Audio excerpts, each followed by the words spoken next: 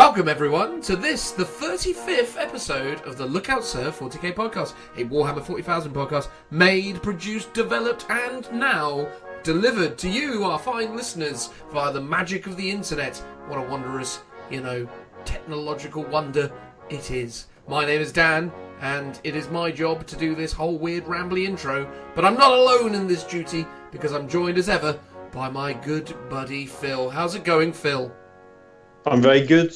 I'm nice and warm. I'm not out in the shed on such a cold day. There you are. For people who've been following along with the continuity, Phil is usually, at this point in time, stuck out in the shed, which is becoming increasingly cold in the bitter winter months of the United Kingdom. But it is Christmas, Phil. The Christmas lights are up. It is now today, December 3rd, so there's no denying it, Phil. It's Christmas time. It is, and winter is coming, or it's here. I think it's very much here. Is it in winter, or is it still not winter yet? Does it not become winter till January? It's something like that, yeah. Something a bit mad. So it actually isn't winter, but it feels like it. Well, I mean, it is mighty cold. But we have had winter solstice already. The druids are out down at Stonehenge. Were they? Were you amongst them, Joe? Were you getting involved with your fire poi? No, because they get there like before the sun comes up, and it's like mega cold then. Mm-hmm. I was like, this is not my people. I'll tell you what, winter starts on the 22nd of December. Really? The 22nd all the way till March. So the druids are wrong? I'm going to write them a letter. What, all of them collectively? Yeah. Do they have one individual that is manifested as the sole representative of all druids? Well, there is that guy called... there is that guy in Salisbury. Oh, yeah? Is this the King Arthur guy? The King Arthur guy, yeah. Ah, and he is head of all the druids. Yeah, he runs the flower stand in Salisbury. So just go and have a go at him on a busy Saturday. It'll be fine. I didn't think you were going to have a go at him. I think you were just going to correct him on his error. Well, no, you need to make an example so he remembers. How exactly do you plan on, enforcing this this mistake, or ultimately making him aware of it? Well, part of me would like to be quite forceful and aggressive, but another part of me would just be like to be passive aggressive. Mm-hmm. And competing flower stand just across the road that is both bigger and better. Oh, okay. So your solution to educate him on the fact that winter isn't actually when the druids hosted the winter solstice is to own and operate a superior flower stand in close proximity to him. Yeah, and it would be called Winter Is Not Here Yet. Unless, of course, it is at the time in which you've, erected it. Or would you only operate outside of the, the 3-4 month period that is defined as winter? Yeah. Brilliant. I've got 2 weeks to operate. Get my pitch license. Get a flower stand. Yep. Put it up. And to be more successful at it than a guy who is seemingly doing it as his only source of income. Yes. I mean, it's genius, Joe. I cannot see a single fault in your thinking. It's a good plan. I like it. I mean, one of the only things that is a fault in your thinking was the fact that you crashed my audio, man. I was about to do an introduction for you, had it all worked out. Phil had said about how it's cold, and I said, I was going to go on the topic of people that are cold and dead inside. Here's Joe. But I didn't get to say that, Joe. You ruined that. Would you like to say it now? Well, I kind of did, didn't I? That was the clever way that I brought it back. Use my clever comedic timing to make it all work. I spend long hours just sat in darkened rooms staring out of the window. Drab. Just drab scenery. That's Brilliant. my life. Yeah. I don't know what that has to do with anything. Oh, are you referring to why you're dead inside and or cold? Yeah. Oh, there we go. So what have you been up to, Phil? What's going on in your hobby life? What's are you plotting to, undermine someone's flower arranging business, or How's that all going on your side? Not at all. I've been let's see. I've been doing two things predominantly, or potentially three. One of Okay. them is I've been doing Shade Spy or Warhammer Underworlds.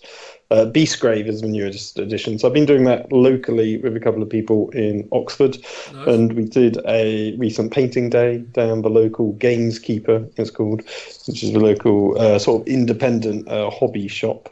So did that on Sunday. That was quite good. Got to start painting up my Grimwatch, which are the kind of the Flesh Eater Court style one. So that was a good, fun Sunday doing that. The other thing I'm still doing is my ongoing Minotaurs project, Space Marines, which is getting there slowly. I've just been trying to figure out how to correctly base my Inceptors, because I don't really like the normal flying stand. Yeah, I understand that.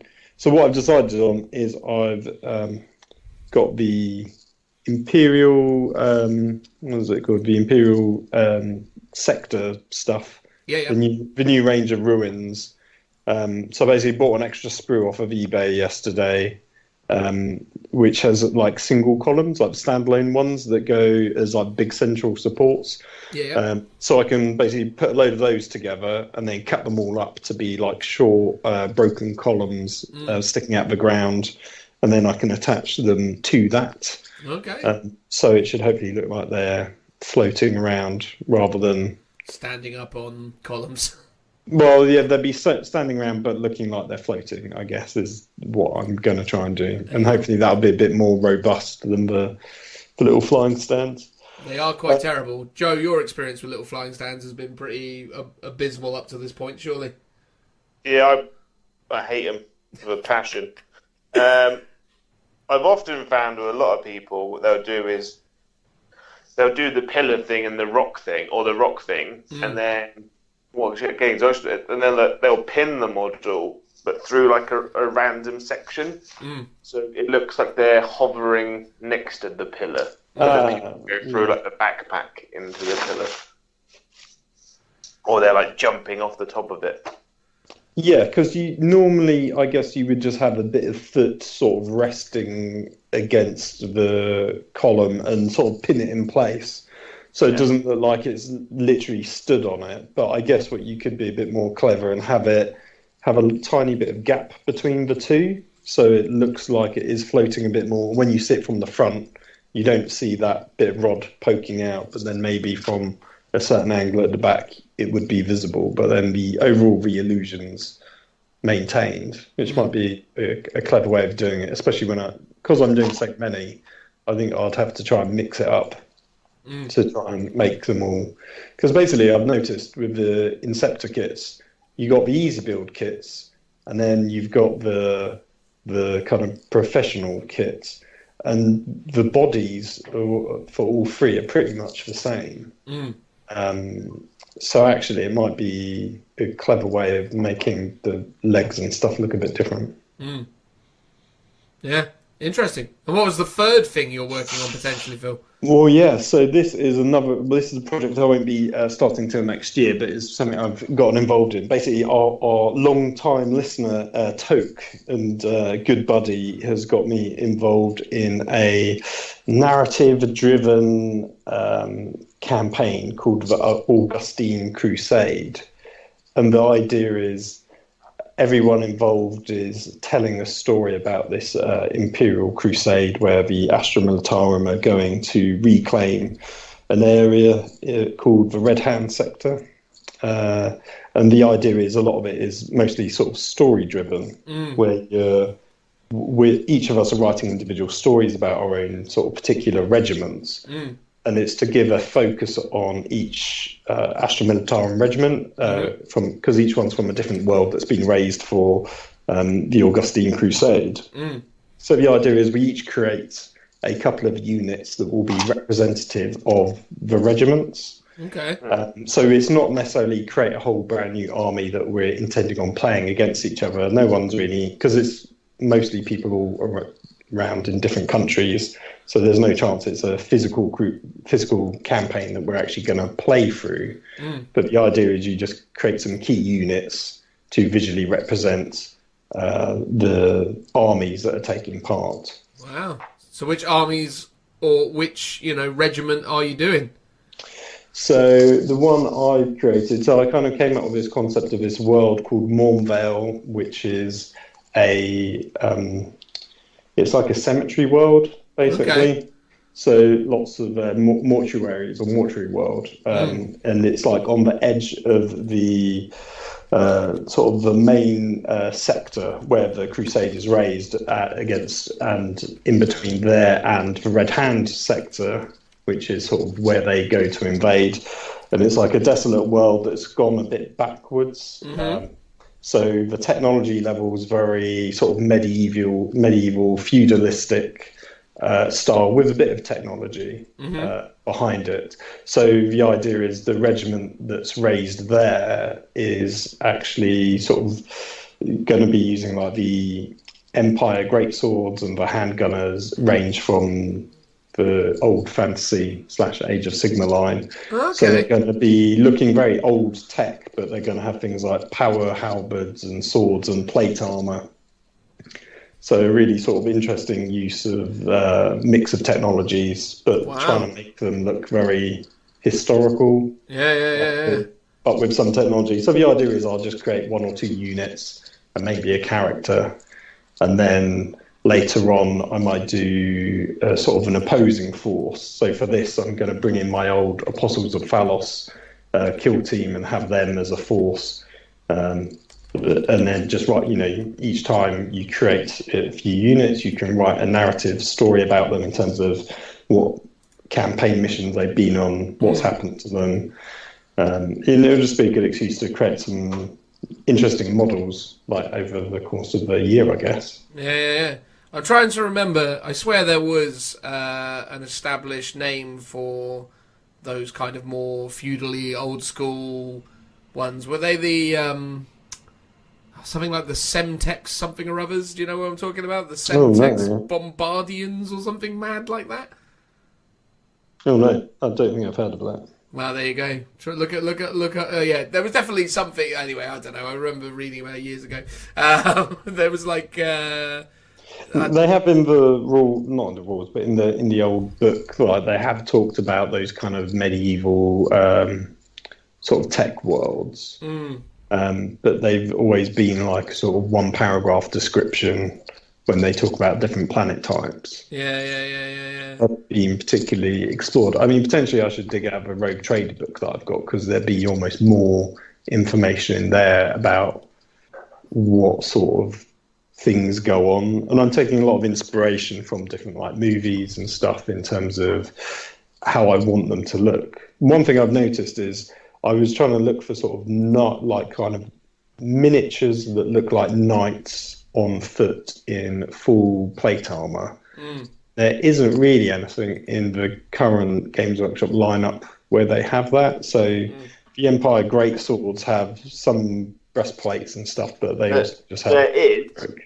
I'd like to interject. Oh, go on. It's so downscaled. The Knights of Dol Amroth, the Lord of the Rings models have full armor. I'll check them out, because the scale is a lot smaller. Yeah. It is a smaller scale. Possible, but and if you can get hold of them, there's the Mananamans. Your Nan? There's a Forge World did a load of them. It's like Forge World did a load of, I think they were called like also Manans, and then Ironstock, I think they were called, which I did look into. You can buy them on eBay and they're crazily expensive. And it's annoying because I remember they used to sell them when we were at Warhammer World years ago, and I always loved the look at them. And but unfortunately that's been discontinued as well. So there's those. There's the current Empire range, which I'll probably have to go with. There's some super old Bretonian stuff, which isn't really quite what I'm after. There's the AOS Blight Lords, I think they're called. They look pretty good because they do have that kind of full plate gear, but most of them have like exposed bellies or their arms are mutated. So it's like I could de-chaosify them, but then they'd be really big and chunky and probably too big, because I want them to look more like humans in sort of heavy armor. that will just be representative, like carapace armor. It's like I'm not too fussed about trying to make it match a particular unit, you know, to play on the tabletop. If I did, I might go, oh, okay, there'd be scions, because then I can plug that into my kind of current army if I did want to play with them. But at the same time, I don't want to be restricted to the point where I've got to equip them and arm them in a certain way just to fit a particular unit on the tabletop. No, it makes sense, man. That's pretty exciting. There you go. I was just going to say that me and Joe went to a tournament as well this weekend, didn't we, Joe? We did all right.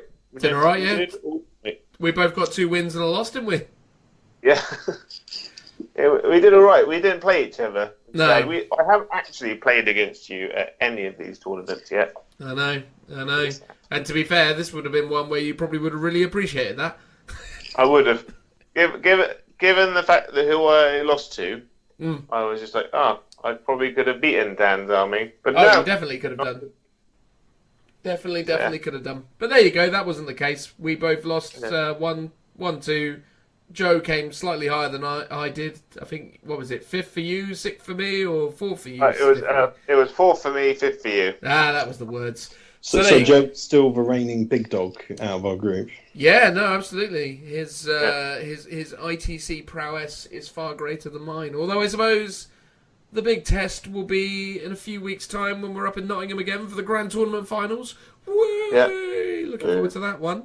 But we'll talk about that in the next episode, I imagine, in the lead up to what's to come there.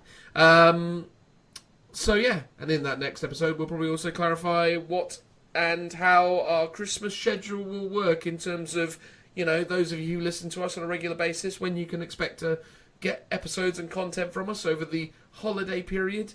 It's fair to say that we're probably all likely to take a little bit of a break, so probably a couple extra weeks between episodes, but we've got some exciting stuff planned, although I don't want to say exactly what it is just yet because it may still not happen.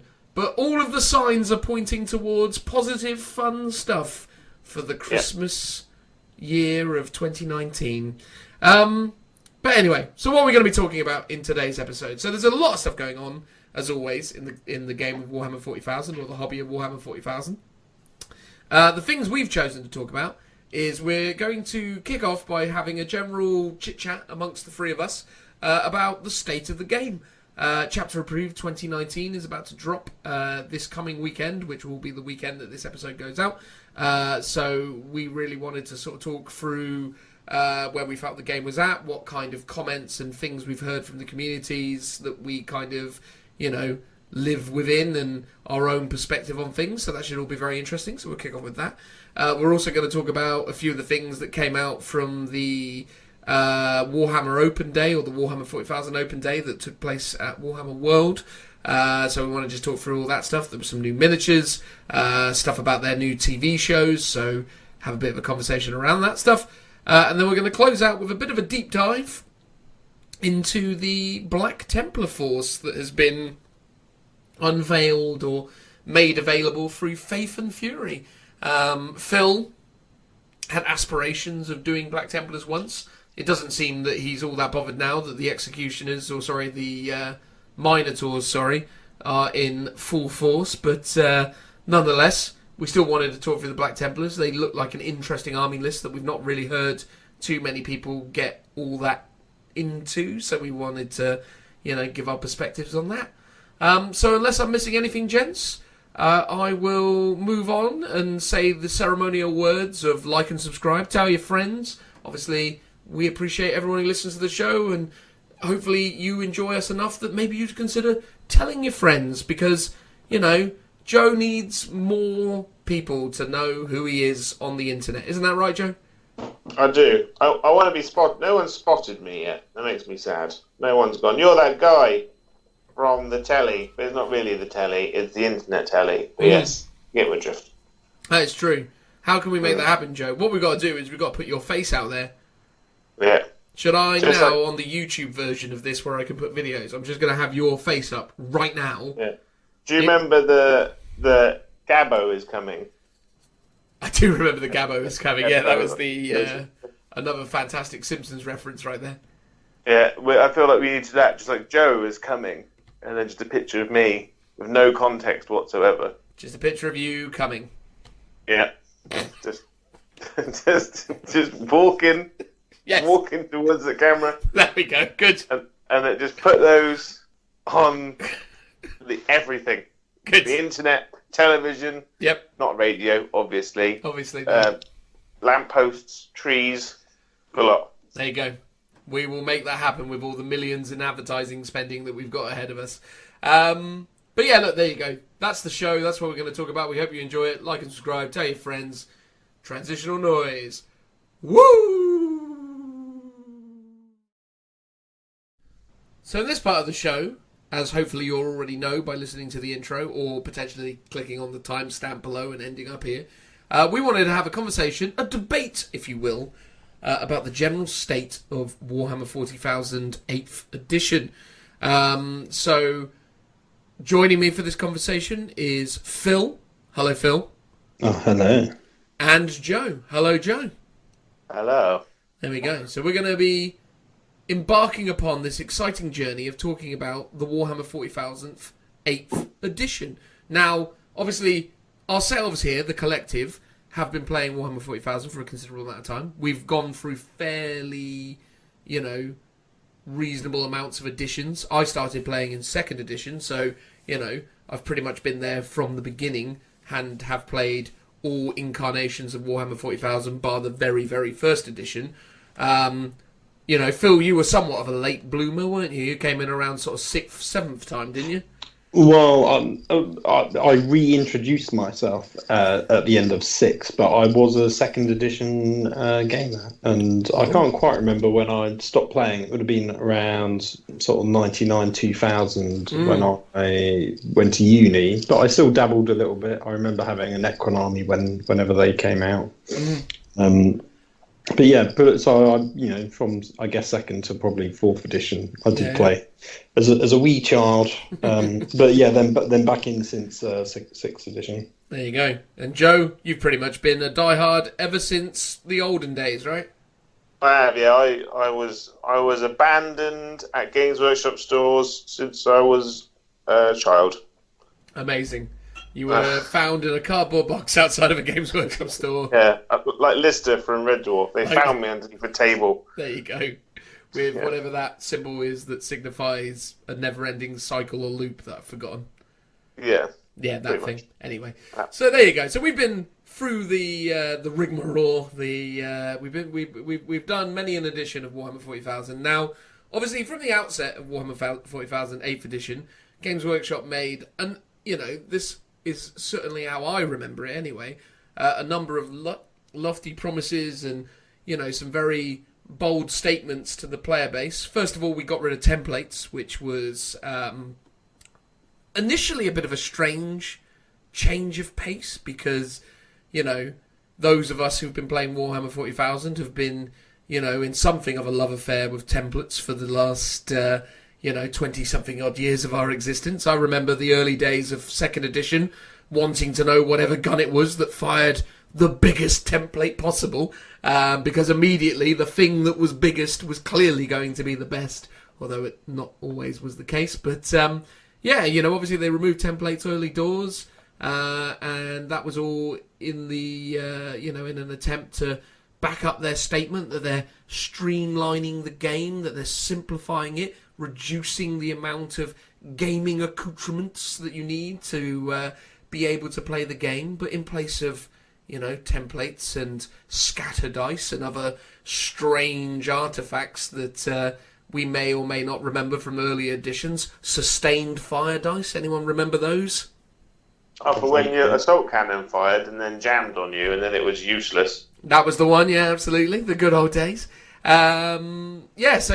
Obviously they've done away with some of that stuff, but as is often the way with these things, as much as they get rid of something, it's not necessarily, even though their marketing somewhat suggested it was, not being replaced by, nothing.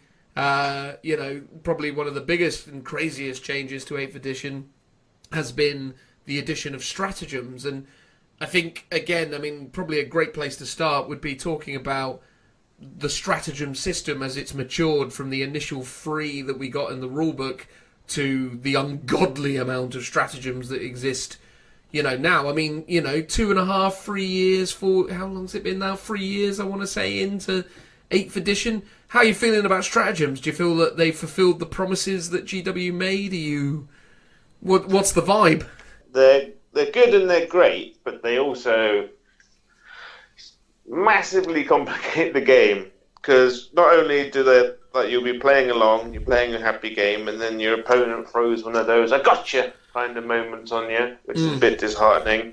But then you can do the same to them, and some units, for instance, just their power output and their damage output just goes through the ceiling. It's a bit of a double-edged sword. I've always found the difficulty with stratagems is the fact that when you're playing and you start getting to a certain competitive level, you don't just need to know your own stratagems, you need to know your opponent's stratagems. And that's just a certain level of homework in itself. And then if you think there's a slight overbearing weight to them in terms of the amount that's out at the moment, because you think the Space Marine Codex has come out, and that's got 30, 40 stratagems in it, something mad like that. And then each of the supplements has come out with another 12 to 24 in each one. So that's 60, 70. That's 100 Space Marine stratagems in just codexes alone. And then you've got Vigilus on top of that.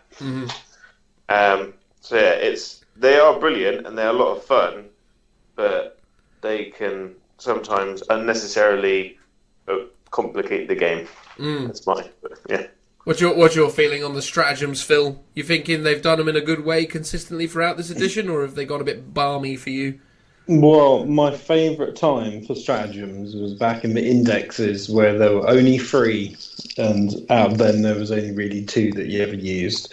It kept things nice and simple, and it felt like a bit of like a glory heyday of 8th edition. And that's the thing I've just been going on about for the last, 6 months or so. I think the problem with the stratagems is, there's lots of reasons, but one of them is some armies just have really rubbish stratagems, and other armies have fantastic stratagems, and there's no internal balance, there's no points cost associated to them, so some things can just dominate the game. And obviously, the CP cost in itself is a sort of way to try and balance that out, or make them, once per game, etc. But it feels like, so for some armies like Space Marines, I had to wait, 2 years before another codex came out to give them good stratagems. Meanwhile, if you're an Astra Militarum player, you're still sort of waiting maybe for another codex to give you some better stratagems. The other issue I have is that there's a lot of now pre-game stratagems. There's a lot of army building that require stratagems. It's almost like, rather than just create some new rules that allow you to build your army in a slightly different way, they built the mechanics into the stratagems. So you're kind of complicating how you build an army. You're like, okay, I need to pay 1 CP to give myself a Vigilus detachment. I need to pay another CP to give myself a special relic or a warlord trait. And there's all these, to me that kind of adds a layer of complexity, which at first is quite interesting, but after a while it just gets a bit tiresome. And then, as Joe said, there is just so many stratagems. You're never going to remember. I mean, you can probably get your head around remembering all of yours if you're not a Space Marine player, because Space Marines now just seem to have tons of stratagems, several different books. But for another army, it's fine to learn your own, because for me, there's only a handful of ones that are good. So it's like, okay, great, I just need to remember those. But you need to also remember all your opponents if you want to do well on a kind of semi-competitive level. Yeah. I think my thing early doors was stratagems, and still is the case now, certainly with a lot of books and what was kind of offered out. Is the inconsistencies between things that they decide is a stratagem and things that they decide get to be rules. Early doors with the Dark Angel book, I was surprised that the shield wall ability that has always been synonymous with the fairly recent addition to the Dark Angels of the Deathwing Knights. Deathwing Knights have had the shield wall ability since they've come into existence, and for whatever reason, GW felt like that needed to then become locked behind a 1 CP stratagem, as opposed to things that existed within the Elder Book that weren't in any way locked behind stratagems, were just given to units because, well, they've always had these things. And that's been, I think, one of the consistent and interesting elements of stratagems, is that I think even now, after a number of years of operating with them and learning about them and trying to understand the influence they have on the game, I'm still not 100% convinced that stratagems are fully considered or used in balancing purposes when looking at the competitive or even the kind of balanced nature of the game. Again, without having actually got the new chapter approved in 2019 in my hands, I can't 100% say what all these points reductions are going to be for certain units. But it did strike me as remarkable that certain things that I have heard have been rumoured to be reduced in points are getting the reductions they're getting, when then also done in conjunction with things such as stratagems that I'm not entirely sure are taken completely into account.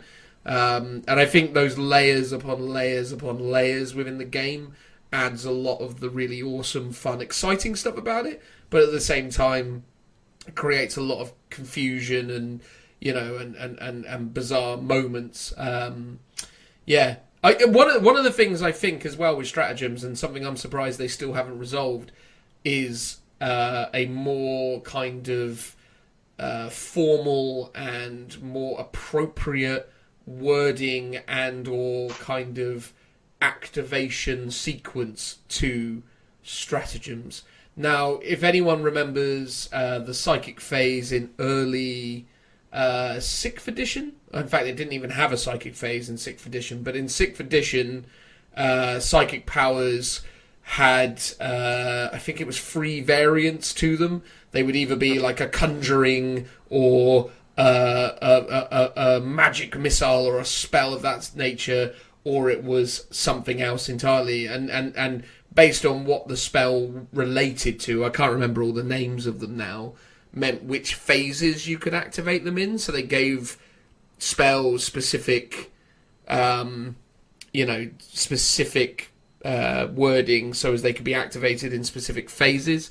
Maybe that was a 5th edition thing, actually, as opposed to... I think that's 5th. 6th had the same psychic phase. It did, yeah, sorry, I'm getting that wrong. But regardless, the point of what I'm getting at is it surprises me that they haven't actually arrived at that kind of conclusion yet, where there are stratagems that, that they start to kind of, almost like Magic the Gathering, have words that denote what kind of stratagems these are. Is it a sorcery? Is it an instant? Is it an enchantment? Is it a, whatever it is? And also introducing some kind of Magic the Gathering type of stack conundrum as well. Because there's a lot of instances in the game where stuff happens, but you don't really know where you've inserted that into the flow of events.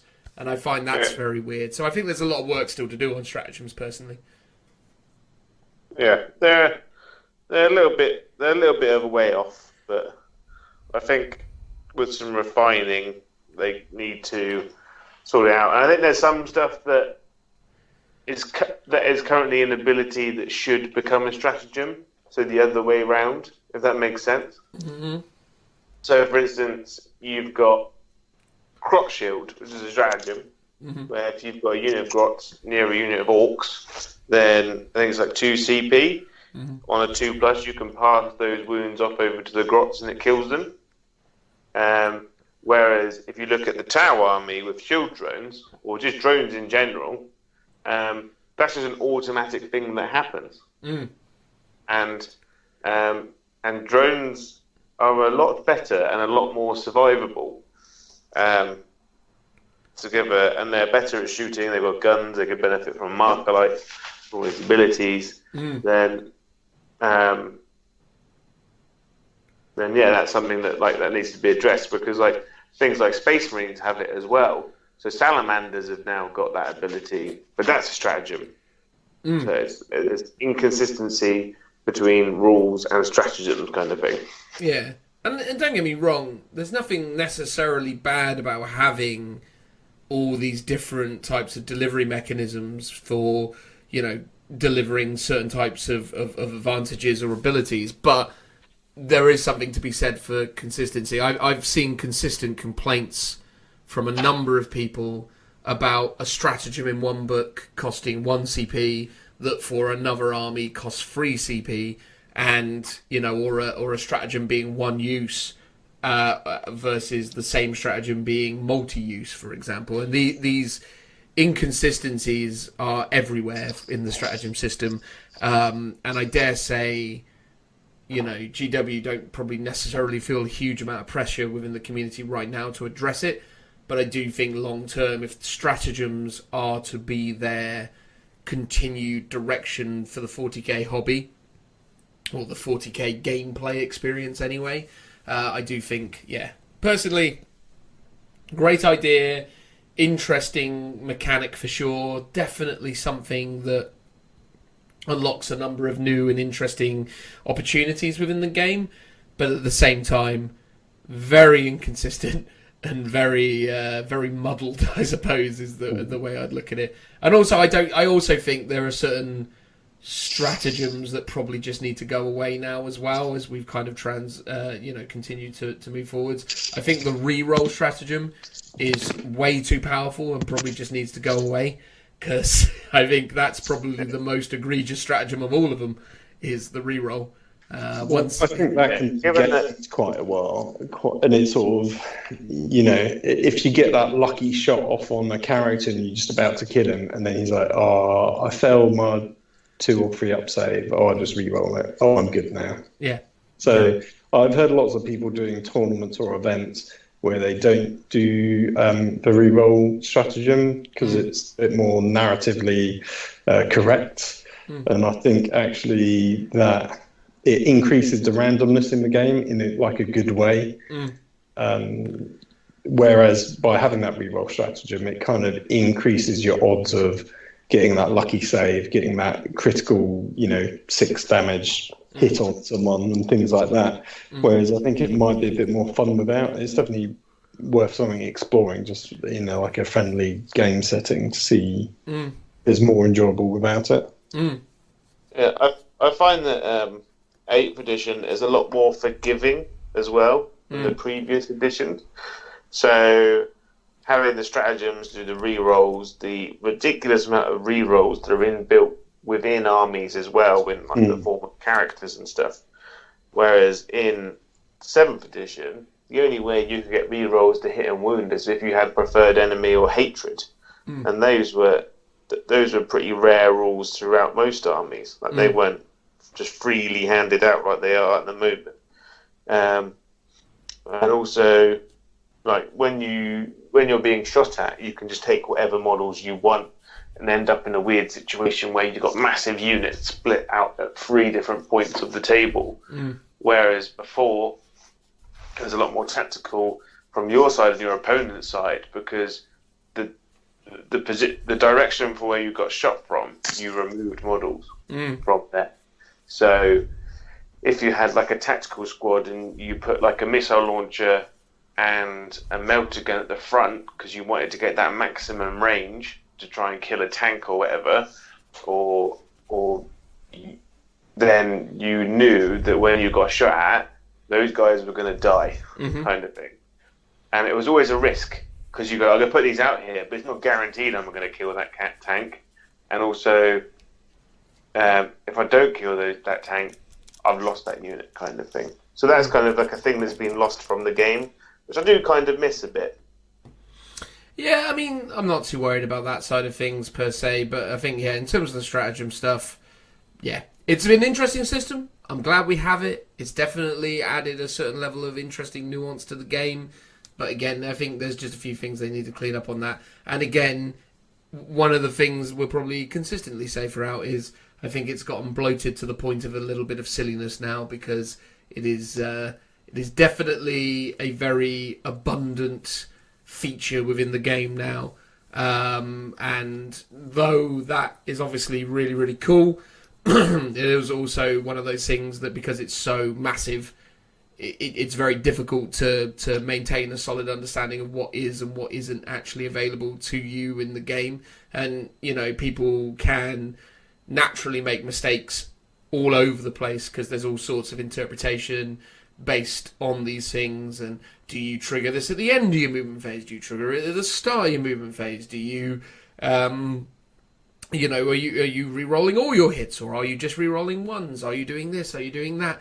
There's so many variables and so on. It's quite labour intensive for sure, but at the same time, it's interesting. So that's cool. So one of the other things that Games Workshop said to us from the outset, not only that 8th edition will be a more streamlined and less, template-heavy game, they also said that this will be the first Warhammer 40,000 that has been 100% supported and, built, grown, developed with the feedback of us, the community. So this is the first time that the developers of Warhammer 40,000 have actually actively sought and maintained consistent communications with the community, the players, and put and implemented that feedback into the game. And this has resulted in an absolutely massive amount of FAQs. We've had a huge amount of annual content and adjustments with chapter approved. And this has definitely been one of the more interesting elements of the game because it always feels fresh and it always feels like it's, going through a process of being updated and amended.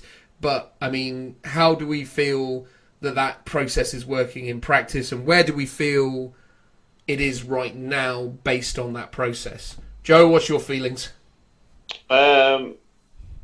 It's a brilliant, brave new world, although it has been going on for 2 years. Given that Games Workshop is a much better company now, in the fact that they are communicating, because before it was like getting into Fort Knox to get any kind of information from them. So now it's great. I actually really like it because from this they've spawned the chapter approved and all that kind of stuff, and the monthly kind of FAQs. So stuff is always coming in and out of favour, which I quite like, which means the game's not stagnating in any way. It's constantly changing. And because of these FAQs, because of chapter approved, and because of the codex rotation they're creating now. Like at the moment, Space Marines are absolutely dominating. 6 months ago, it was Eldar. 6 months before that, it was Eldar. Chaos. It was Eldar, but it was also there was a heavy amount of Chaos Demons, like Nurgle, with Nurgle and the Khorne mix of demons, which is great. Orcs as well back then. Orcs were big. Orcs are big because they kind of got their new codex. They got the jump and all that kind of stuff. So we've had this. It's gone through phases, and I hope it continues to go in phases, which is great.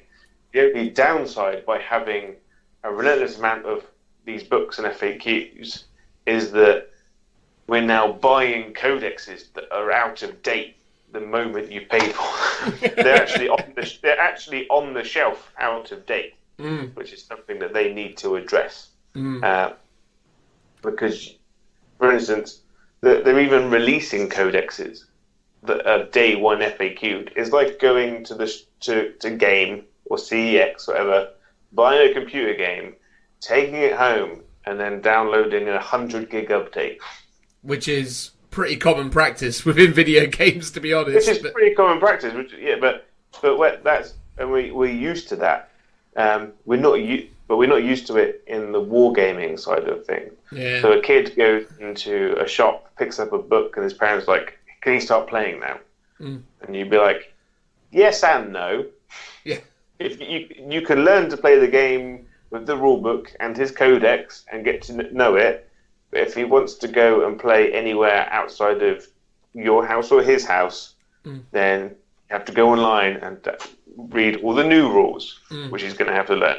Well, let's be reasonable about that assertion, though, as well. That's not to say you have to do those things, I mean, I think it's always worth remembering that a huge majority of Games Workshop's consumer base, don't even play Warhammer 40,000 or the actual game itself. And then in addition to that, those that do, even less of them are really interested in going outside of their friend group or their family group of gamers, and they probably use a number of house rules and other things that enable them to be able to play the game in a more appropriate way for them. But yeah, I mean, I still am obviously of the opinion of if you're playing the rules as written, and that's the assertion that we're putting upon people here, is that everyone is aspiring to and needing to maintain that baseline of current correct rules, then yeah, it's definitely very difficult to get your head round. And again, the rulebook itself, the FAQ for the rulebook is almost as long as the rulebook is, or even longer potentially. So that's always an interesting element for sure. I think one of the other downsides, and I was going to highlight this, I think one of the other downsides is GW's reluctancy seemingly to go back and amend certain things that they've changed in the past. So to use Phil's glorious Astra Militarum army as an example, the Astra Militarum in early 8th edition were really good, and because they were really good back then, I felt like they got a number of very aggressive FAQs very early doors that they've never then corrected. Is this the Commissar fix? Yeah, the Commissar fix, for example, which they've never readdressed, even though now it wouldn't even be remotely broken like it was back in the day. But you've still got to deal with the consequences based on the meta as it was in that finite period of time. So that's been very interesting, I think. Unless, of course, they have changed commissars back to what they were before. No, they haven't. You're right. And it did feel like one of those things where that came out and loads of people complained about it and said this was broken. So then they took it away and all the Guards players were like, but I like that. And it's now commissars are dirt cheap because they're kind of pointless. Yeah. The wording of that rule is so bad that pretty much no one takes one anymore, because now when you fail a morale check, I think you have to re-roll it. Now you've got and you just quite often you just end up still failing because you've lost by so much, but now you've just got one extra person dead. Because the wording is that it's not optional. Now, it's been a while since I've looked at it, so I can't entirely remember if that's the case or not. But I remember everyone just thinking it was quite bad, and it's never been addressed. But there's been other times where people will kind of, cry that something is terrible, and then nothing really ever gets changed about it.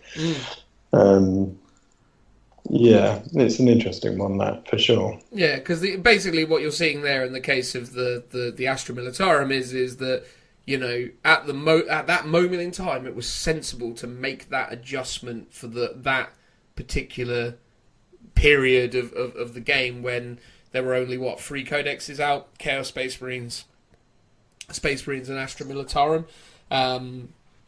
And at that window of time, certainly that felt like an appropriate thing. But that's also one of the other little funny nuances of it, is that, nerfs and things that are done to affect the meta as they are right now don't always then get addressed in the future when the game has kind of moved on. And now if someone turned up with what was considered to be a broken unit 2 years ago, no one would even blink at it anymore, because the game has moved on so much and become so much more ridiculous in so many other ways. So that was an interesting thing for sure. I think the other thing as well is just it's the bloated nature of all of these FAQs and rules, and again I worry that can seem like quite a high barrier to entry for new players, because I think the goal of 8th edition is to bring new players in, and it obviously has been very successful with that up to this point. But I wonder how inviting 8th edition truly feels to newer players when they're seeing that consistent churn of these updates. And I think what Games Workshop are doing now, and what it seems like they're doing now with Chapter Approved 2019, and I don't know for sure because I haven't got it yet, but what it seems like they're doing is they're proactively now taking all these rules and all these changes and all these things that have churned and churned over the course of time, and actually now are using Chapter Approved to consolidate this and go, by the way, here's everything as it is right now correct in Chapter Approved. You can somewhat now disregard all those erratas and everything we put online over the last however many periods of times. Yes, look at the FAQs and the codex-specific stuff for the FAQs and all the rest of it should you need them. But here are the rules as they are today, which I think is a step in the right direction, right? Because now actually, for a while it was starting to feel really bloated, but actually it seems like actually they've started to think of methods for streamlining, which is certainly a plus. Yeah, for sure. It's basically the annual, the 40k annual, or the almanac, in the same way they do it for Necromunda and Blood Bowl. So with both of those, especially with Blood Bowl, they, every time they release a team, they release a little the Spike journal, which has the rules for that unit in. And you can buy all of them, and if you buy all of them, you kind of get all the extra content with it. Or you can wait till the end of the year and buy the almanac, and then the almanac has all of that rules consolidated for that entire year. And they've kind of done that with Chapter Approved, so they've got all the demon rules in it that initially appeared in White Dwarf, although interestingly they've not got the Assassins or the Inquisition rules in there, so the assumption is they're going to appear somewhere else down the line, I guess, because obviously people do want those rules, and obviously there's digital versions of those White Dwarfs, but it's not the best way of doing it. So they've consolidated a lot of it. It's got all the original beta rules, which were getting a bit silly in terms of where you have to find them, because at one point there was some in the big FAQ, but then you still had to refer back to like the previous one for a couple of extra rules. But at least now they're all in one place and definitive. Here are all the matched play rules. Yeah, I think what's interesting about that is they haven't, a bit like what you said about the rules changing. So they had boots on the ground, and it initially meant if you just had flyers left on the table, you'd automatically lose. And then they got rid of that. And then they said, now flyers can't score objectives. And then Elder were doing so well and so prevalent with a flyer spam list, you would have thought they would have rolled that back to the original rule. In the new Chapter, they haven't. It's just that they can't claim objectives. And obviously, I think what they've done instead is they've tweaked the point costs for those Elder flyers. But I imagine a flyer spam list will still be good. Yeah, no, it will be, for sure. I mean, because where they've tweaked the points for things like Crimson Hunters, because they were objectively very, very strong, they've actually reduced the points cost of things like the Nightwing, which I think you're going to start seeing more and more now, because it's a crazy efficient flyer for the price of admission being now something like 133 points for the thing, which is pretty reasonable for what was already pretty close to being Crimson Hunter Exarch worthy, but now, yeah, the points difference between the two is potentially going to mean that Forge World will sell quite a few of those, so that'll be a win-win. I suppose as well, I mean, in terms of 8th edition and talking about those changes and those tweaks, I think one of the most interesting things for me has been seeing what's happened with the mission structures throughout 8th edition. I think early doors, I was pretty critical of the way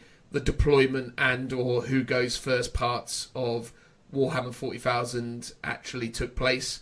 So, Joe, do you remember what early original rulebook 40k said you had to do when deploying armies? So, you had to roll off to see who determined what the deployment zone was. Correct. Then the person who won the roll-off rolled to see what the deployment zone was and then picked their side. Then you and your opponent then alternated deploying units. Mm-hmm. The person who finished deploying all their units first got +1 to the dice roll. No, Joe. Wrong. No? No. In the rulebook, the person who finished deploying first went first. Okay. And then they changed it to getting the +1. Correct. Okay. Yes. So originally, he who deployed first went first. Now, seize the initiative was still a thing, but that led to some very weird army list construction because you could reduce the number of drops you had by putting things in transports, which again was another reason why Eldar were crazy good, because they had a very efficient 12 model transport that you could hoof all of their infantry and units into. So you could reduce your army to as few as 4 or 5 drops by just chucking them all inside of wave serpents. And other armies obviously had similar kind of opportunities to do the same. And that created a really interesting kind of early meta game where it's like, how many drops have you got? Oh, I've got 4. Oh, flipping heck. So people would either go for crazy amounts of drops knowing that there's absolutely no way that they can ever get close to the low drop count, or they went for the low drop count, I suppose. So that was always very interesting early doors, but a bit mad and a bit unhelpful. So they changed that to the he who deploys first gets +1 to their dice roll, which created a whole bizarre dynamic between both players, because that was where we had the ugly system of, let's do a roll-off. I get +1 to my roll-off, and you don't. And then you roll off, and inevitably you'd lose the roll-off anyway, because whenever you seem to get the +1 to your roll-off, it always meant that actually you'd spend maybe 6 or 7 dice rolls tying with your opponent, where they would roll a 4 and you would roll a 3, and numbers to that effect.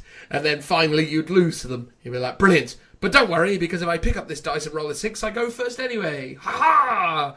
And that was the way that worked. And up until this weekend, the way we have been playing it is essentially we roll off, and bizarrely, the result you're seeking in current Warhammer 40,000, the best Eternal War deployment result is you want to lose the roll-off. For the first time ever in 40k, the best result is to lose the initial roll-off against your opponent, which was pretty crazy. I mean, what do you think of the current, or, wow, the previous system, Phil? Were you super keen on the one who loses the roll-off technically wins it? I didn't mind it because I tended to always lose the roll-off. That was you in your element. You're like, yes! Come on! Exactly. My dice roll was always pretty bad, so I tended to do okay with those ones. Yeah. Ultimately, whether you perceive to win the roll-off or lose the roll-off, the result is ultimately a 50-50 chance anyway, so it doesn't really make much difference. But I know what you mean in terms of the perception of, I beat you in a roll, therefore I should have the advantage. I mean, ideally, though, there should be no advantage. It should be 2 different ways that are equally weighted, whether I go first or second, or deploy first or deploy second. It should be as balanced as possible, so that dice roll doesn't really affect the outcome of the game. But obviously everyone knows that, you being able to go first is really powerful. And I think that in itself is an issue with the edition, maybe more so than in other editions. And if they can balance that out with a newer system, then brilliant. Yeah. No, I agree. And again, one of the craziest things about the current version of events is actually the fact that not only if you win, lose the roll-off, not only do you get to deploy your army and potentially go first, you actually get the decision whether you want to go first or second. So it created this horrible dynamic, and I've had it done to me, and I've done it to others, where I see them deploy, I see they've expected me to go first on them, and they've deployed their army all defensively, trying to prevent me from doing as much damage as possible, and then I've just handed the first turn to my opponent going, yeah, go on then, off you go. And they're like, oh, that wasn't what I wanted at all. And that was always pretty crazy. So, yeah, the current system has been crazy. Now, for those of you who listened to the podcast years ago now, or not years ago now, because we've only been doing it for a year and a half, but for those of you who listened early doors, you may have remembered I had a big old rant. I love a rant, me. Don't I love a rant, Joe? And they are ceaseless. You hear them in your sleep. Yeah. As I yell them at you from the window. I've internalized it to the point where I close my eyes and all I can hear is you just talking. It's a beautiful thing. Maybe some people hear that as they sleep as it is anyway. Maybe some people, fall to sleep by the sound of my voice. I imagine that's probably true. Anyway, the rant I went on was about how silly deployment was and all the mission structure was in terms of deployment stuff. And seemingly someone at Games Workshop listens to this podcast because they've ripped me off, everybody, apparently, in New Chapter proved. Again, can't say for certain. But yeah, apparently we're moving to attacker defender stuff, which is going to be super exciting. And apparently they've tweaked and changed all the missions now as well to make them a little bit more scoring every turn and keep a kind of, persistent, consistent, ongoing scoring system that they're going for. So it's exciting, right? I mean, they're kind of getting to a place now where 8th edition is starting to feel like a proper balanced game of Warhammer 40,000 almost, sort of, maybe, probably not really. So do you know how the attacker defender situation goes? Well, I can only go on what I've ascertained from watching people like Winter's SEO or Striking Scorpion or those people that Games Workshop like enough to give a copy of Chapter Approve early. But the broad consensus seems to be there's an attacker and a defender. And the defender essentially is always going to be going second unless they choose to seize the initiative, which is still a thing that they have to have in Warhammer 40,000 because, someone came up with that years ago and they can't let go of it. Or you're the attacker, which means you're always going first unless your opponent's crazy and tries to seize the initiative on you, having assumingly set up in defense. Now, the way it works is you roll off, and the winner of the roll-off decides whether they want to be an attacker or a defender. If you select the attacker role, you essentially then determine the deployment zone, and you pick your deployment zone. Then it is for the opposing player, the defender, to... no, I've got that the wrong way around. The attacker then deploys their entire army in their deployment zone, and then the defender will then deploy their army in response, knowing full well that their attacker is going to be running at them. So there's no more of that, you're now going to force me to go first nonsense or anything like that. You're deploying in response to a defensive... You're responding with a defensive deployment against an army that is definitely now going to charge in your general direction, which I think is fantastic. I think that's exactly what the game needs. I think that is the perfect way of having a game of Warhammer 40,000. I know the criteria and the set of circumstances that are about to unfold in front of me, and I know that with some tactical nuance, some clever, thinking and or other thought processes and pre-measurements and other bits and pieces, that I can do my utmost best to mitigate the damage that I'm about to receive from that attacking player and potentially deliver a more decisive counter-punch in response. So, yeah, no, I'm big in favour of it. I mean, what do you reckon, Joe? I think it's a vast improvement on top, because it means that that certain armies are going to get a bit of a buff. Some are going to stay the same, and some So, for instance, if you're, a Khorne army, and you run loads of berserkers and rhinos, and you're going second, you're not going to put all your stuff on the line and just get blown away. You're going to kind of linger back out of range, and then if your opponents will go first, then you move up and counter them. It means you're going to have to play a bit more differently, which is just going to have to be a mindset thing. But at least, you're not going to put on the line, hope you seize, fail to seize, and then you die. but it also means that guard players, who are a gunline army primarily, if they're going second, can line up defensively, put all their squishy units out of the way, and still take a hit from their opponent, and then still bombard them with all that artillery. So it's good. I mean, what's super exciting about that as well, if you're someone like a guard player, like Phil, for example, you can start to develop strategies around being in those defensive situations as well, and build armies that are, good at weathering that damage and good at kind of grinding out a win by just refusing to die. And I think that's another interesting strategy that, we haven't really seen come into its full potential within Warhammer 40,000 8th edition. So no, I'm really excited for it. I mean, Phil, as a guard player, are you excited about the fact that you now know whether you're going to be getting shot at turn 1 or not? Well, I think predominantly I always did, because very few people would do what you would do and elect to go second after sort of saying you're going first and then letting them set up. I mean, I don't think that's ever happened to me, because I think very few armies have the capability of doing that kind of shenanigans where it doesn't matter to them. So I don't think it's going to change too much for me, but it is a better way of doing it in terms of, I think, doing the roll-offs and stuff.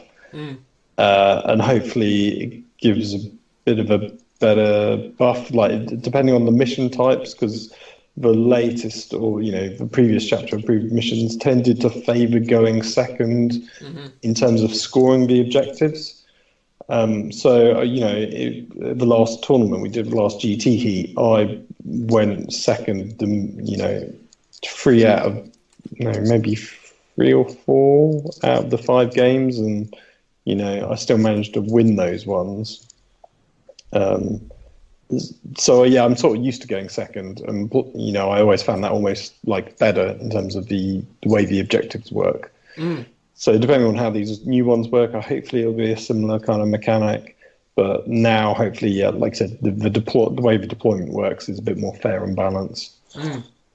Yeah, absolutely. And one of the other things, I suppose, that's really interesting about the state of 8th edition now is I think the rules writers and the points people have started to get their understanding or begin to find their feet with where some of the problems are within the edition. Now, again, going back to some of my earlier rants, one of the things I also had a bit of a frustration with was the combat phase. My frustration with the combat phase was always that there wasn't really ever enough definitive damage dealt in the combat phase.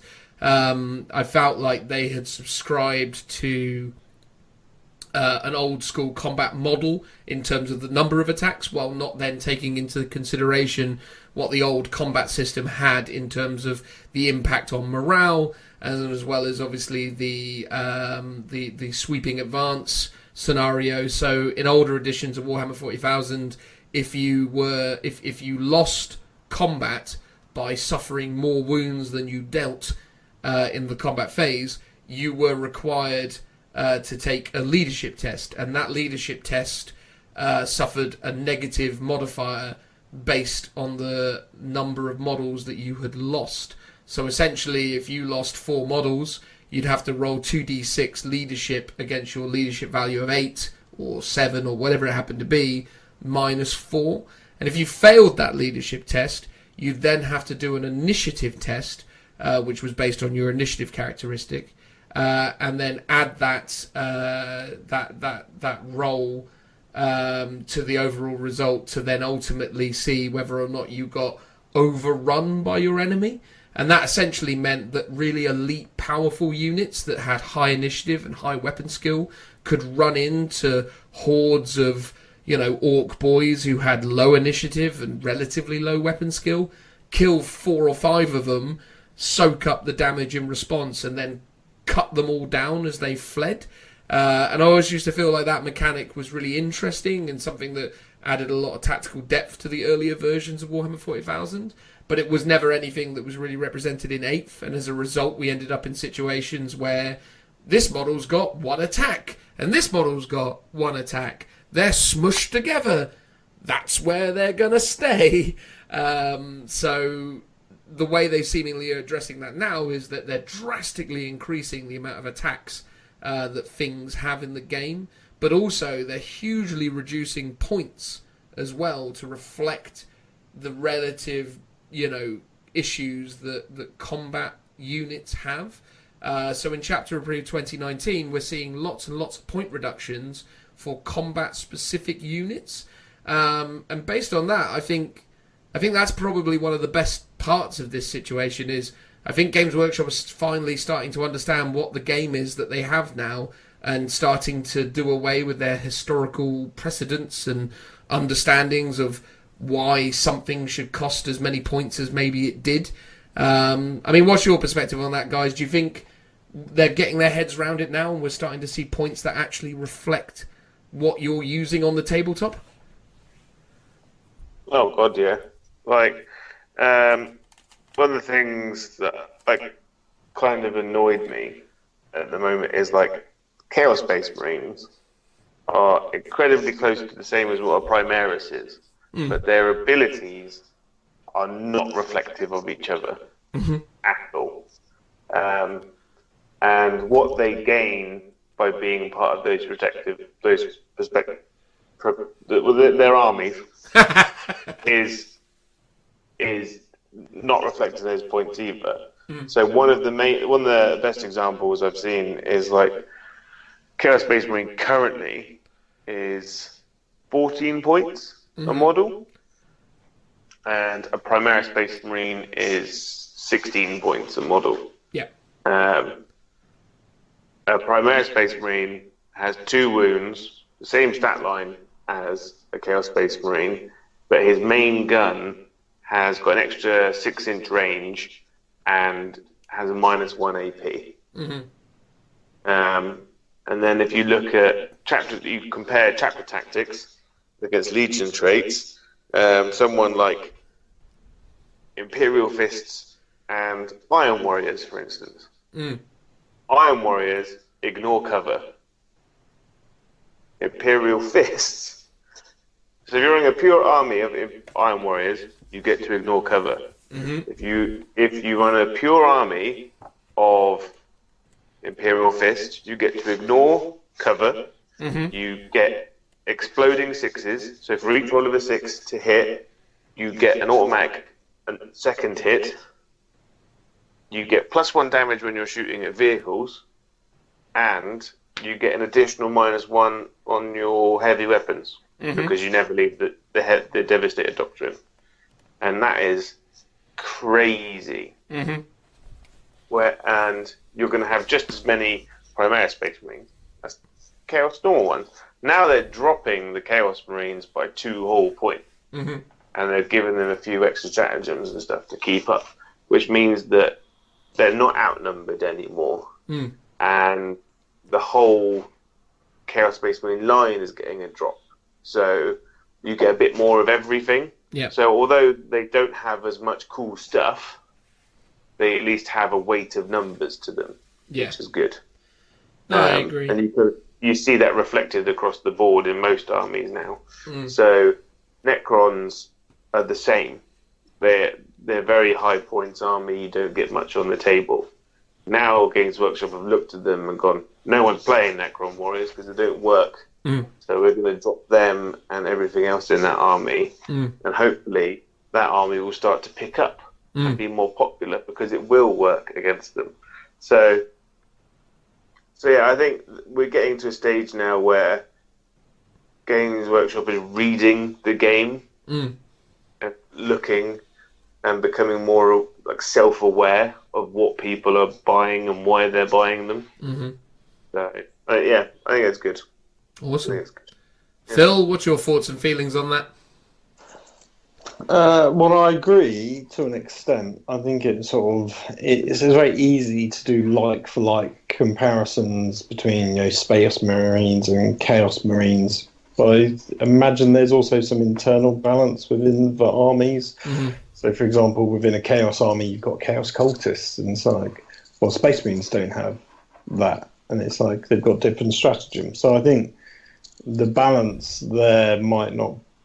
It's almost it's potentially a red herring just to do like-for-like comparisons, and you're always going to be frustrated with that because it's never going to be truly balanced in that sense because there's so many other factors that go into balancing an army overall.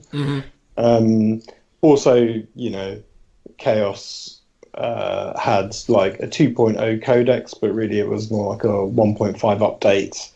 And then regular Space Marines have had a proper like 2.0 codex with a whole bunch of new rules and stuff. So I wouldn't be surprised if there's another Chaos Codex coming down the line at some point, which will maybe bring up their power level. I don't know if what's coming in the Psychic Awakening will make some adjustments to that to buff the Chaos Marines to be a little bit more comparable to Space Marines. Because you have to remember that every single codex is going to be written at completely different times. They're not always written in the same order they're released. So it's like, yeah, Space Marines are super powerful at the moment. But I imagine if we think 6 months or even like a year's time, if we're getting that far ahead, this will be just a drop in the ocean, and we'll be like, oh, remember when Space Marines were really powerful just before Elder Flyer Spam was, or just after Elder Flyer Spam was really powerful. Absolutely. And something else will be super hot. Before the Tyranid Pyrovore bomb came into effect. Come on, Pyrovores, you've got it in you. Yeah, so I think my concern is more the way they're doing this balance is via a sort of not so subtle power creep with these layers upon layers of rules being added on, and the complexity of a Space Marine army is just a little bit daunting when I'm looking at it for my Minotaur army, because it's like you've got to look at what chapter am I going to be? Am I going to be a successor chapter? Okay. Am I going to get one of these new books from Psychic Awakening to get the special master abilities? Am I going to take some Vigilus stuff? It's like it's a lot of sort of mental bookkeeping, or just even reading up on research to decide how you want to build an army. I guess that's only if you really want to build it to like a competitive level. If you just want to, do a narrative thing, it's less of an issue. Yeah. But yeah, I mean, it's getting there, I think. Yeah. No, my thing with it, as I say, is I think they're at least starting to understand what this represents in the game now and where the game's at. And I think, early doors, the game didn't really have the sorts of high damage, high firepower units or rules that it does now. And things like Horde armies were super strong as a result, mainly because they were underpointed for what their, what that amount of bodies actually represented within the game of 8th.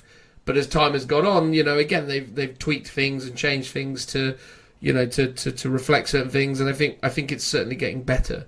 But given the fact that we've spoken about that for a little while, I reckon we should probably conclude with our final thoughts on the state of 8th edition. So I'll go first, just because I'm talking, and it's not entirely normal for me not to try and transfer over to someone else. So my feeling on Warhammer 40,000 8th edition has been something of a roller coaster experience for me.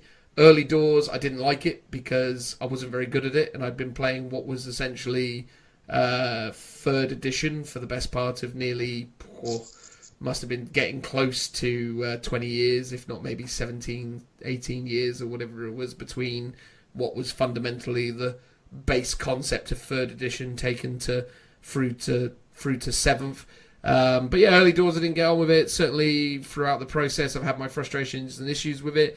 It definitely has felt like a beta edition of a rule set for a very long time.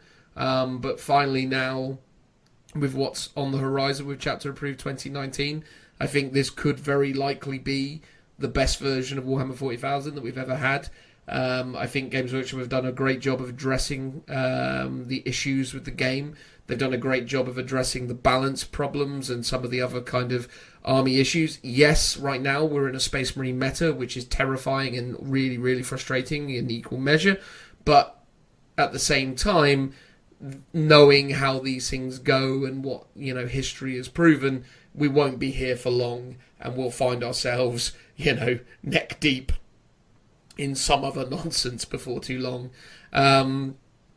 There are too many books. There are too many erratas and rules floating around. I think the biggest problem 8th now needs to overcome is consolidation. I think they did a really, really brave thing by trying to get every codex out for every existing force in a period of under or just over 2 years. But we've, arrived at that point now. And as a result, any future releases are seemingly trickled out through these campaign books and trickled out through, White Dwarf and other publications. And I think that's something that they need to refine and work on making better. One of the funny things about Age of Sigmar is Age of Sigmar isn't as popular as Warhammer 40,000, and although Games Workshop do everything they can to make Age of Sigmar as popular as possible, one of the advantages of it not being as big a cash cow as Warhammer 40,000 is when that they get around to releasing something new in Age of Sigmar, it gets a more complete release around it, and new units and new rules are presented in new books and new literature. Yes, there is the whole kind of Underworlds element, and yes, there is the whole Warcry element, and they add in all sorts of random extra additions. But for the most part, if something new comes out in Age of Sigmar, it is a fully fledged supported release with a new book, a new battle force, a new core unit, a new HQ, all done in a nice comprehensive fashion. Whereas now in Warhammer 40,000, it's here's a random Chaos Space Marine sorcerer. He's got new rules. There they are in a random book alongside a bunch of other stuff that you don't care about. Cheers, and that's where it gets a bit weirdly. In defense of Age of Sigmar on that front, though, everything in Age of Sigmar is always going to be new because they pretty much just scrapped everything. I think that's the problem GW find themselves now, is that they're both trying to support old models and new models at the same time, trying to pay lip service and make everyone happy. Yes. They might have almost been better off of just scrapping everything. Like Age of Sigmar starting again. Well, I mean, that's certainly something they're heading towards with the legend status for certain units, right? But at the same time, one of the things I will say is, I'm not saying it's a massive issue, I'm just saying it's a matter of consolidation. What system does Games Workshop need to arrive at where players of the game can acquire the rules they need for the armies that they play without having to then also acquire loads of extra things? And I think, things like the data card system would be a step in the right direction. If they want physical media, maybe that's some way that you can go about it where, hey, we've released a new model and for a limited time at release, we will ship it with a data card, or we will give you the option to buy the data card for 75p or whatever it is, so as you can, file it away in a folder and use that as some kind of makeshift codex or something, or some reference point that you have.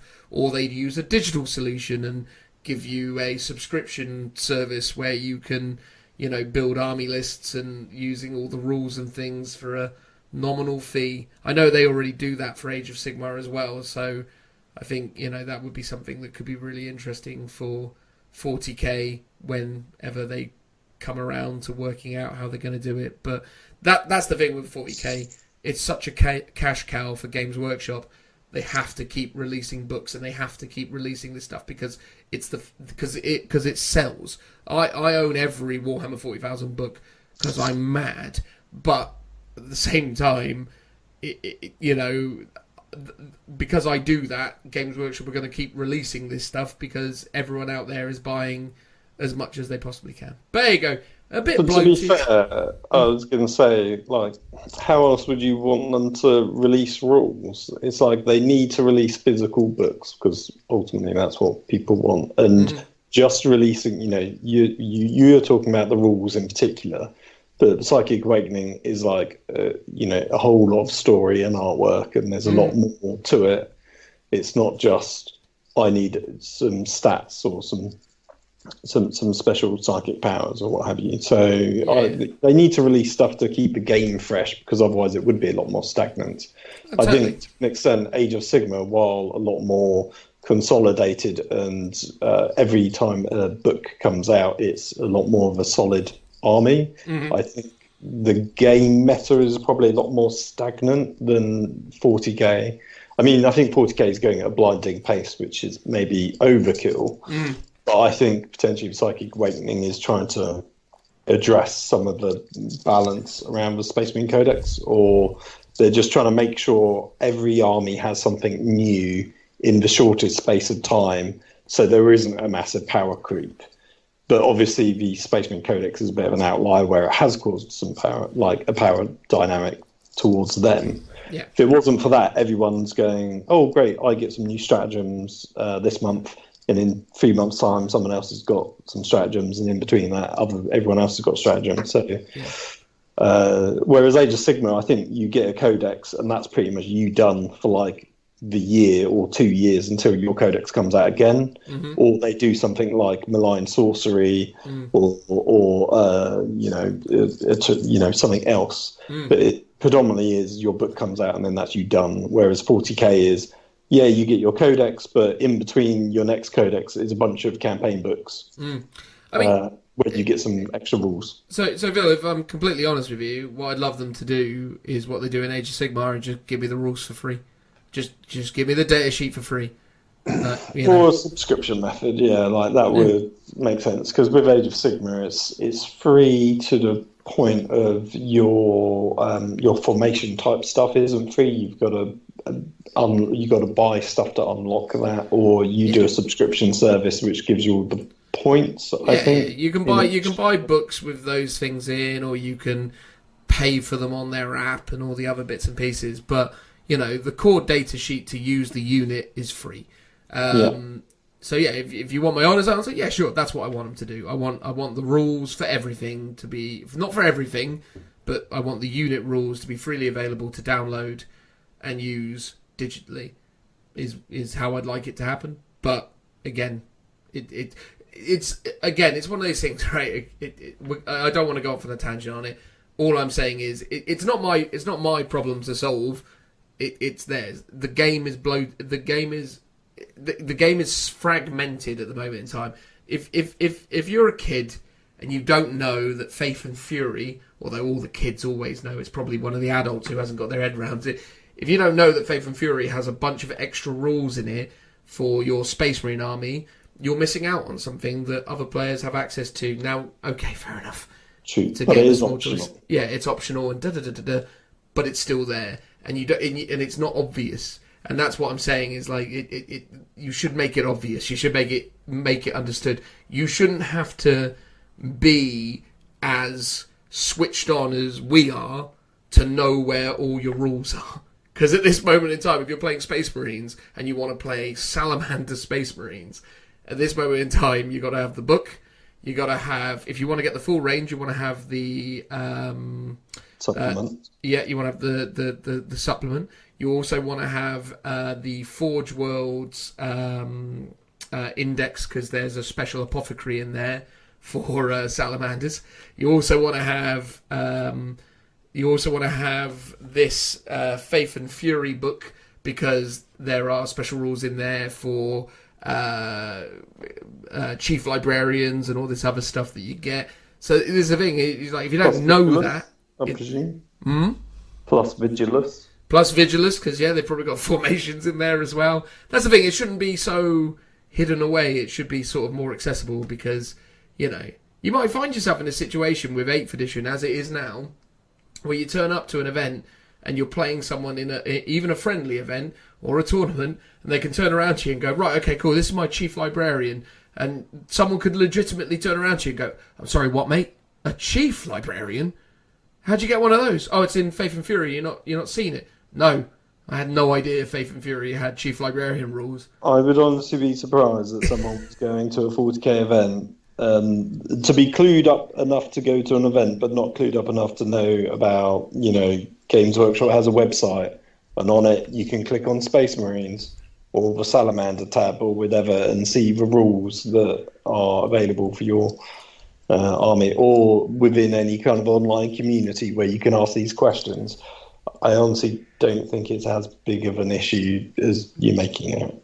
Oh, no, look, it's not a big issue. It's not a big issue at all. But it is in some regards, not in some regards, it is an issue some extent. It is a bit of an issue, as I say, because I speak to a lot of people that come into the store, and they're talking about like the new Chaos stuff, for instance. And I was like, yeah, looking at the idea of doing like Alpha Legion or Ire Warriors, and then running them in the Host Raptoral or the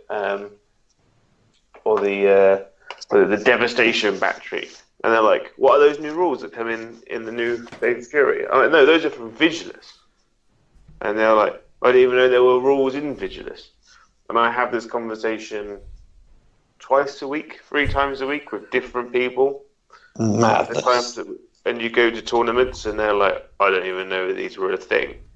So I think it's a lot more common than you think. Yeah.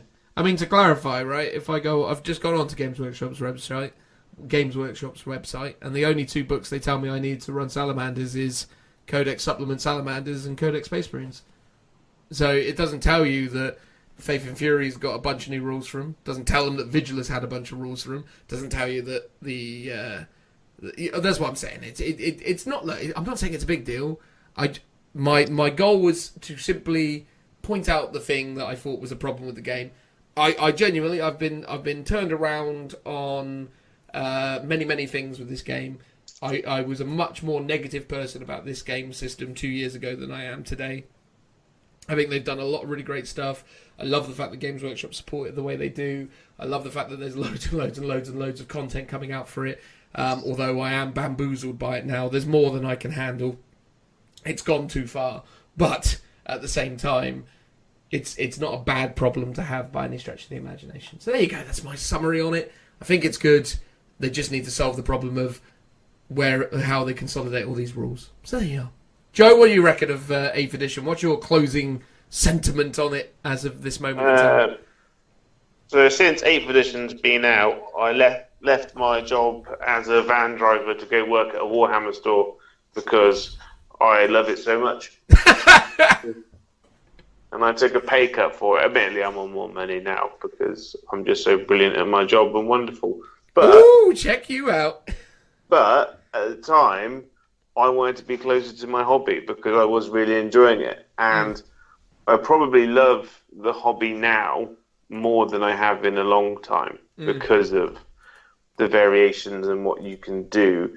The game is still very much at a stage of being unbound, like it was in 7th edition. But it's a constructive unbound because you still have to take HQs and stuff. And you can run thematic, fun armies, or you can do hardcore competitive, and there's space for all of that. And I do like that Games Workshop is still releasing new armies and new things that have been in the fluff and the background story for years and years and years. And they're now getting new stuff. Even like Gene Stealer Cult, for instance. I know those came in 7th edition, but they're a relatively new release. And then like we're getting things like Rogue Traders now, and these little tech addicts and stuff through Blackstone Fortress that were just background story. And then they're coming out. And it is really good. But we do need a 40k compendium, like a dictionary. We need GW to create not like a Netflix-esque thing, but an online database that you can access from your phone for anything, where it's all in one place. Have you ever used the Wizards of the Coast card library? No, I've never used it. Well, it's a thing that they have, right? You type in the name of any Magic the Gathering card, and it will show you every image of that card that's ever been released, with its flavor text, all the images and stuff. So there needs to be a database that you can literally type in on your phone, and it will show you a picture of that unit. Let's say, I don't know, stealth suits. Stealth suits, yes. Stealth suits. You find a picture of the stealth suits. They have a link to the page where you can buy them from on their website, because obviously they want to make money and they want you to buy them. Yeah. But underneath that, it also says this. It also has its data sheet from the codex there with the current rules and maybe some pictures of some stratagems that would be useful to run with those. Just so you can see what's available to you. And you should have that for everything. Or if you type in a rule, that rule comes up. It tells you where that rule can be found, whether it's in the rule book itself, a codex, or a supplement, and an attachment to go and buy that supplement if you want to have a physical copy.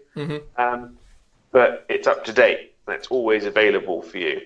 So if you're at a tournament and you and your opponent having a rules dispute about charging through cover or whether a specific plane that can move an over distance, under distance, but can also hover, whether that can actually do that, you actually type in, can planes hold objectives? And it'll give you highlighted every instance in their rules and available publications of where stuff like that is listed, instead of having to go, I think it's in the rule book FAQ. Yeah. Have you got an additional hour and 40 minutes for me to find the page? Yeah. I had that the other day when we played in that tournament. I played a guy with an Imperial Knight army, and he had one knight in a super heavy auxiliary detachment as Hawkshroud. And I said to him, and you're cool with the fact that that guy in the auxiliary detachment doesn't have his household tactic? And he was like, what do you mean? He does, because he's Hawkshroud. And I was like, oh, no, you can use the stratagem, but as an auxiliary detachment, you lose the household abilities. And he was like, you sure? And I was like, yeah, I'm sure. And inevitably, 5, 6, 7, 8 minutes later, we're sifting through the Imperial Knight book, and I'm like, right, I know it is a rule, but I don't know where it says it. So it's like, yeah, it took us like 8, 9, 10 minutes, whatever it was, to find the bit that said the thing I was pointing out. Which is... I've had it before. So, for instance, if you take an auxiliary detachment of just an extra unit or an extra character, for instance, so I took a long time ago Celestine on her own in my AdMech army. I didn't realise that she can't use stratagems from her book. It doesn't say that in the rule book. It doesn't say that in the rule book FAQs. It says it in her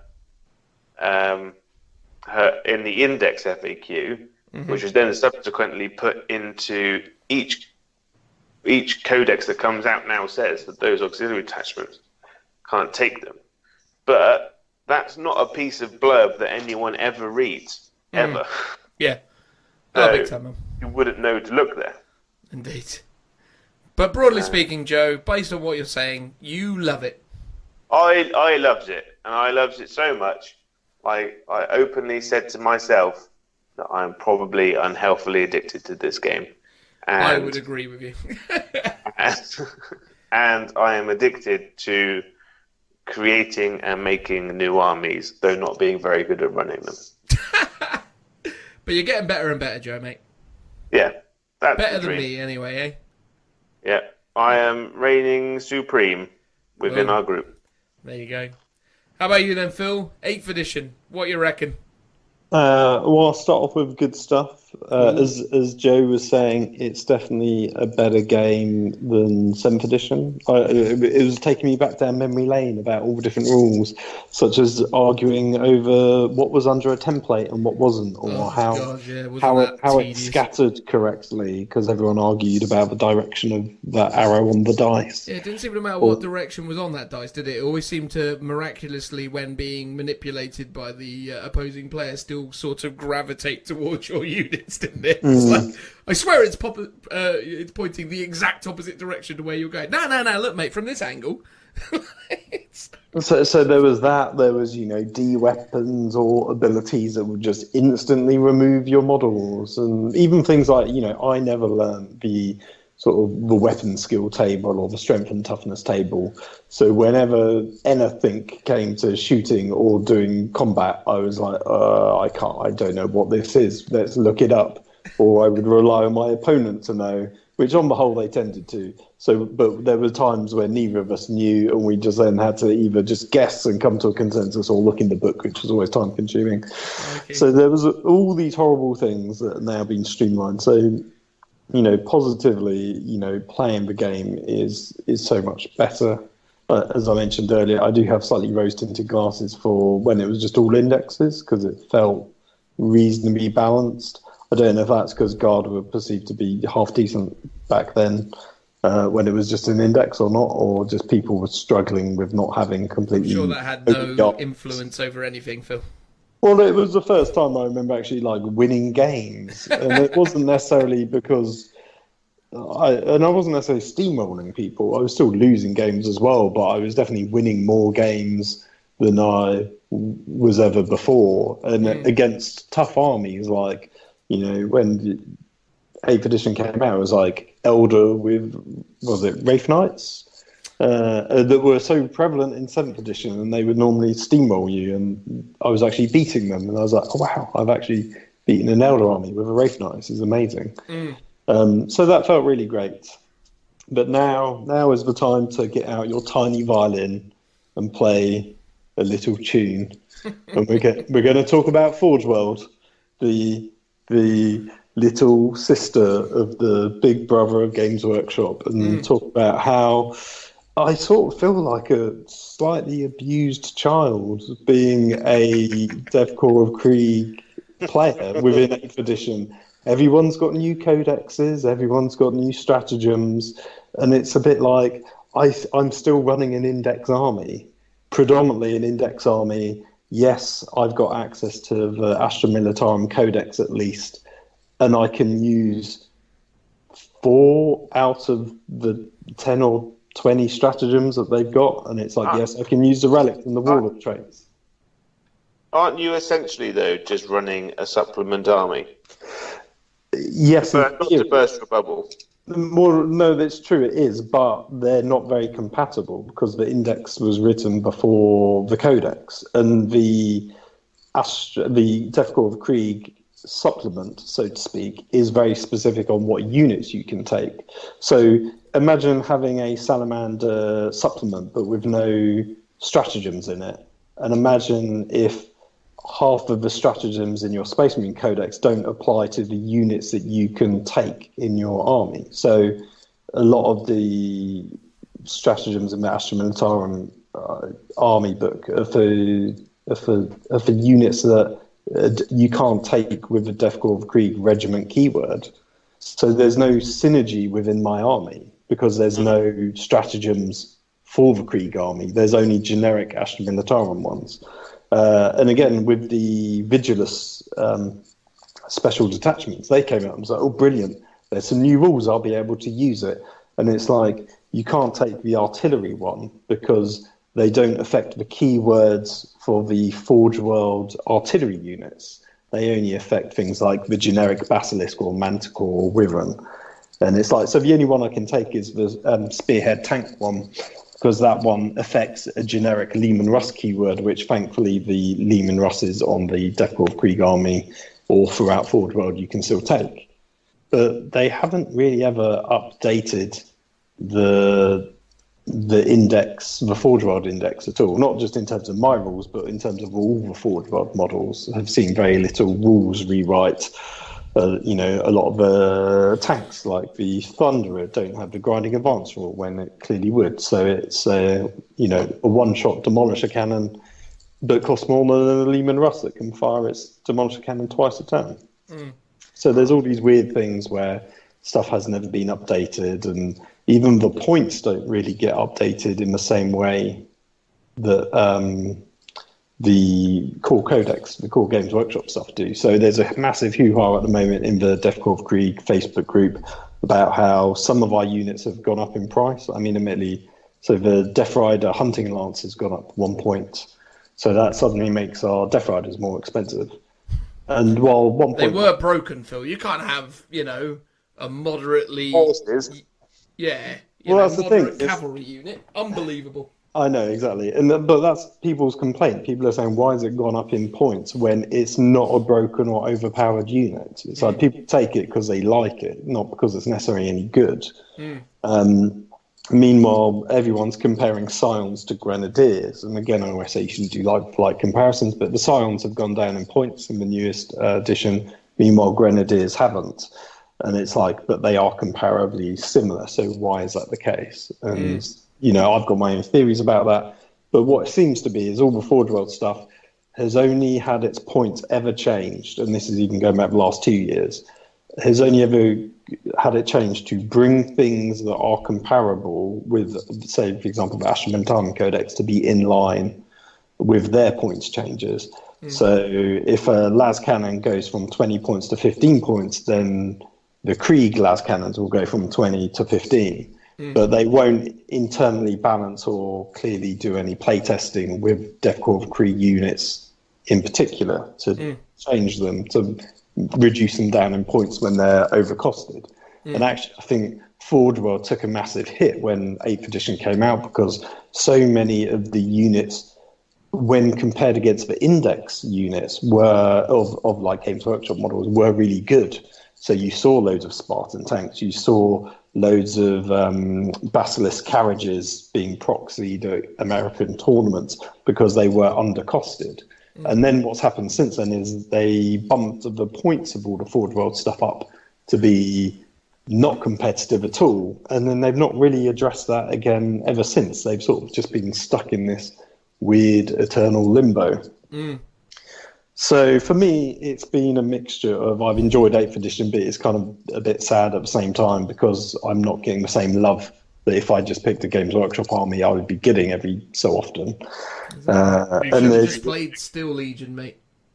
Well, that's the thing. I'd always be better off just playing my models as a generic Astra Militarum regiment, but at the same time, that's not why I have those models. That's not why I want to play them. So I sort of feel like that's one of the reasons why I've sort of gone down the route of this year creating some Inquisition units and this year and next year doing some Minotaurs, because I'd rather play some other armies or add in some other stuff that are a bit more interesting but do have updated rules that can try and bring a bit of life into this kind of rotting corpse of a man.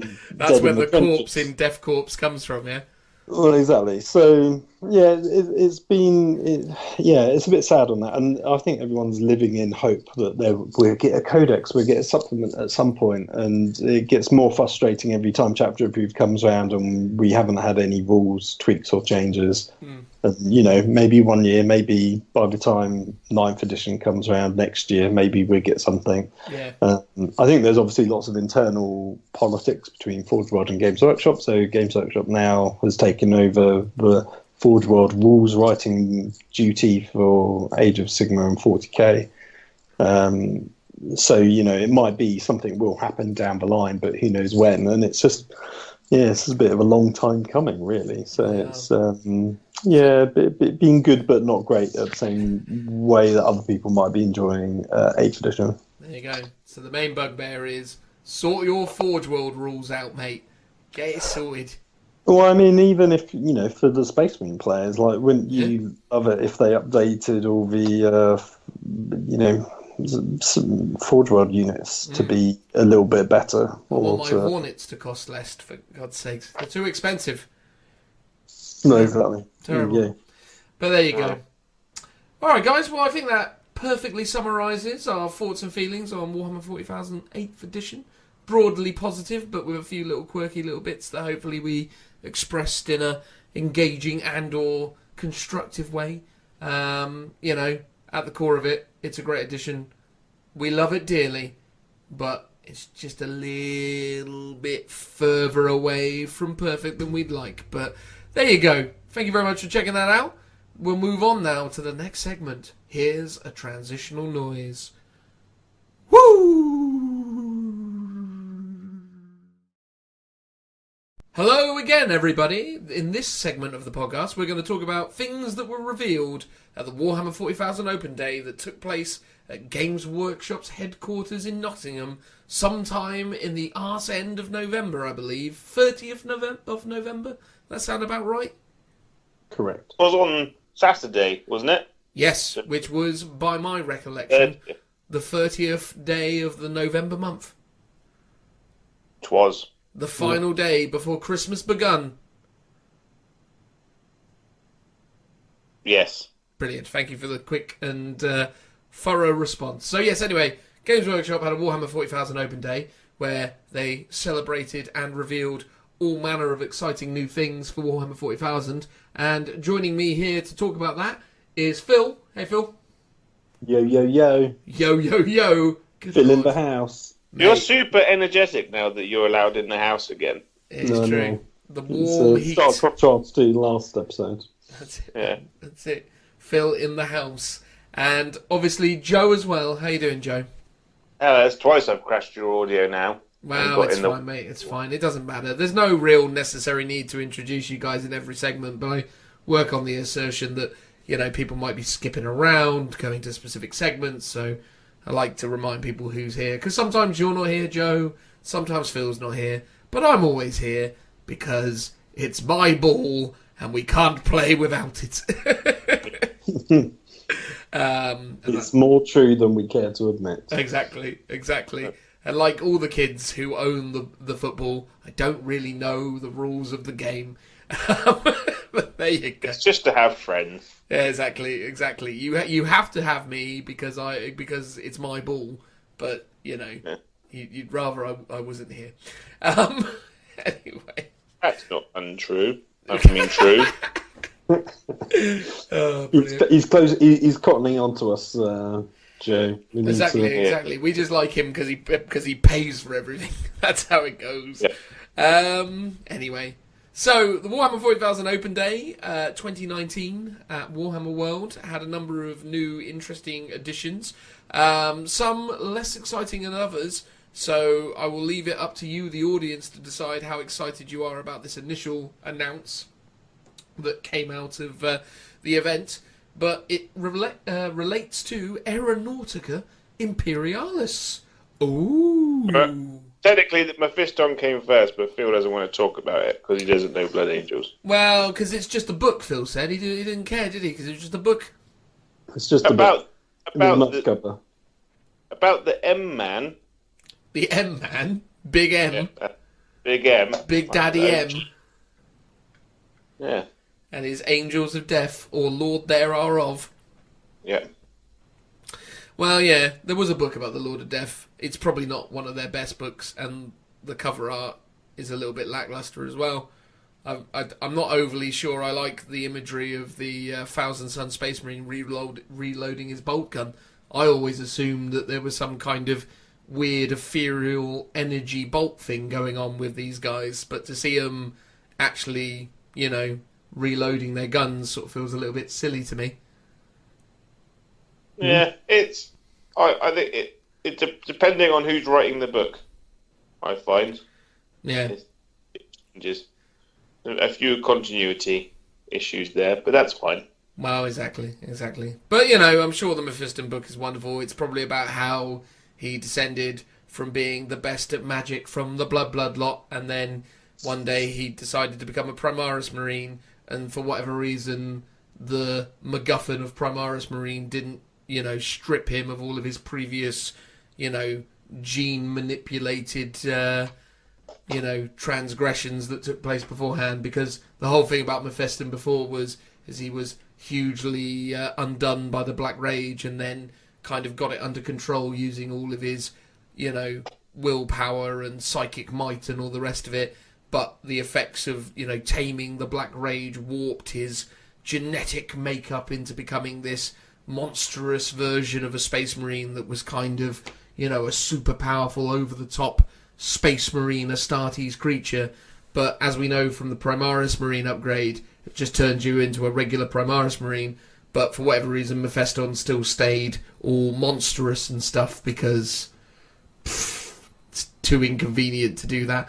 I kind of thought that would have been a really funny thing for Mephiston if they had just gone, hey, look, here's new Mephiston, and he turned back into his normal librarian rubbish self, and he went down to toughness 4 and wasn't a combat monster anymore. He was the bloke he was before he had the Black Rage. I thought that would have been quite a funny little twist, but... Or something out of a Marvel comic, he turned into a giant bat. Oh yeah, that could have been quite funny as well. Yeah, some sort of Castlevania-esque situation. Do you know that the librarian in the Space Hulk board game is Mephiston? It is, but they kind of glaze over that after a while, don't they? Yeah, they stopped talking about that, didn't they? Hush, hush. Yeah, but there you go. Wouldn't that have been funny if they said, look, it's Mephiston, and it's just that new Terminator model they did for store openings or whatever it was. Anyway, we digress. So look, Aeronautica Imperialis, I don't play it. Phil, do you play it? You're the most likely to play it. I don't. I think Richard's the only one that's got it out of all of us, but I just love the model of the tiny little grot bomber. I think it's absolutely fantastic. I'm not entirely sure, though, what it's done to the scale of the game, though, right? Because, I mean, that grot bomber, based on the scale of the game, that's one of the most gigantic grots in all of the world, surely. I don't know about that. I mean, it's pretty tiny, little thing. Because if you compare it to the bomber, which is obviously quite a big one, that's the scale of it normally, of the planes. So yeah, I mean, maybe the grot's slightly overscaled. Who's to say? Who's to say? They've been pretty, from what I gather, they've been pretty accurate so far in terms of how they've scaled all their planes. And it's very reminiscent of a very old Forge World model, which had I think it was something like a grot launcher, maybe, that rode on the back of a truck and launched these missiles with grots in. Amazing. So a nice little nod to that old model, I think. Yeah, so they've got the Grots Whiz Wings. We've been hinting about Grot Bomber for a while now, but this hotly anticipated addition to the Orc Air War has just made its first appearance. So there you go, a fantastic little grot vehicle for those of you out there, the tens of you out there playing Aeronautica. I'm sure you're going to be very impressed with that. I hear it's actually quite a competitive game once you get your head around all of its pointlessly complex systems and other nuances. The only times I ever hear people talking about Aeronautica is when they come in, and it tends to be some older boy who will come in and be like, how does this rule work? What does this do? How does this happen? And I'm like, have you read the rules? Because I haven't. Yeah. Please stop asking me questions. I have read the rules, and it's still incredibly confusing. Yes, I know. It's Aeronautica. It doesn't make any sense. That just seems to be the thing. Everyone I know who's played it doesn't seem to understand how to play it. That's my concept of this game. Yeah. It's not very good, Joe. I've played it. I didn't like it. I do not care about it. But, as you say, Phil liked the model. So there it is, everybody. Yeah. We move on. So on the topic of planes, they also unveiled this lovely new Scutari, or Colt Mechanicus, flyer, which is quite exciting. So the name of the flyer is the... Oh, hello. What is this thing even actually called? Does anyone know what this thing is called? Has it got a name? Archaeopter.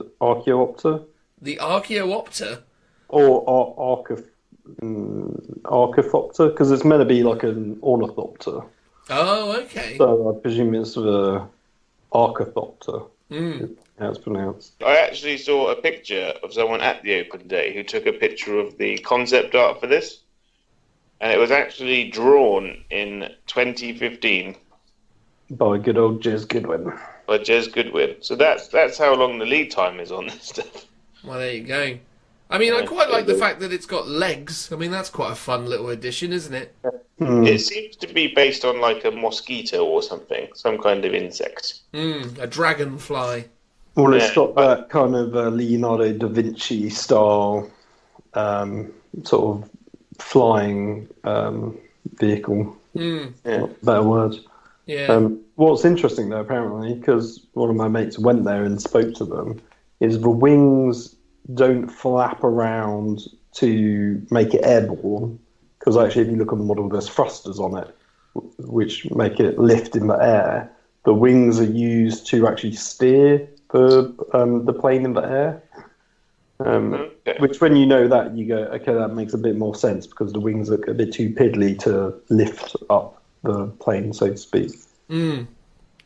I mean, obviously, Jez Goodwin has talked at length about how the Mechanicum interprets technology, and obviously we saw that with the initial release of the hovercraft vehicle that came out for the Mechanicum, the Mechanicus, sorry.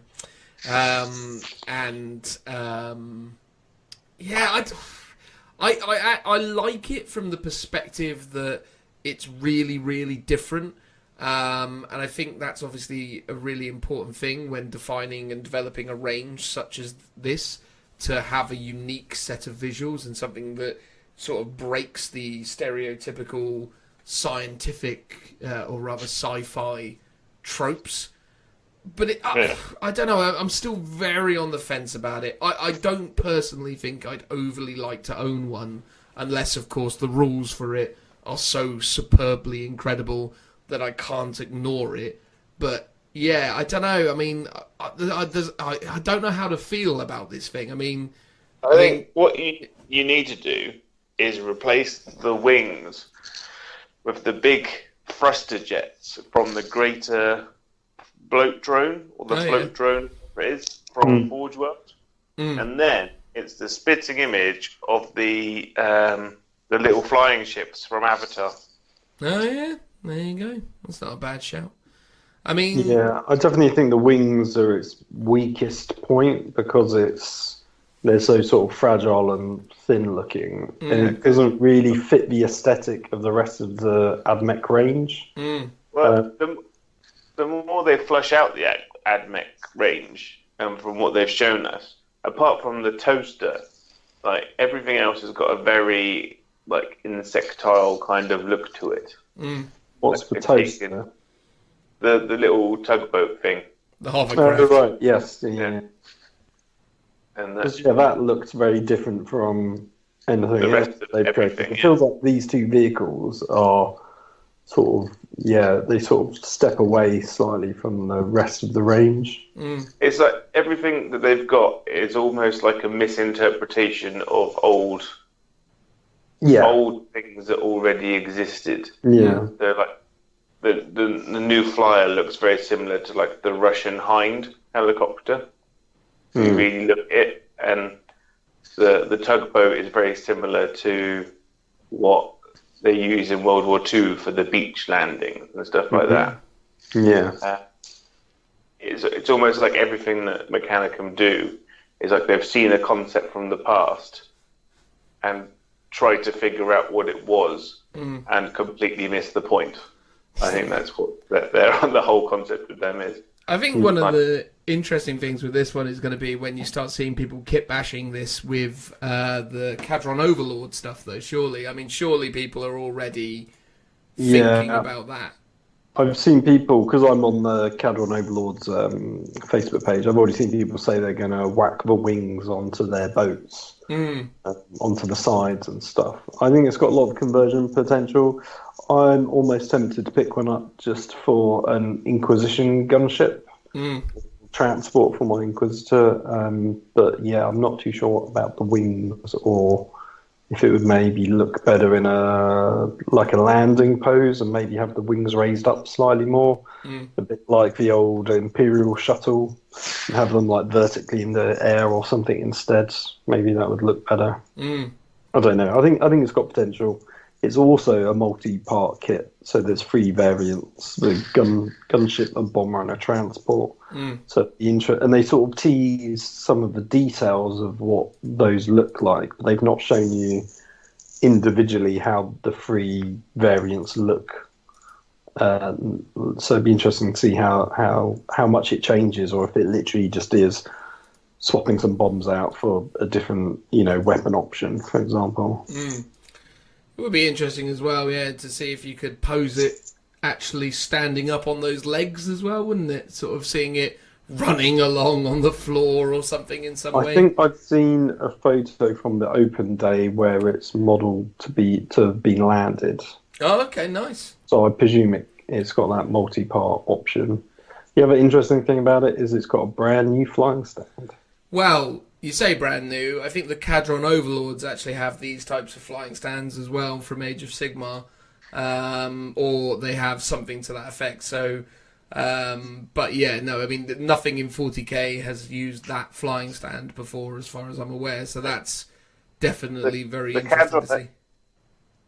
The Cadron Overlords have a version of this one where instead of being curved, it's just a straight stick. But the problem is, it's on a ball joint, and those things are massively like weighted on like one end. Oh yeah. So you can never get the bloody boats to stand upright. It's just like flopping around all over the place. It's not. You kind of have to glue it down once you've done it. But like all GW kind of larger models, they're impossible to transport once you've done that. Yeah. Yeah, it's one of the consistent issues, isn't it, with Games Workshop and these flying bases. They always seem to be innovating in how they're going to give you these beautiful-looking flying bases, but they inevitably are always terrible. Yeah. Yeah. I don't think there's ever been a perfect solution to the flying base, really. It's always been a bit rubbish. The current X1 is fine. They just kind of need to design it so that when they release it, the bottom of it's cut at a slightly different angle, so the plane is kind of like tilted or looks like it's about to do a roll. I'm not a huge fan of that X1. I think just, clear perspex rods is by far the best looking thing. It's like nice and neat. No, totally. But I think when it comes to this model, I mean, it's interesting, it's different. It's great to see the Mechanicus, Mechanicus, I did get it right that time, getting yet more models to expand their range. I mean, again, seeing a new clear plastic, visor is cool as well, because that's really interesting to see. It's really cool design. I've seen a few people Photoshop it onto a knight to make it a bit more like a mech from another game system. Yeah, I think there's definite potential there for taking the sort of front chassis of one of these and kit bashing them into Imperial Knights for sure. I mean, it's... Sorry, Phil. I was going to say, did you see the video where it's the sort of release video where it's the two Mechanicus guys chatting to each other? It's in the same way when the boat came out. It's we're requesting some transports, and it constantly gets denied, and then right at the very end they basically say, well, if you give it to us, we stop asking for it. And they're like, request approved. And it's very, very meta about the Mechanicum fans, I think. Yeah, definitely. But yeah, no, I mean, I've got mixed feelings about it. I don't hate it by any stretch of the imagination. It's always interesting to see them do new things, but yeah, I mean, I don't know. I'm not going to be falling over myself to buy one. What do you reckon, Joe? I have mixed. I like it when it's basically landed and it's on its feet and its wings are kind of like back and it's stationary.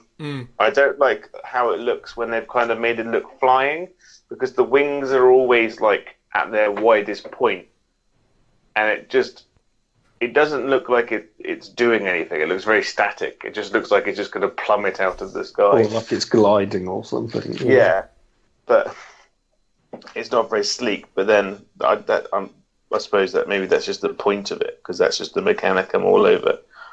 I feel like I'm just going to have to wait until I actually see it physically up close. It's fun. These things, they might look a bit funny in the photo, but then you see it in person and you're like, oh, it's fantastic. Yeah, I'll wait and see. Sometimes I have to wait and see it actually painted, like in a good colour scheme that I wasn't kind of expecting, and that'll change my mind on it. It's like the Bone Reaper guys. I don't like them, but I've seen some people who have painted them in some really sinister dark colours, and it's changed my mind a little bit. So it could be the same for the bug plane. Yeah. Phil, you into it? Similar to Joe's, I sort of like it, but at the same time, there's elements to it that I don't like, and it's mostly the wing and the tail just look a bit odd. I think potentially just swapping it out for like a Valkyrie like fixed wing would make it maybe look a bit more interesting. I don't know if that would work or not though. I think I just need to see it in person and sort of make a judgment call. Like I said, I'm contemplating getting one for an Inquisition unit, even if I run it as a Astra Militarum plane of some kind. So I'd probably want to convert it up to be a bit more unique and not very Mechanicum. So yeah, I don't know. I'm looking forward to seeing what all the variants look like, and also seeing what the kit looks like, sort of up close and personal. Well, moving on to another thing which I believe will probably be a bit more universally positive about, is they revealed the model for the Triumph of Saint Catherine, i.e. this big, crazy Sisters of Battle or Adeptus Sororitas unit that was available in the new Adeptus Sororitas book that people started talking about and speculating, oh wow, what kind of model is this going to be? What's this going to look like? Because much like the fella from the Bone Reapers, this is a single model that is made up of many different characters, all kind of, bundled together as one coherent thing. So what we're looking at is, I believe, something in the ballpark of 6 Adeptus Sororitas Sisters of Battle, essentially walking or, in a parade type formation, moving forwards around the dead remains of a great martyr of their order, Saint Catherine, I'm going to assume is who that is.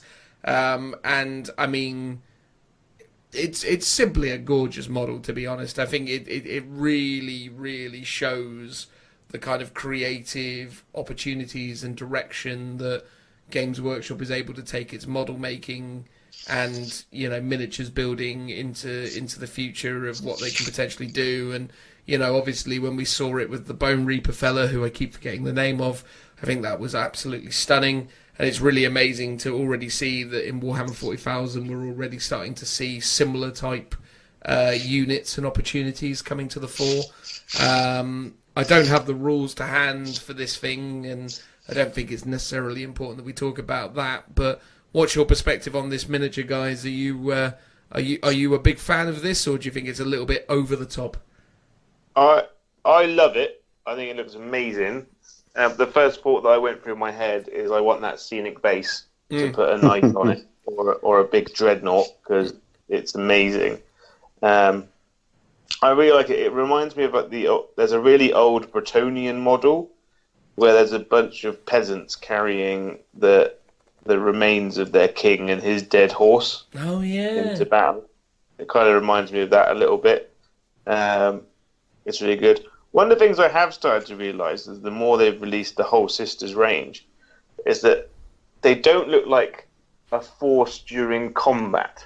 Their army is kind of arranged in like a parade with a few offshoots of units that are off doing combat-y stuff. Like everything's very stationary or moving forward slowly with no real hurry about it. Very ceremonial. Yeah, like there's no like aggression in that force. Well, maybe that's how they go to war, mate. They they're just there singing praise at people and doing all their prayers and other nonsense. It's kind of how they do it. Yeah. Yeah, it's an odd one. The more I've seen it, it's not a problem because the whole force is just beautifully done, and they're scaled up really nicely as people have been slowly releasing images of the stuff they've done from the new Sisters box set. But the scale is huge. and the models are just absolutely stunning. I'm a little bit sad that I didn't get the box set, but also at the same time, I just don't have time to do another army or probably do them justice. No, that makes sense. What are you thinking, Phil? What do you think of this one? Oh, I absolutely love it. It's pretty stunning. It's like, I quite like it just for the conversion potential for all the little bits from the cherubs to the entombed, like St. Catherine in the middle, to each individual person. I was thinking some of the ladies at the back with the hoods on would look really good as like astropaths for Astra Militarum, like female astropath versions. Yeah, it's all round a bit of a winner. It is going to be, I mean, if you wanted to build and paint that, it's going to be a pain. It's going to be a lot of sub-assemblies. Trying to transport it is going to be a nightmare. Oh, yeah. It's like, even just trying to play with it, like all the cherubs and stuff floating around look fragile as hell. Oh, yeah. It's going to be a super delicate mini. It's definitely more one for like to go in a cabinet than on the tabletop. But I like the direction of doing these sorts of things. I think it's very cool. I think almost every army should have like a huge centerpiece diorama, because that's what this is. It's a diorama like pre-made for you, which is pretty fantastic. I mean, one of the things that is proper crazy about the cherubs is the fact that when you realise that multiples of these cherubs are stuck to each other, so the front two cherubs are stuck together by the wings, and the back two, or rather the middle two, are also stuck together in that same way.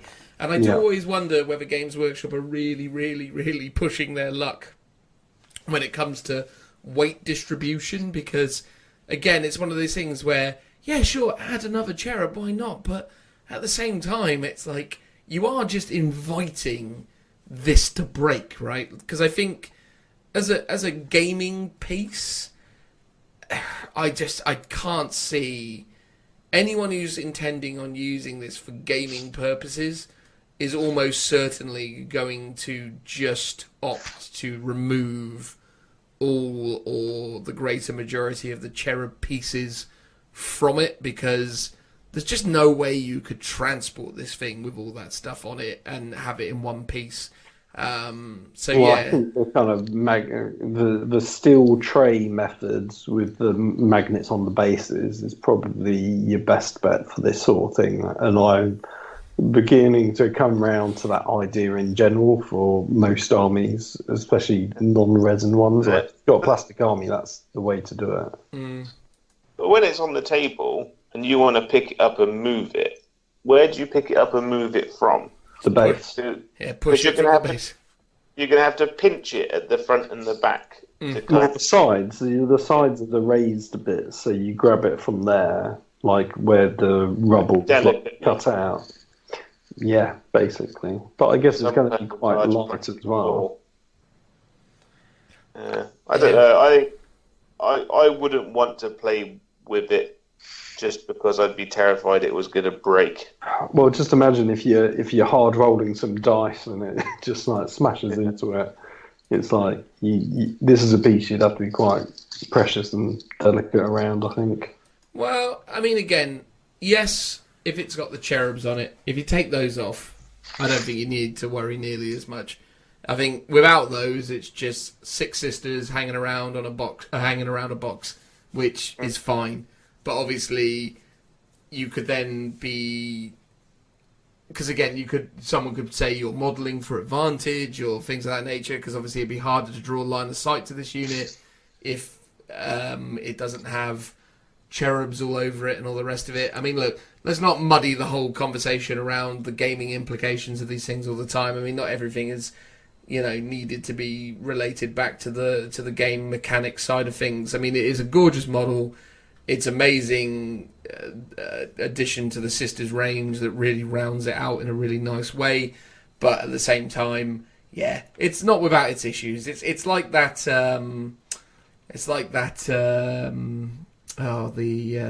Incarn? Yeah, well, God, the Incarn, yeah, crikey. Or Steam is a bit delicate as well. Yeah, the Black Coach, something like that. There's so many things now, especially in like AOS and the Nighthaunt range, that, there's just, But there you go.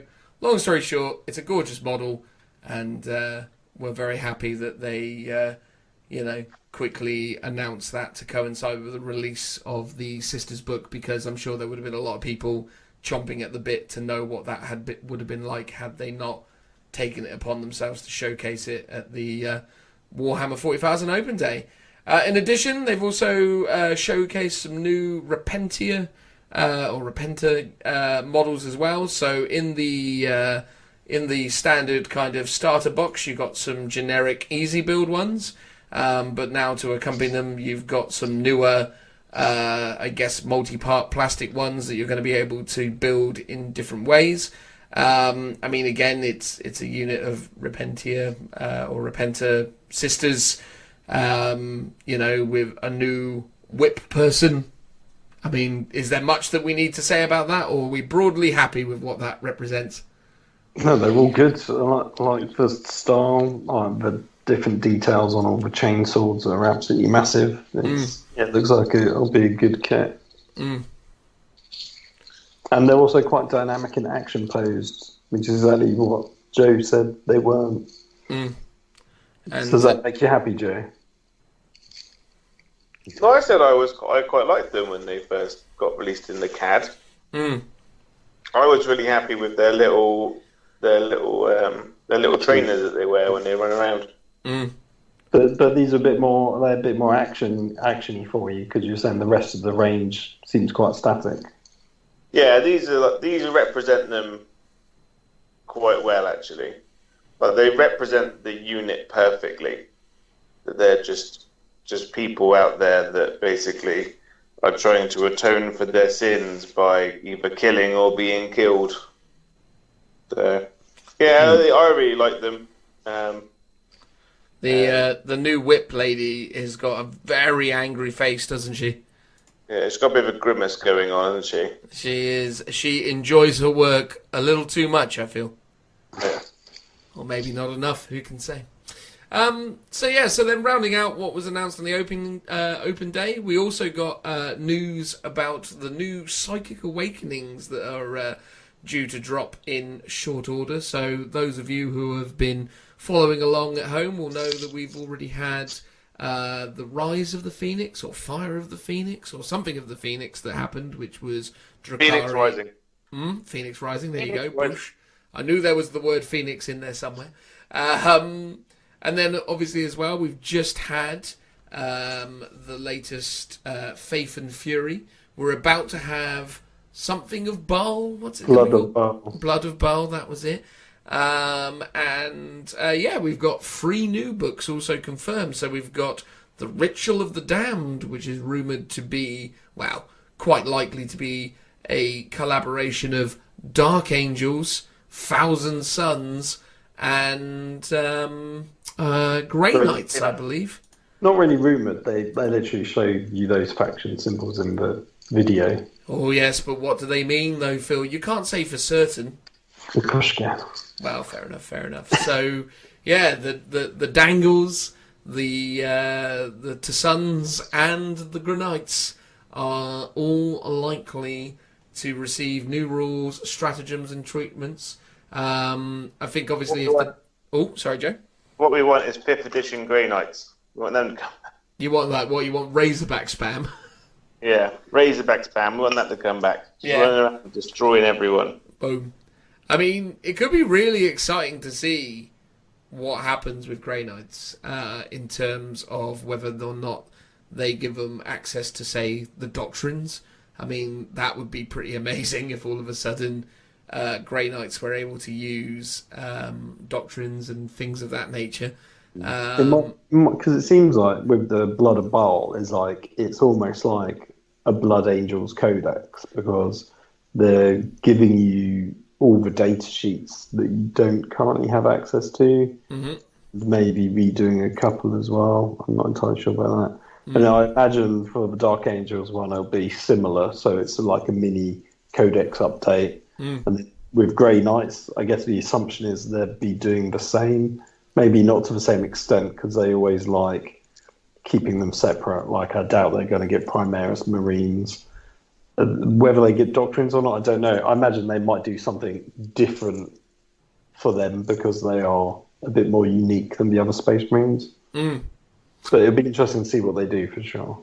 Yeah, without a doubt. And again, it'd be really interesting to see what the Thousand Sons get, if they get anything at all, such as maybe a new Demon Prince or some new, unit option or something of that nature. I mean, again, the Thousand Sons have been the Thousand Sons for a very, very long time, and throughout that entire span, there's not really been a huge amount explored within that. But there are a number of different clans and a number of different things that have been represented within the lore around the Thousand Sons, and the Rubikai and the Scarab Occult Terminators and all these things have been represented. But there were other cults and other things that happened within the within the Thousand Sons back in the day that may or may not have been fully explored. And even if it's just a new Chaos Lord model that's a bit more Thousand Sunny or something else entirely, I don't know, but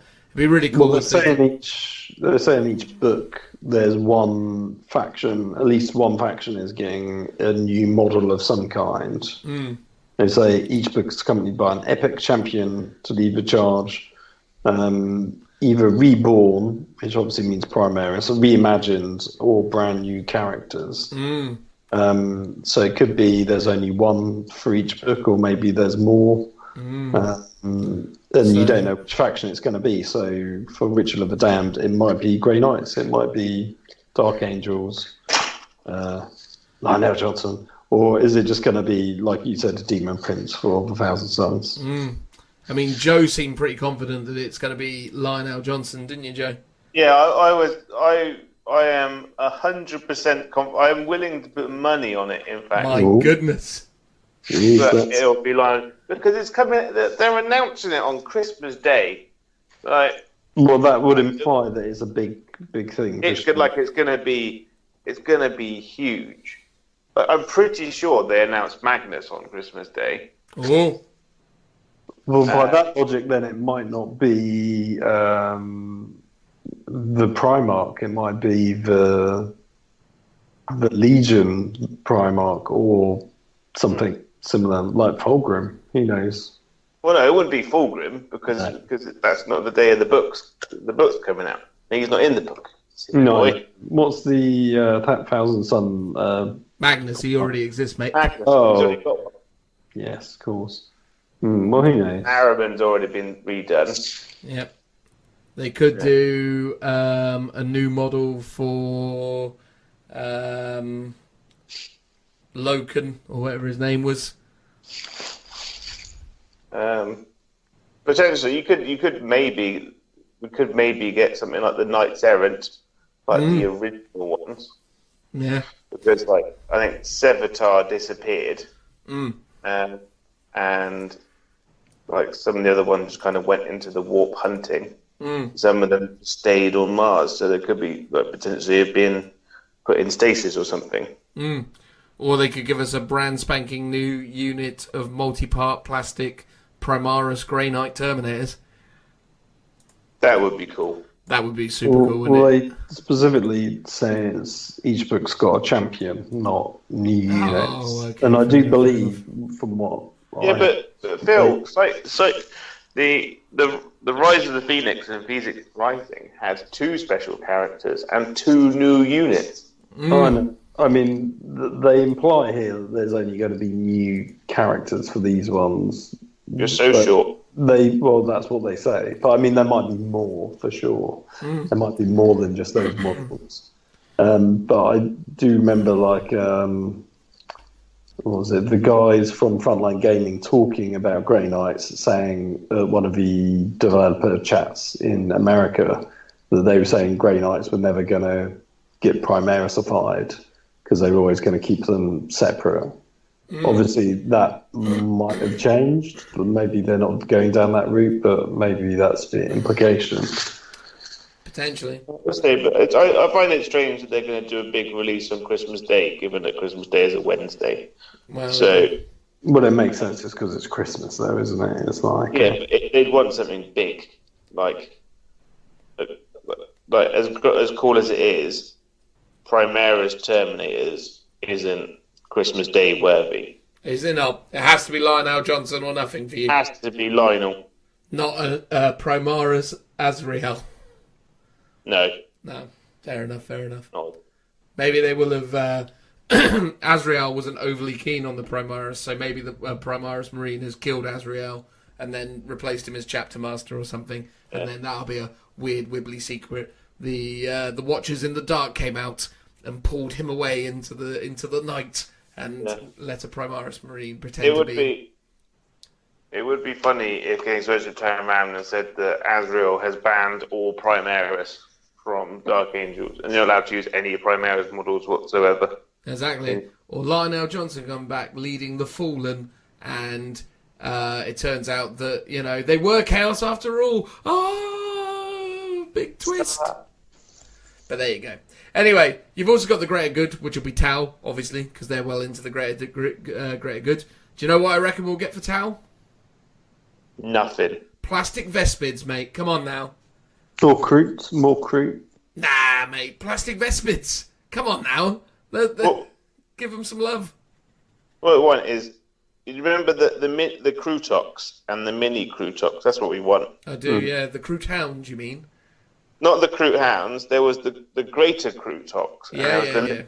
They're the ones that they rode on. Yeah, they rode on them, yeah.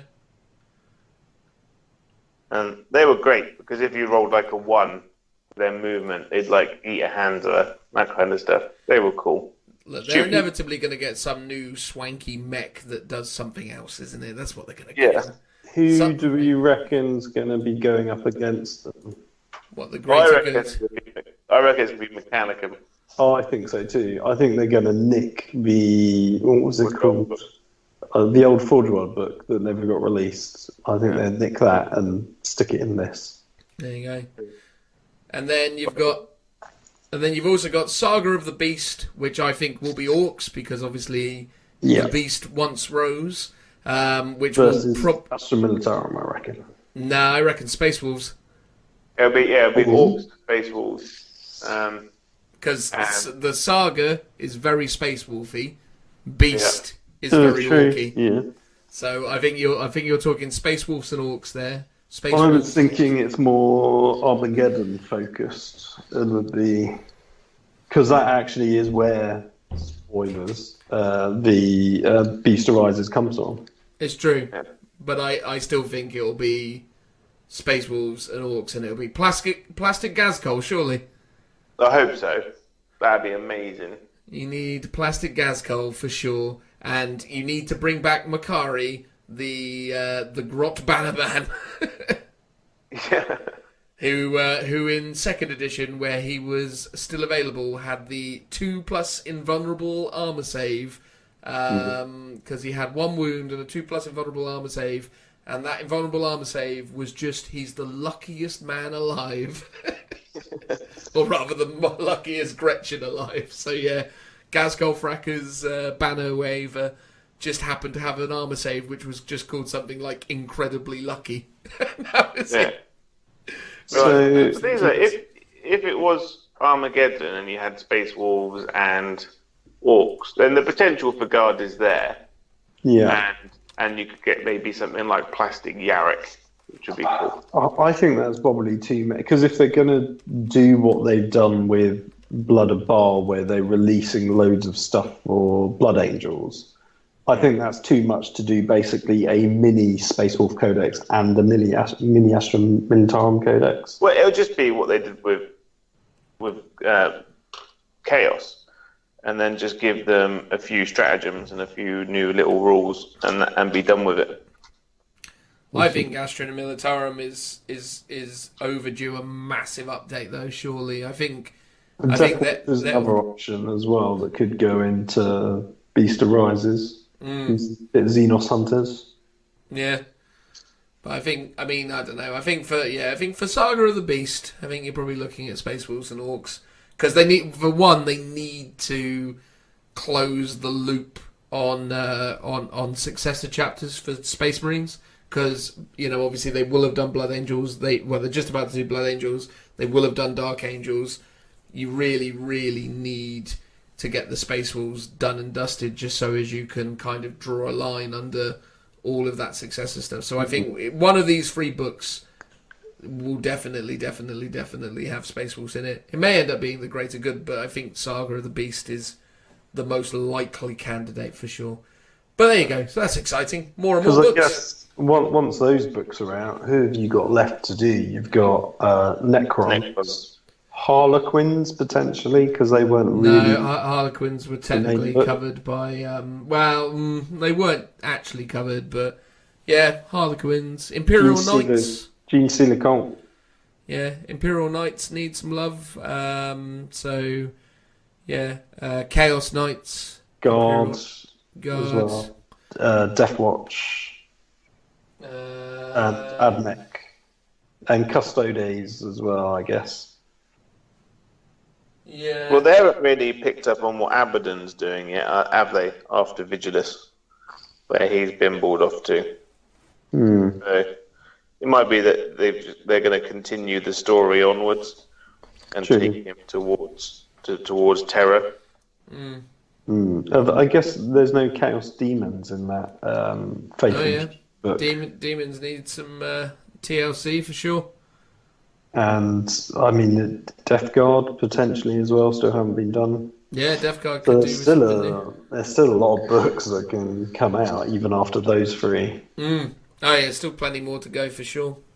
But yeah, exciting stuff. And then also as well, they showed us an update of their TV shows. So as the Warhammer 40,000 Open Day draws to a close, attendees were treated to one last surprise.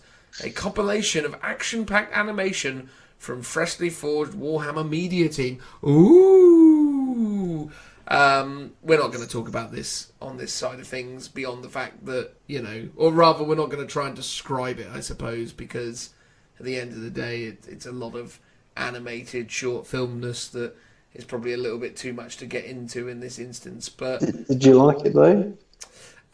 I'll be honest with you, the thing I sort of liked the look of the most out of everything that they had to show for it was the cartoon stuff that they're doing for the Warhammer Adventures range.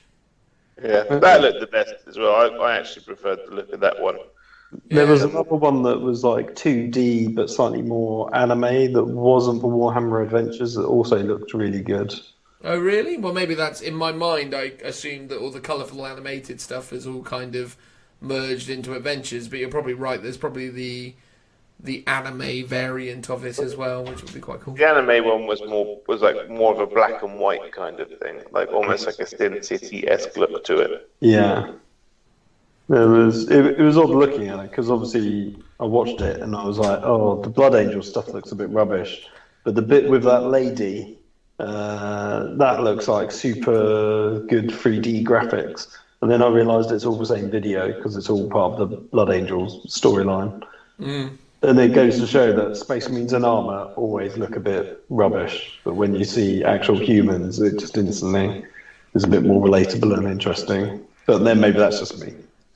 Yeah, I don't know. I feel like when it comes to this sort of stuff, I think, again, here's the thing, right? When you talk about really, really great Space Marine animations, you obviously got to talk about the Astartes series, and I think in many respects that's one of the more frustrating elements for Games Workshop when it comes to this media stuff that they're trying to develop, because probably the best guy out there doing this stuff at the moment isn't the guy they've got doing it. Don't get me wrong, I loved the Grimaldus series. Yeah, Hell's Reach series that he did.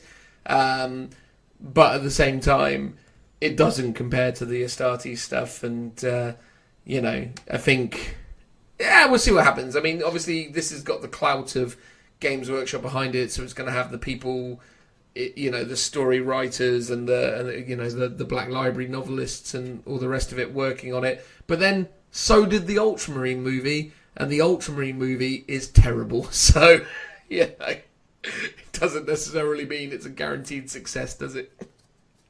Yeah, they had some proper famous. It's like all the money went in, all the budget went into hiring the famouses, and then it kind of flopped. I feel like this time round, spend the money on the design and the quality and all that kind of stuff, and then getting in a bunch of just random voice actors. Yeah. Well, I think the thing where we're really going to see the most incredible stuff out of Warhammer 40,000 on the TV or on the big screen is going to be with what they're doing with that Eisenhorn series. Oh, that'd be amazing! I can't wait for that. I've just finished listening to the first book again, and I've gone on to the second one because they're just such great books, and I can't wait for it. It'll be amazing. There you go. But look, at the end of the day, it's a wonderful time because we're getting even more Warhammer 40,000 related media, which is no bad thing by any stretch of the imagination. And if they tell compelling and interesting stories, I'm not overly fussed if the animation isn't quite as good as it could be, as long as it's good stuff. As a side note, I've noticed that obviously in the vast breach of media that superhero films have made since Endgame has been and done, and taken back all of their IPs, all the kind of networks have started looking more at the other nerd culture based stuff. So that you've got obviously you've got the Witcher series that's coming out with Superman, but I discovered they're doing a Magic the Gathering TV series on Netflix. Yeah, they are. Yeah. Being done by the Russo brothers, so that'll be interesting. Well, there you go. Thanks for that, Joe.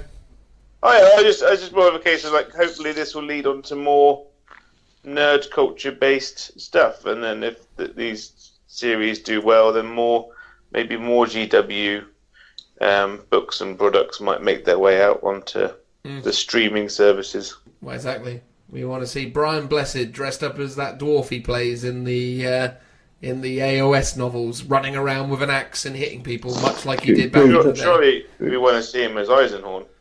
Oh yeah, that could be quite good as well. Just have him play every role. That'll be the way forward. Cool. Well, there you go. That was the Warhammer 40,000 open day in all of its wondrous delights. Thank you very much for checking that bit out. We'll move on now to whatever it is that comes next. Transitional noise. Woo! Welcome back, everyone. In this part of the podcast, myself and Phil are going to be talking about the Black Templars, and these are no ordinary Black Templars. Oh no, for these are Psychic Awakening, Faith and Fury Black Templars. You see what I did there, Phil? Kind of like the M&S ads that we have over here in the Britons. Did you get it? Yeah, I did. There you go. Very subtle, very clever. So, Phil has been dabbling with the idea of collecting a Black Templars army for some time, although by all accounts he's probably not as keen as he once was, having now pretty much convinced himself that he's all about the Minotaurs. But regardless of those current events, I used to play a Black Templars army, and the Black Templars rules that were released within Psychic Approved just felt like something that not an awful lot of people were talking about, so we figured we may as well chime in and give our opinions on it. It, seemed like a logical thing to do, don't you think, Phil? Oh, for sure. Yeah. Exactly. So, to begin, for those of you reading along at home, we'll be beginning from page 44 of The Psychic Awakening, Faith and Fury. So, for those of you who aren't already somewhat familiar with the Black Templars, Phil, do you want to give us a bit of a spiel about their origin, their history, what the heck they're all about? Well, they are a successor chapter from the Imperial Fists. They're very much a religious zealots who believe the Emperor is God, unlike most other Space Marine chapters. They basically want to burn and kill the heretic. So they basically form into crusades, where they basically go off on a very sort of medieval-esque crusade across the galaxy, killing anything that they possibly can. I think the general rumour is that they actually have a lot more Space Marines than most other chapters, because you can never count them all because they're never in the same place at the same time. And they sort of see the Codex Astartes Codex as more as guidelines, so to speak, than actual hard and fast rules. There's High Marshal Helbrecht, who's the guy that leads them. So the High Marshal is a rank as the equivalent of a chapter master, basically. And they don't seem to have any librarians within their chapter anymore. No. And there's lots of rumours as to what that might be, but they're basically very anti-psyker, anti-mutant of any kind. Indeed. They don't like witches, they don't like mutants, they don't like heretics, and they certainly don't like Xenos scum. They're everything the most pure-hearted Space Marine could aspire to become in some regards. Weren't they originally founded, or weren't they heavily involved with the Imperial Fists character known as Sigismund? Isn't he something to do with this as well? Yeah, from what I remember, he's the very first High Marshal. I can't remember the reason. Basically, he took the honour of, I think it was, there was a war or a conflict between the head of the Imperial Fists and Roboute Guilliman about the whole, the direction that the Space Marines need to go into. I think they were really... they didn't like the splitting up of the legions into chapters. And I think to pay penance or something, they ended up having this. He basically took the chapter, what became the chapter. He became the first High Marshal, and then sort of went off and did his thing. Basically, flew off into the Eye of Terror, didn't he? Yeah, they've got lots of things like. They like to chain their bolters to their hands because the idea is that they're never put the weapon down until their mission is complete. And by mission, I mean their life. So they're basically going to fight to the bitter end. They're sort of all about... It's a bit like atoning for their sins, I think, even though they've not necessarily done anything wrong. But they believe that's how they need to go about things in life. Yeah. But because of it, they've got a lot of nuance. They've got... I mean, could have potentially dug out the Black Templars book. But the old... I presume it's 3rd edition, or is it maybe 4th or 5th edition? Oh, the old 4th edition book, yeah. Yeah, so because I had a good read of that. God, it was probably 4 or 5 months ago now. Reading potentially out of date lore, but it gave you a lot of context to where they're from, and I believe the majority of it is still accurate. Yeah, no, absolutely. I mean, by all accounts, there isn't been any massive changes to the lore or the fluff, as it were, that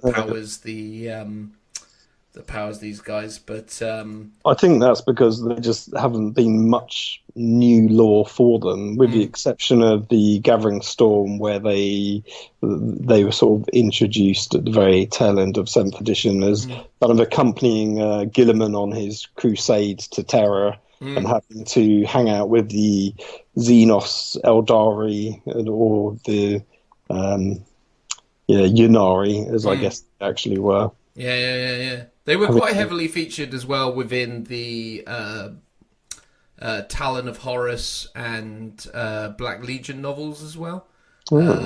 So yeah, they were one of the first new founding chapters that the Black Legion encountered inside of the Eye of Terror. They didn't really fight them so much as just come across one of their derelict old broken ships and all the rest of it, and were informed of a lot of stuff. But there is a whole thing about Sigismund and Abaddon and all of that fun stuff, who, for whatever reason, in the audio book of Black Legion, they decided not to call him Ezekiel anymore in favor of Ezekiel. And I was like, right, okay, that's a bit strange, but we digress. So, for those of you who don't already have Codex Space Marines or don't already know what Black Templars get, their chapter tactic is Righteous Zeal. So Righteous Zeal is when a charge roll is made for a unit with this tactic, you can re-roll any of the dice. In addition, when a model with this tactic loses a wound as a result of a mortal wound, roll a d6, and on a 5+, that wound is not lost. So you get re-roll charges, and the ability to ignore mortal wounds, which is pretty good by all accounts. I mean, not exceptional, but far from terrible.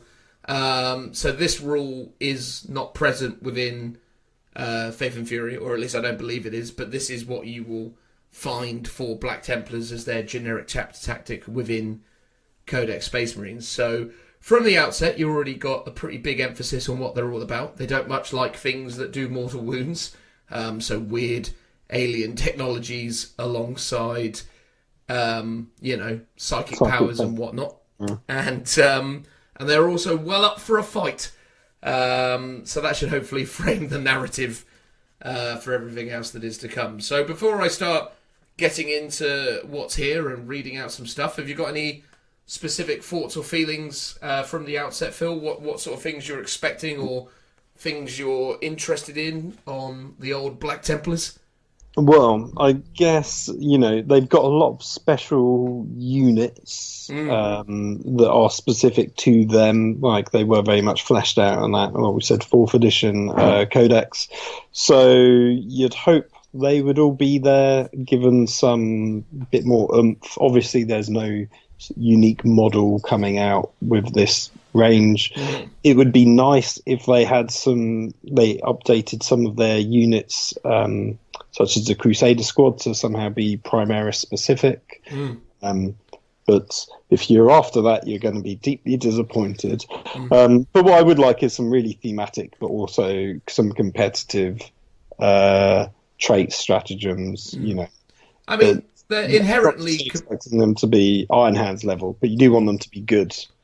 Well, they're inherently competitive because they're Space Marines, and Space Marines is well good right now. But the problem with that is Space Marines are very good at shooting, and Black Templars thematically are all meant to be close combat-y. I'm going to chop you up with some chainswords in the face. And that's not very competitive because, as we all know, close combat's quite hard to pull off and do well. Yeah, no, absolutely. So, on page 44, there are a bunch of initial abilities and things. Obviously, as a new Space Marine chapter, they do gain access to the Combat Doctrine's abilities, but they have a specific Combat Doctrine benefit or buff known as Knights of Sigismund. There you go. Old Sigismund raising his head again. So as a Knight of Sigismund, should you enter into the Assault Doctrine, when a resolving attack made with a melee weapon by a Black Templar model with this ability against a unit that is not a vehicle, stress, not a vehicle, in a turn which that model made a charge, move, or performed a heroic intervention, basically the first round of combat, an unmodified hit roll of 6 automatically scores a hit and successfully wounds that target. So when you're in combat and you're rolling your dice, any 6s you roll while in the Assault Doctrine automatically wound whatever it is that you happen to be hitting. Now, that is good, although slightly frustrating, because obviously if that worked against vehicles, it would have been crazy good. Crazy good. So I do understand why they didn't make it against vehicles. Not too dissimilar to some of the stuff that, Imperial Fist get, for example. Oh, really? Well, just in terms of, a natural 6 does an extra hit and stuff. Obviously, it's not quite the same. I think the biggest drawback with this one is it only works in the Assault Doctrine, which, as far as I'm aware, at the minimum, happens in turn 3, because there's no way to skip to it.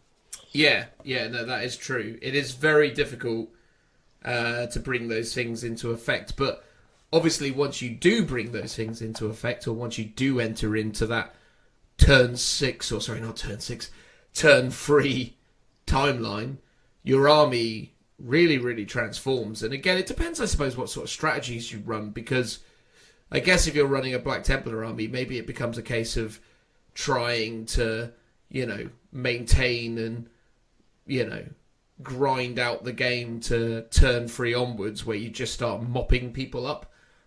Because obviously once you get into that turn 3 and the Assault Doctrine comes into effect, the level of damage that you could start to output from this army, based on some of the things we'll talk about in a minute, mean that it potentially could be quite strong. I mean, it's definitely not.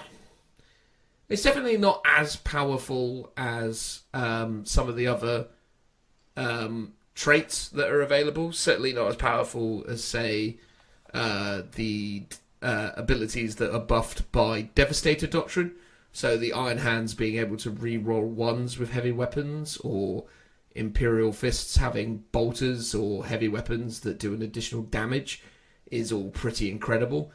But, you know, that's not to say this isn't still viable. It just needs a little bit more finessing, I suppose. Yeah, I guess it sort of fits well within the sort of the narrative of Black Templars, where, like I said, they're armed predominantly with things like power swords and chain swords, which, you know, the chain swords do lots of attacks.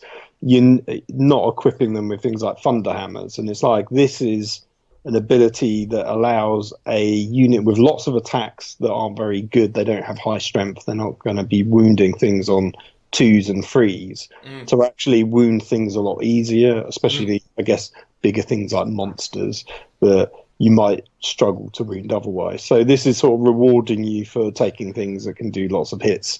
So it fits well within their narrative.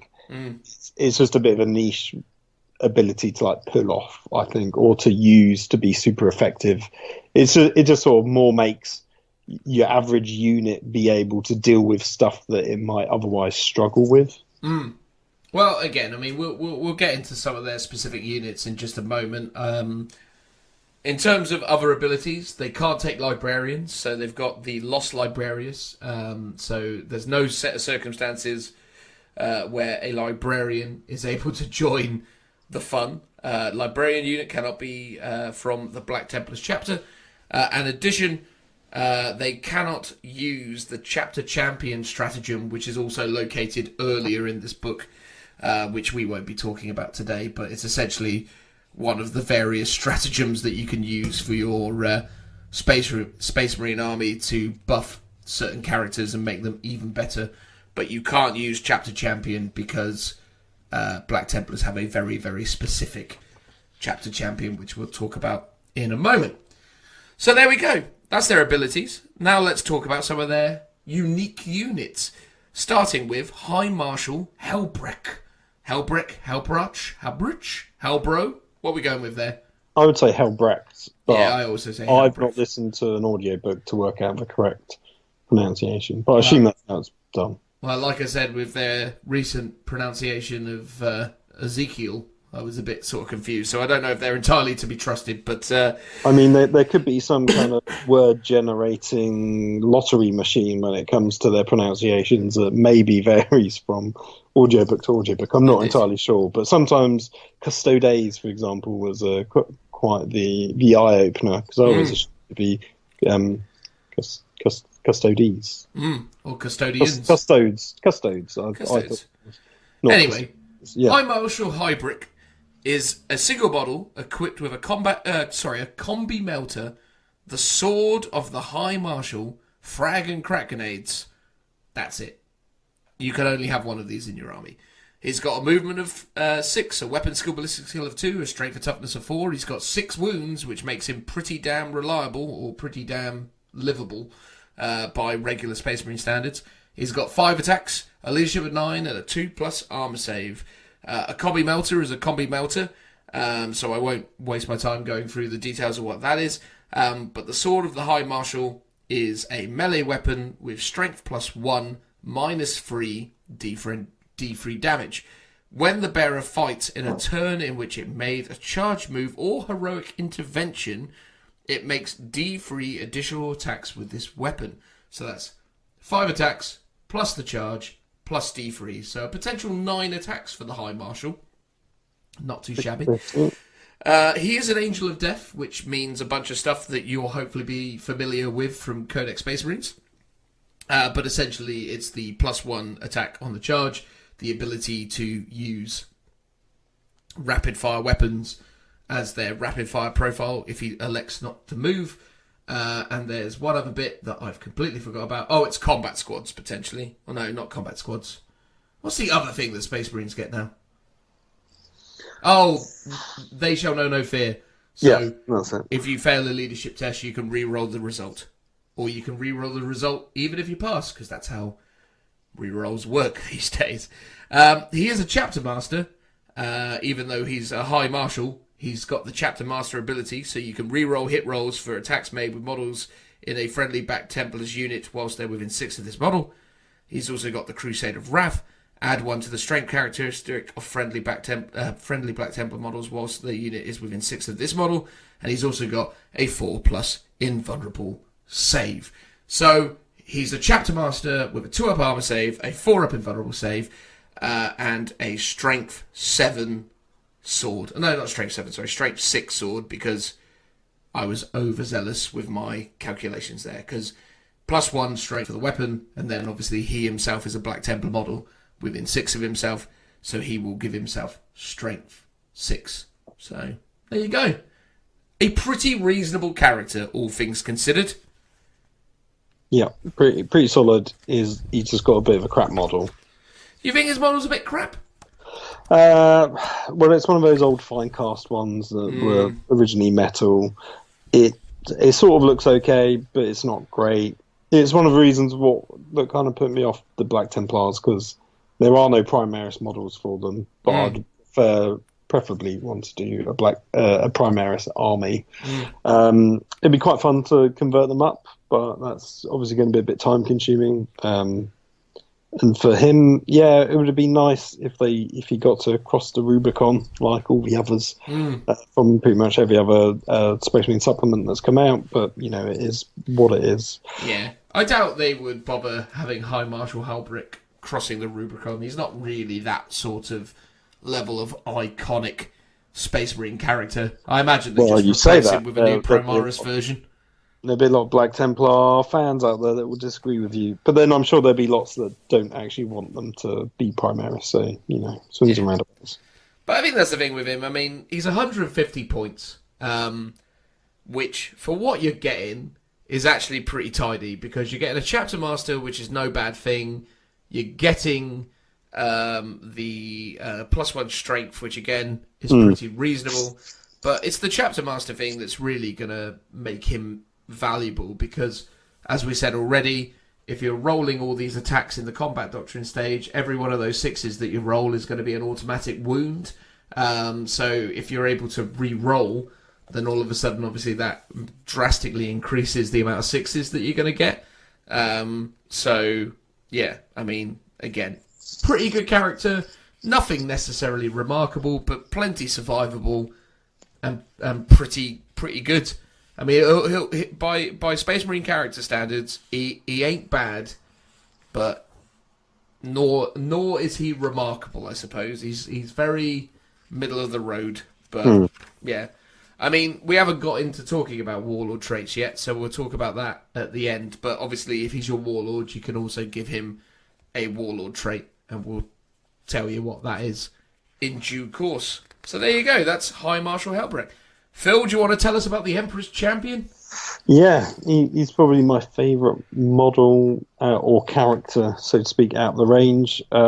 He's movement 6, weapon skill, ballistic skill. Weapon skill of 2, ballistic skill of 3, strength, toughness, and wounds of 4, 5 attacks, leadership 9, a 2-up save, armed with a bolt pistol, the black sword, frag grenades, crack grenades, and obviously you can only have 1 in your army. The black sword is +2 strength, it's -3 AP, D3 damage, and when resolving an attack against a character or monster, you can reroll the wound roll. So he is doing 6 attacks, strength 6 attacks, but if you had Helbrecht next to him, you'd be doing strength 7, which is pretty tasty. He's got a couple of abilities, obviously Angels of Death, Sigmundsson's Honor, which is add 1 to this model's strength and attack characteristics whilst they're within 1 inch of an enemy character. So potentially with Helbrecht you can help to strength 8. Yeah, strength 8. Skillful parry when resolving an attack in the melee weapon. With a melee weapon against this model, subtract 1 from the hit roll. So it kind of keeps you alive a little bit longer. He's also got the Slayer of Champions, which is when resolving the attack, made with a melee weapon. Buy this model against an enemy character. You may reroll the hit roll, which is on a 2-up anyway, so you're basically rerolling ones. And this model has a 4-up invulnerable save. I think this guy, for 75 points, I think this guy is pretty incredible. I know, he's really nice. So you're doing 6 attacks on the charge because of the Angels of Death rule. Doing strength 7 by default if you're going against an enemy character. And obviously his loadout is very much designed for killing other characters. His whole point is within every crusade, one person will be elected the Emperor's Champion. And I think they will have the Emperor's Champion sword, so to speak. And their whole point is to basically go after those key HQ units in the enemy army, sort of single them out for one-on-one combat and try and take them down.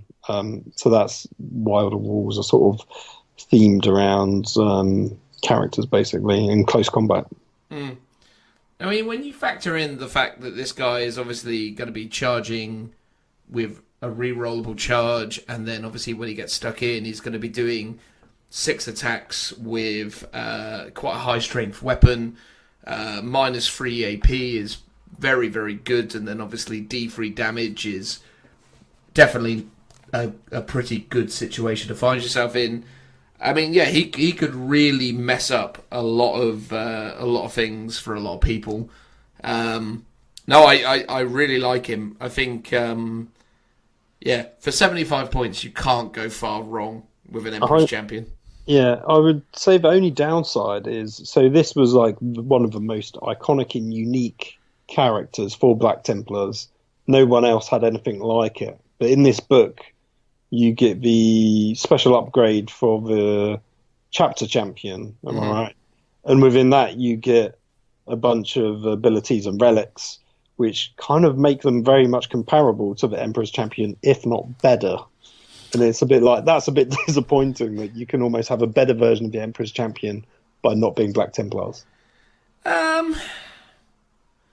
Yes, but obviously it costs you a combination of points and command points. Yes. And the other thing is with it is that, it's, I don't know, it's not an HQ choice as well, which makes it less of an automatic include in a lot of people's armies. The fact that this guy is an HQ choice means that if you're rounding out a battalion, he's an easy one to have. Yeah, because I think a Primaris Chaplain's coming in at about 77 points, and then a regular chaplain is I think about 72, maybe 62. I can't remember, but the point is this guy's in that comparable range, but he's always going to be a very good option for you.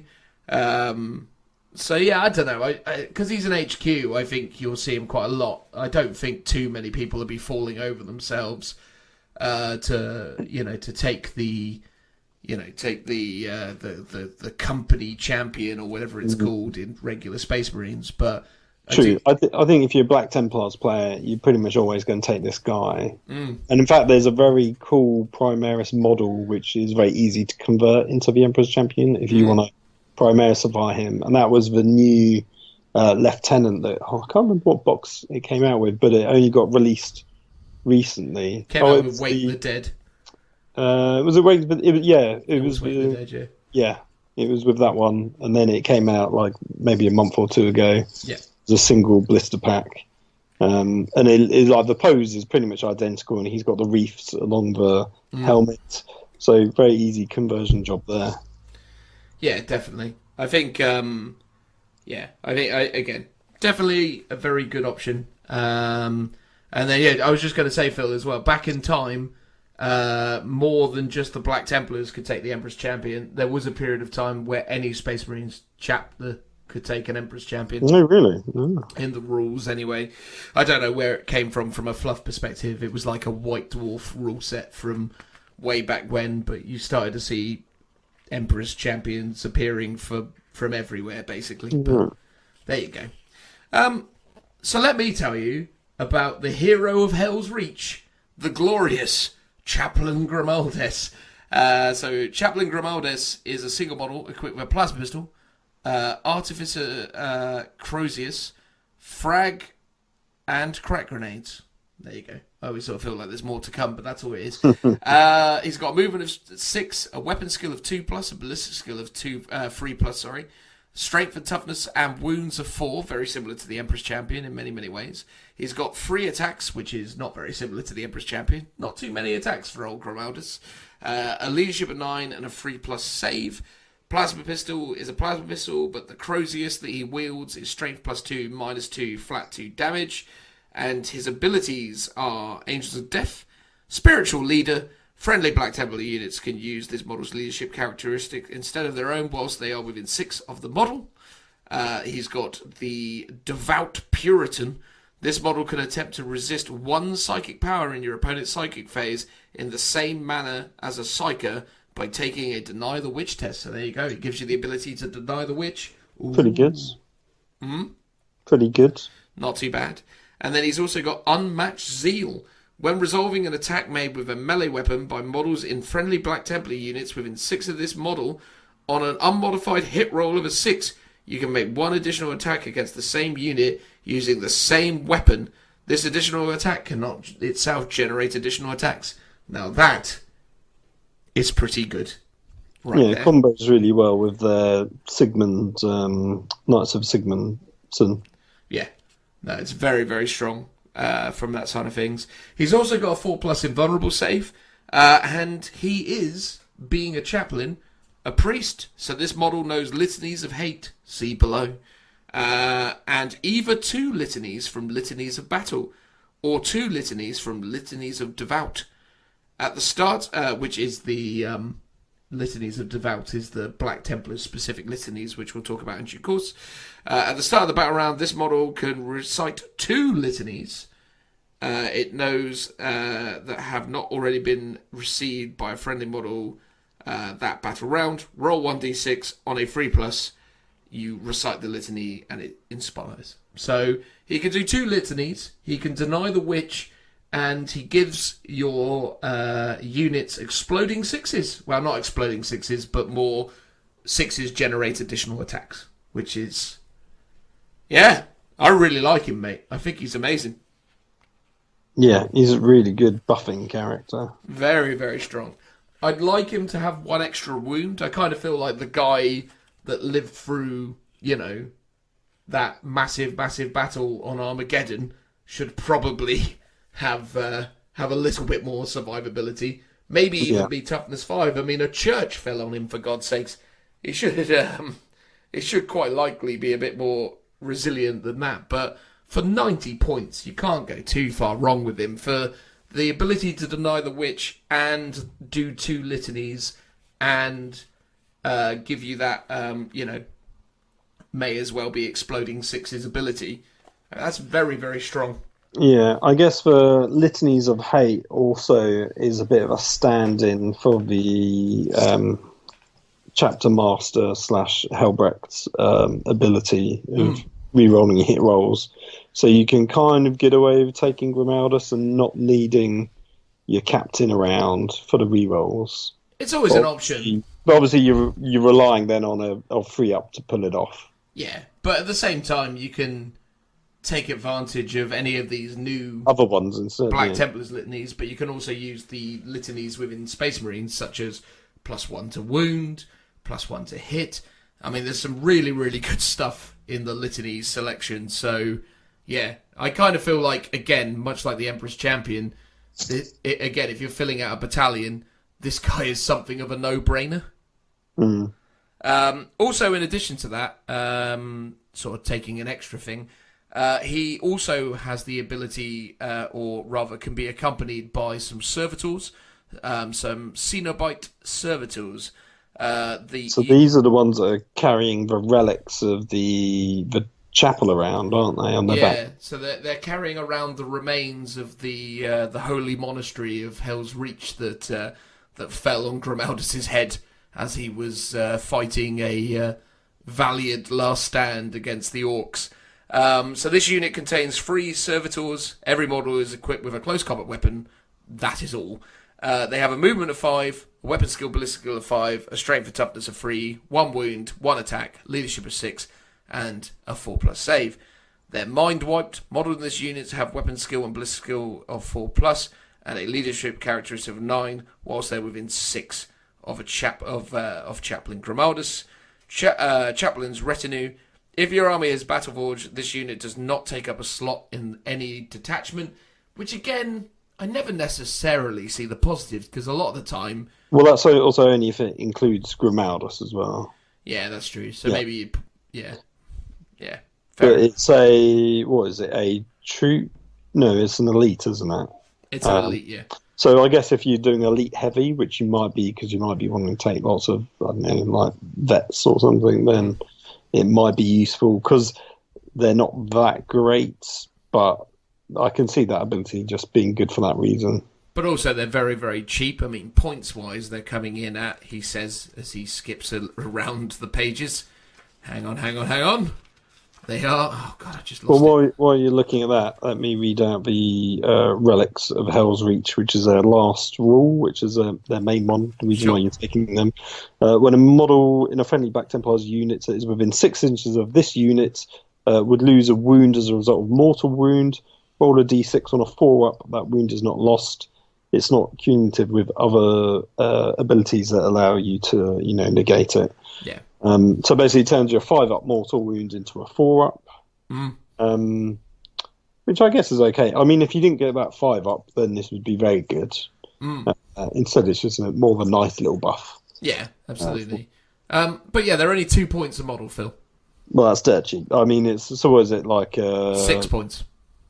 It's jeez, that's... 6 points for the 3 of them. Why wouldn't you take them then for that price? Yeah, exactly. Everyone's got 6 points spare in an army. I mean, literally, just to be a pain in the arse with them and sit them at the back of the board on an objective is like 6 Even points, if mate. You're not using them, yeah. Yeah. Yeah. No, they're good for what they are. I mean, they're not going to live very long, but who cares? They're absolutely fine. Yeah, I mean, to make them better, I would have given them the character keywords just so they can't 6 points.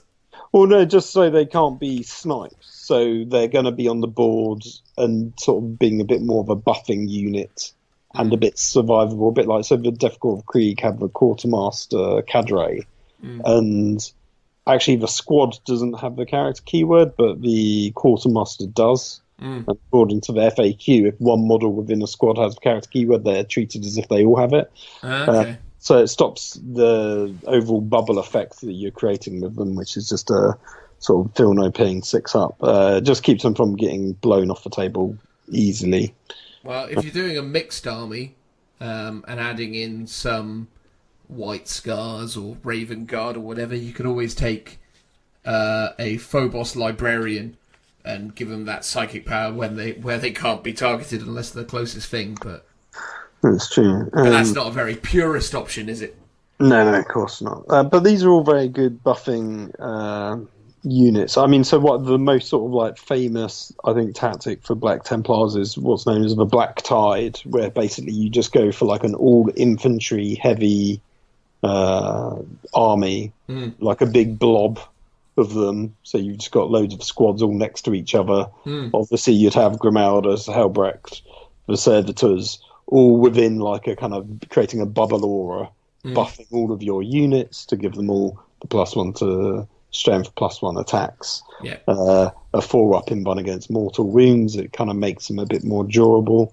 I mean, it's probably not the most optimized meta list out there, but I think that's how a lot of Black Templars players enjoy and like to play their army. This is very thematic.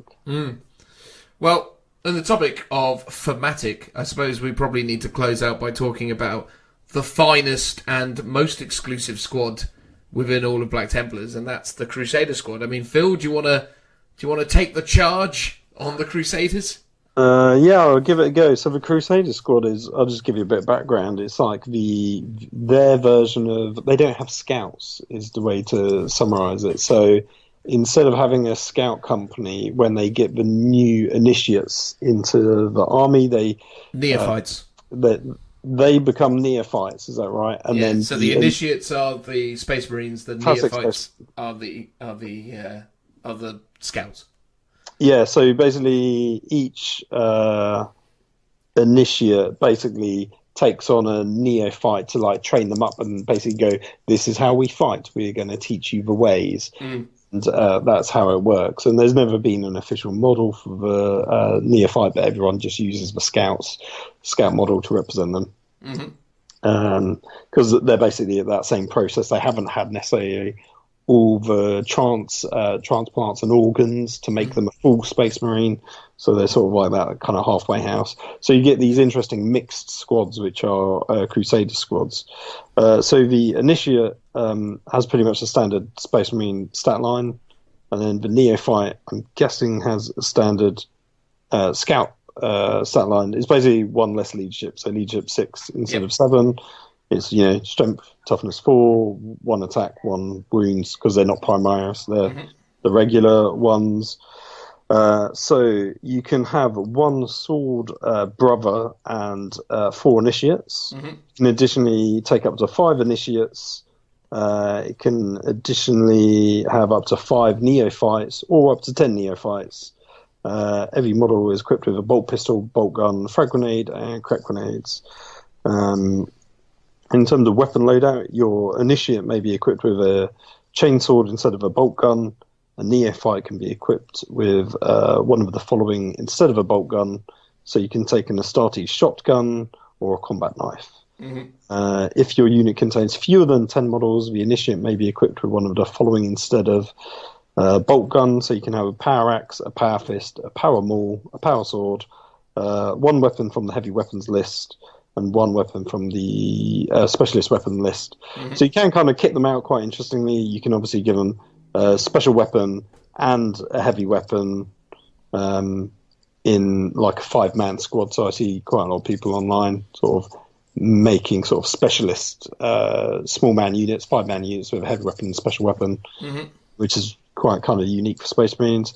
If this unit contains 10 or more models, 1 initiate may be equipped with a weapon from the special weapon instead of a bolt gun, and 1 initiate may be equipped with one of the following instead of a bolt gun, which is a power axe, power fist, power maul, power sword, or a heavy weapon. The sword brother may be equipped with 2 weapons from the sergeant weapons list instead of a bolt pistol and bolt gun. They also have a special rule called paired combatants. So whilst the unit contains as many initiates as neophytes, when resolving an attack made with a melee weapon, the neophytes in the unit reroll hit rolls of 1. So that's basically your kind of scouts get a reroll of 1 in combat. If there's more initiates than there are neophytes. I mean, what's really nice about that, though, because historically, when they first introduced Crusader squads, you could only take as many neophytes as you had initiatives. So, initiates. So if you had 5 initiates, you could only then add 5 neophytes. Whereas now, and again, I don't necessarily remember from the last Codex Space Marines whether this is just how it's been for the entirety of this edition, but certainly now you're able to take 10 neophytes and 5 initiates, making the unit quite points efficient, I suppose, because you can have a big 15-man unit made up of 110 points worth of neophytes and then another 60 points worth of initiates, bringing the overall total of the squad to 170, obviously not taking into consideration the addition of special or melee weapons that you can add in. But I actually really like the squad. I like the fact that they've incentivized you to take extra initiates in giving the neophytes the ability to reroll 1s, because that's definitely useful. Although, personally speaking, if I was taking these, I'd definitely be taking 10-man blobs of neophytes with 5 initiates, so I'd be doing 15-man units, and predominantly running the neophytes and using them as the cannon fodder. Yeah, I think that's how people use them. I also forgot to mention the Sword Brothers stat lines. So he's the guy that leads the squad. So he's basically a vet. So standard Marine stats, but he has leadership 8 and two attacks. instead of 1. So it's interesting that you've got like kind of a senior veteran person leading the regular squad of Space Marines, but within that you've also got the junior members of the chapter also there. So you've got a nice range of ranks all in one squad. Yeah. So yeah, it's sort of nicely done. I mean, on a personal level, I'd be quite interested to see how they would have done a Crusader squad at a Primaris level.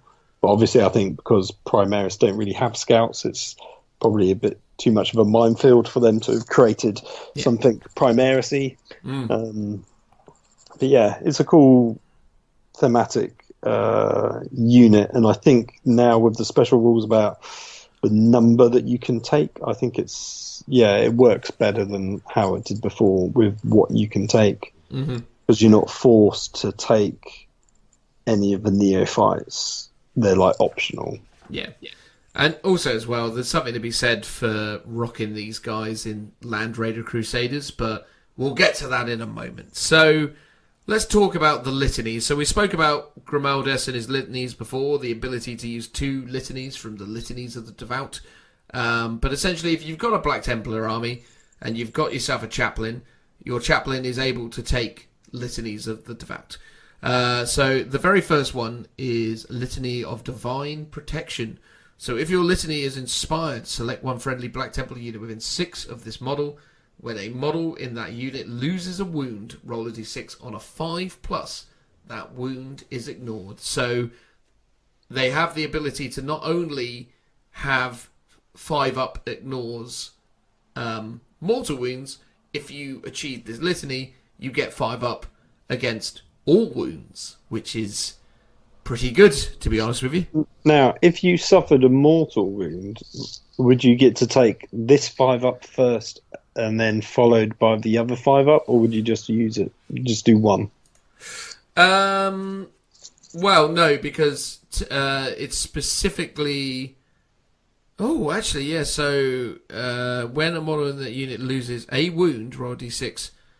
Oh, yeah, so... and in addition, when a model with this tactic loses a wound, so a mortal wound, roll a d6 on a 5 that wound is not lost. I assume they wouldn't stack, and you'd basically have to pick one of those to do. Yeah, I mean, obviously, the rules as intended would definitely be that you pick one, but I dare say there will be lots of people out there, until they FAQ this, that say that you would be rolling, you can roll it with a re-roll. Yeah, because it's almost like you can't really take 2 feel no pain saves, which is what they are, but one is specific to mortal wounds and this one is generic for anything. Yeah. I would be deeply surprised if they allowed it that this stacked with the mortal wound thing. I mean, obviously, if that is the case, then fair enough to them. I've just checked on the 40k FAQs, and there isn't an FAQ for this book yet. So, I mean, technically maybe, but it's clearly not intended that way. So you've also got the Psalm of the Remorseless. Psalm of the Remorseless Persecution is part of the selection of litanies here. So if this litany is inspired when resolving an attack made with a melee weapon by a model in a friendly Black Templar unit within 6 of this model, re-roll a wound roll of 1. Re-rolling wound rolls of 1. It's alright, isn't it? Can't go wrong with that. Can't go wrong with that. When you got all those attacks, re-rolling ones ain't bad. It's basically, I don't need no lieutenant. I've got my chaplain around instead. Yeah, exactly. Let's just hope you keep rolling those 3+. You've also got the Vow of Retribution. If this litany is inspired, subtract 2 from your leadership characteristic. Subtract 2 from the leadership characteristics of models in enemy units whilst they're within 6 of this model. I mean, it's all right. You're never going to use that. No, unless you've got a specific build around it, or I mean, maybe if you're up against a big blob of like some horde unit that you think. But you're just going to punch it to death, though. You got. Well, I mean, ideally, because all that would do is at most kill 2 extra people, which is okay. But surely having a reroll 1 to wound would be more effective in that scenario. unless you've already got all of these buffs. In which case, yeah, then maybe you would go for that one. Yeah, no, I can't see a set of circumstances where too many people are going to go for this one. Well, exactly. Unless you've got a specific build around it to get loads of -1s from elsewhere, but I imagine they don't. Black Templars natively don't have that kind of ability elsewhere. Yeah, true. I mean, it's nice to have it, I guess, but I don't think you're going to use it very often. No. You've also got Fires of Devotion. There you go. So if this litany is inspired, select one friendly Black Templars unit within 6 of this model. If that unit makes a charge move or performs a heroic intervention, add 1 to the attacks characteristic of models in that unit until the end of the turn. This is the one you're taking. Yeah, 100%. Every time. I mean, to be honest with you, what you're probably going to see a lot of people do is probably take Fires of Devotion alongside whatever it is that gives you +1 to wound, because obviously the +1 to wound from regular Space Marines is pretty tidy as well. Although maybe that's only with ranged weapons, I can't remember, but it's still very, very strong though, is what that is. Yeah, no, for sure. Or you take it with a reroll 1s to wound. I don't know. It's there's options there. There's stuff, but that's your auto include for sure. Then you've got Fervent Acclamation, whatever that means. If this litany is inspired, add 3 to the range of friendly Black Templar units or abilities whilst they're within 6 of this model. So you can give turn your 6-inch bubble into a 9-inch bubble, which is very useful. Okay. I'm pretty sure, because they used to have it, there's a Relic Helm which also does a similar thing, so you could potentially add 6 inches to... Space Marines have a relic that does that, yeah. So you could potentially... Did they not have a... But it used to be Black Templar specific, I thought. Was it not anymore? There's definitely a relic in Space Marines. It's called like the Vox something or other. That boosts your the range of your abilities by 3. Yeah. But then I guess if you could do that in conjunction with this as well, because there's nothing saying you can't take that relic in Black Templars. So yeah, you could boost it to 6. I mean, Black Templars may have that as well in a moment. I was going to say the litany that you're talking about, where you get +1 to wound, is for ranged attacks. It's definitely for okay, fine. Yeah. In which case, no, you probably wouldn't bother with that. And then last one is Oath of Glory. If this litany is inspired, select one friendly Black Templar unit within 6 of this model. That unit always fights first in the fight phase, even if it did not make a charge move that turn. If the enemy has a unit that has charged or that have similar ability, then alternating choosing. So you always go first. It's all right, isn't it? Yeah, I guess you've got to use this either if you're in combat already. Like, does a litany last for your turn and your opponent's turn? Yeah, it's a battle round, so... Yeah, I guess it's a good defensive one, but ideally you really want to get stuck into combat. I mean, if you think you're going to get into combat and not wipe them out, then maybe you want to use this one so you can definitely hit them back first. I think the thing is with it, and potentially the only time it's going to come in super useful, because it happens in battle rounds, if you're going second and you've got it as a backup option and you whiff, you can trigger it at the start of the next battle round, and it will force your opponent to reconsider staying in combat with you, because they might just be like, oh, I'll just lock this thing down, or I won't charge any more stuff at it, but they might reconsider it. But then you're talking about a very, very odd set of circumstances where something will have come out of a fight situation with a Black Templars unit, survived, and then feel as if it could carry on surviving. I don't really know what set of circumstances that would be, but... Yeah, I always find with these sorts of rules, like, you can always kind of game this one. So, for example, if the enemy does charge, then you alternate, and obviously they have the priority because it's their turn. So that charging unit will always get to hit you first. Yeah. So it sort of only really works if you're sort of not in.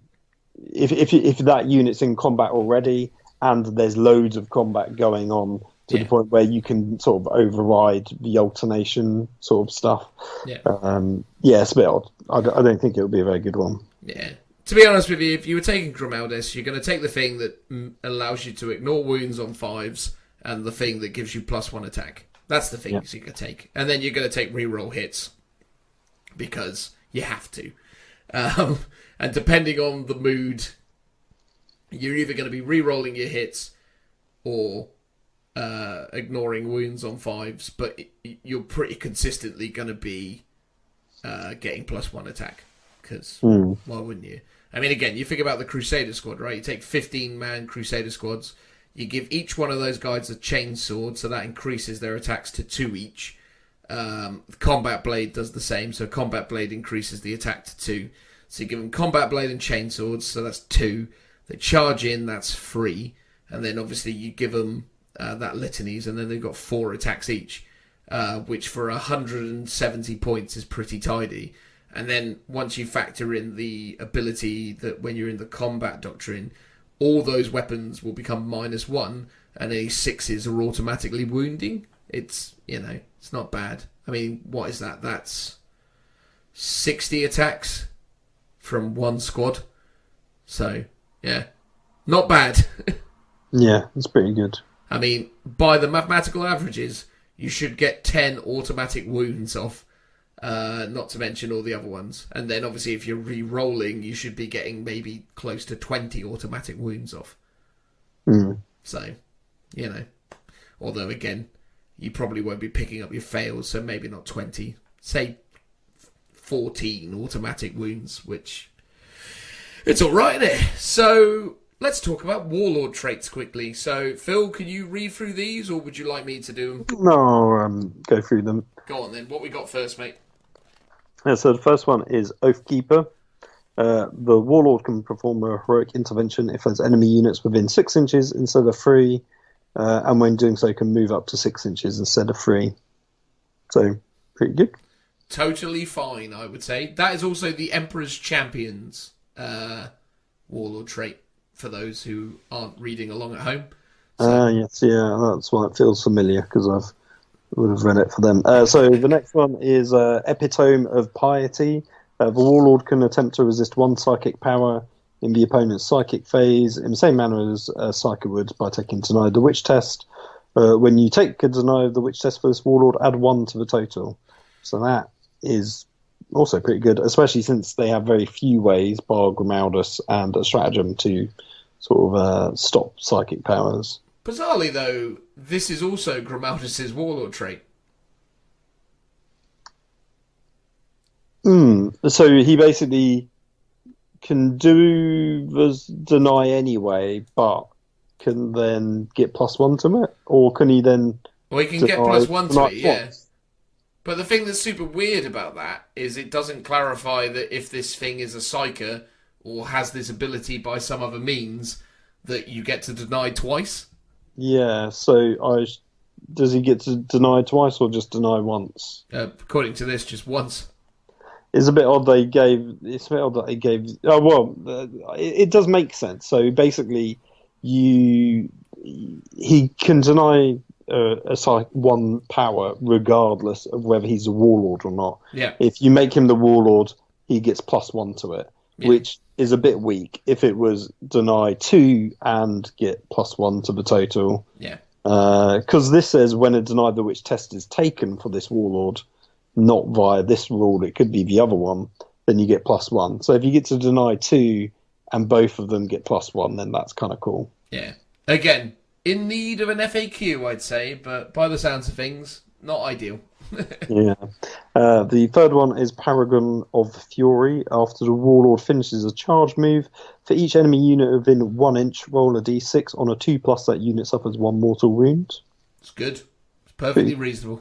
Pretty good, but you're likely to only be charging 1 unit at a time. I mean, you can multi-charge, but the odds of like being able to charge 3 or 4 units in one go with a single miniature is pretty much impossible. So yeah, very unlikely. But it is on a 2-up, which is good, because normally this sort of thing is like a 4-up. Yeah. So that's pretty good. So you'll probably be doing 1 extra mortal wound, or just 1 mortal wound in total when you charge in. The fourth one is Master of Arms. This warlord always fights first, even if it did not charge. If the enemy has a similar ability, you alternate. A bit like Litany that we just talked about. Yep. We basically said it was a bit pants. Indeed. That is phoning in the warlord trait. That was like, oh, we've got 1 spare. What should we do? Oh, let's just do that. And it was a bit like, oh, we've got this spare Litany left. I'll do that one. The ultimate one, that'll do. We seem to have put it in twice. No one will notice. Carry on. Yeah. Inspirational Fighter. When resolving an attack made with a melee weapon by a friendly Black Templars unit within 6 of the warlord, an unmodified wound roll of a 6 improves the armor penetration by 1, i.e. AP0 becomes AP -1. Pretty good. So it's on a wound roll of a 6. That is sort of counter. Oh no, it's on a wound roll of 6. I guess the only downside is if you're rolling lots of 6s to hit, you auto wound. So therefore, that would skip over this ability. So it is kind of counterintuitive to the rule where you might be wounding automatically. Well, but it specifically states about wound rolls as opposed to hit rolls. So... No, yeah. But my point is, if you're in your assault doctrine in the 3rd combat round, and you're doing lots of hits in close combat, and all of those 6s now will be automatically wounds, so you won't be rolling for them, so you won't be getting the extra AP bonus. Yeah. And then you are automatically wounding them though, which is still good. But all those other hits that aren't 6s, you then get to roll to wound. And then you have a chance of it becoming a better AP. Yeah. They have also clarified, I think, and again, I can't remember whether they re-FAQ'd this recently, but for the the bolt rifles on the infiltrators, rolling a 6 to hit also carries over to be counted as a 6 to wound. Oh. So they clarified that for certain other rules purposes. So in that example, if they were to apply that same logic, then that actually would be even better. Oh, it would, yeah, for sure. Should I do the last one? The frontline commander. Okay. So when a friendly Black Templar unit within 6 of the warlord advances or makes a charge move, add 1 to the advance roll or charge roll.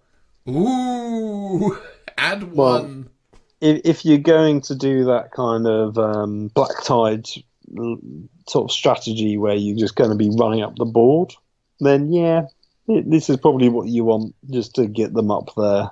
Well, especially when you consider, I suppose, that it's every unit within 6 of the warlord, so it's pretty reasonable. I mean, none of them really strike me as being great. Yeah. I mean, I know it's a warlord trait, but normally some warlord traits are really good. And these are all, they're okay. I mean, probably the best one is Epitome of Piety to get the Deny the Witch test. Yeah, just don't take it on Grimalders. You need the Deny the Witch tests, or as many as possible. So that's probably the best one, I'd say. Yeah, just don't take it on Grimalders. Yeah, exactly. So let's quickly rattle through some stratagems. So we've got Abhor the Witch. I never necessarily know how to say that word, but No, that's correct. Yeah, you don't like witches is the vibe. So it's 1 CP. Use this stratagem in your opponent's psychic phase. When an enemy psychic model manifests a psychic power within 24 of any Black Templar unit from your army, you roll a d6. Should you get a 4 or more, a 4+, if you will, that psychic power is resisted. Yay! That's good. I mean, initially I was like, oh, is it that good? Because it is a 50-50, it's on a 4-up. But actually, it's better than a Deny the Witch test, because Deny the Witch test is like you got to beat the opponent's result, which is normally really difficult. Yeah. Admittedly, obviously, with that Warlord trait we just talked about, you get +1, but that's still going to be quite hard to pull off, whereas this is a 50-50. And for 1 CP, that's not too bad, especially if it's something absolutely crazy that's going on. Like a big all-important power that the opponent needs to get off. Yeah. Not worth it. No, it's helpful. For an army that can't take Psykers, it's good to have the options for denying psychic powers. Yeah. I would say the one criticism of the army in general is this doesn't really make up for the fact that they don't have librarians. It's like not having access to psychic powers yourself is a massive hindrance. And this really only makes up for the fact that you can't deny the witch, test. There's not really many abilities to make up for the fact that they just don't get psychic powers full stop. No, true. But they do have the whole litanies thing now, don't they? Which is pretty reasonable. They've also got another stratagem for 1 CP called Crusader Relics, which is basically you can get more relics. That's pretty normal. But yeah, use this stratagem for battle. Select 1 Black Templars model from your army that has the word Sergeant or Sword Brother in their profile. That model can have one of the following chapter relics: Witch Seeker Bolts, Sword of Judgment, Skull of something or other. Dominus. Yeah, Kako Dominus, yes. But yeah, anyway, so you can give it to Sergeants or Sword Brethren. It's pretty reasonable, I suppose. Add a bit more character to units and only 1 CP, so not too terrible. 1 CP again, we've got Devout Push. The Black Templars hurl themselves into the enemy ranks. Use this stratagem at the start of the fight phase. Select 1 Black Templars infantry unit or 1 Black Templars bike unit from your army. Until the end of that phase, that unit can pile in, and when that unit consolidates, it can move up to 6 instead of 3, which actually is stronger than you think, actually, that. Is it only consolidate, or can it pile in 6 as well, or is it just consolidate 6? It can pile in and consolidate, yeah. Up to 6 inches? Up to 6 inches. Yeah, that's really good. It's really strong. Really, really strong, because the wraparound effects of that with the way combat works is pretty massive. So once you get that 1 squad in, the ability to send it into everything is very, very strong. But also it gives you the ability to slingshot your army. So if you only got 1 guy getting in on the charge because you've only just made it in, it doesn't make too much difference because your piling will get everyone up there. Yeah. Or, like I said, the ability to piling and consolidate past a unit to sort of slingshot yourself up, maybe, or just to, like I said, wrap around and trap units in combat. Yeah. Yeah, that's really good. That's really good. And what's also really good is the next ability, which is 2 CP, which is Tenacious Assault.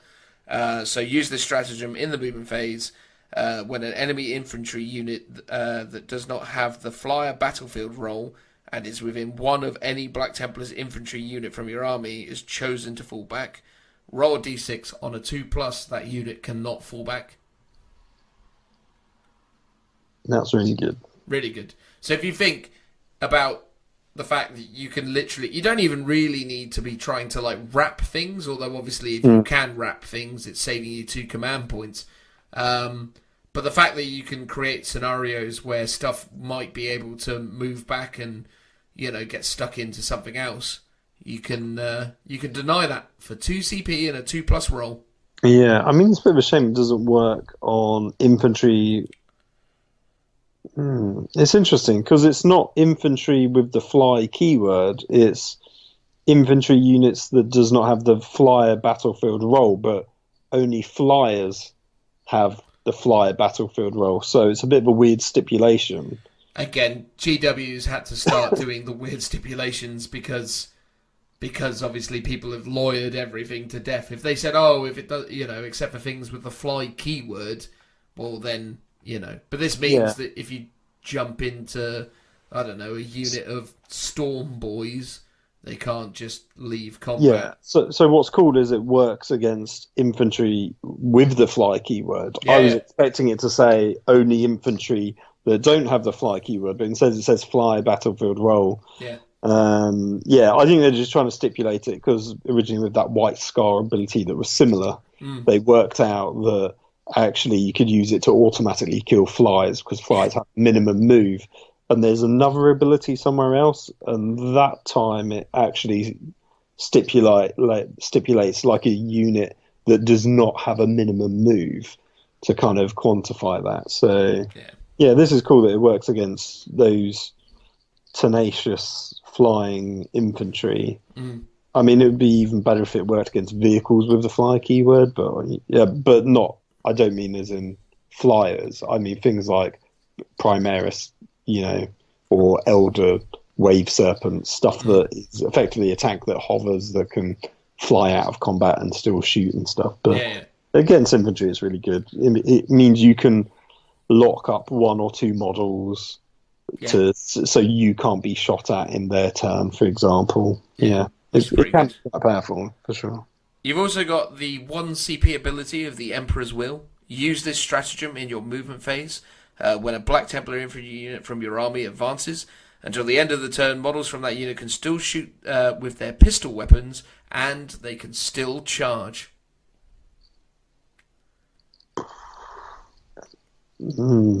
So, again, thinking about... Pistol one's a weird one.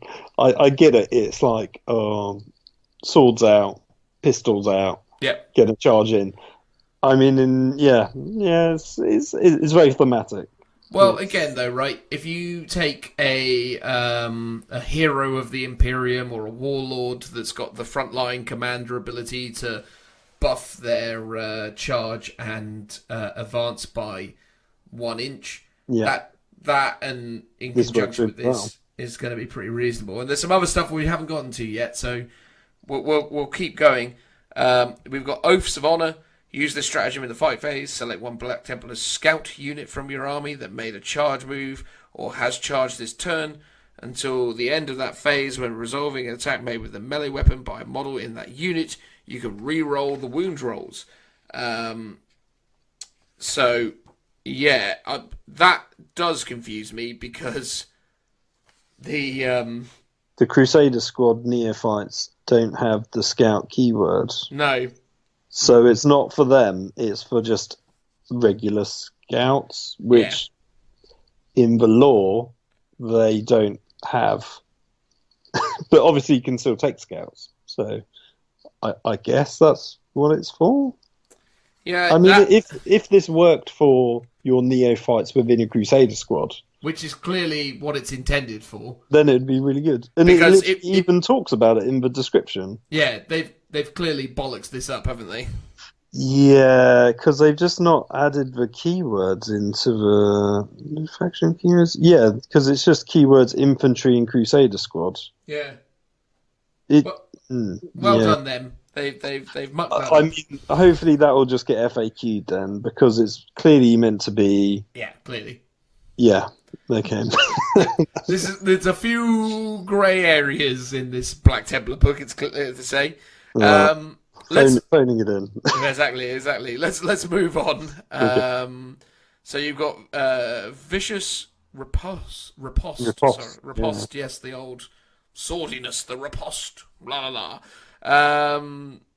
Use this stratagem in the fight phase. When a Black Templar's infantry unit from your army is chosen as the target of an attack, until the end of the phase, when resolving an attack made against that unit on an unmodified save roll of 6, the attacking model suffers 1 mortal wound.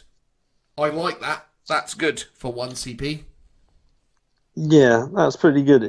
That, again, would combo really well with your Crusaders going up against a big horde unit where you're going to take lots of saves, and obviously, ideally, hopefully your squad won't get wiped out because you've got your 15-man squads. Whereas if you use this on a 5-man squad, chances are the 5-man squad will get wiped out before you maximise the number of mortal wounds you can dish out. Which is why I'm saying on a 15-man squad, you're going to get your maximum bang for your bucks because you're going to be making 20-man squad if you're going for maximum. Well, I guess it's one of those weird things. It's like technically you roll each dice one at a time, so you should stop once all the models are dead. But most people speed roll, so you'd be rolling all your saves, and even if it wipes your squad out, you'd still count them all, even though that would be incorrect sort of way of doing it. If that makes sense. Well, it depends, though, doesn't it? Because technically, you could pop the stratagem that means that you ignore the damage on 5s, and in doing so, you're not dead until you've resolved that extra selection of saves. Oh yeah, no, that's true. So, technically, you need to resolve every attack that's done against them. Yeah, I mean that's only it's a bit of a niche one. Like if you did it on like your character, and you sort of make 15 save rolls, but he clearly died straight away. Well, and then you go, oh, I've done 10 mortal wounds to you, haha. Yeah. Now we're saving the best bit for last, which is why you should be taking Crusader squads in Land Raider Crusaders, because for 1 CP you can perform shock and awe. So use this stratagem if you're in your charge phase. Select 1 Black Templar infantry unit that from your army that disembarked from a Land Raider Crusader this turn. Until the end of this turn, enemy units cannot fire Overwatch at the selected unit, and when resolving attacks made against that unit, subtract 1 from hit rolls. That's 1 CP. Yeah, no, it's really good. It's really strong. Really good. Obviously, it's not the -1 in the Overwatch, but in combat. Yeah, so in combat. Yeah. Is really cool. It's very strong. Because, again, thinking about those 15-man or 16-man Crusader squads that can go inside of the Land Raider Crusaders. How many can the Crusaders take, is it? 16. 16, all right. So you can do 15 plus a character. Plus a character. So, again, you could pop the stratagem where you can advance and still charge and still fire your pistols. So you could have a unit disembark within 3 of a Land Raider, move D6 plus 6, D6 plus 1 plus 6 inch movement. Mm-hmm. So again, say you're really lucky.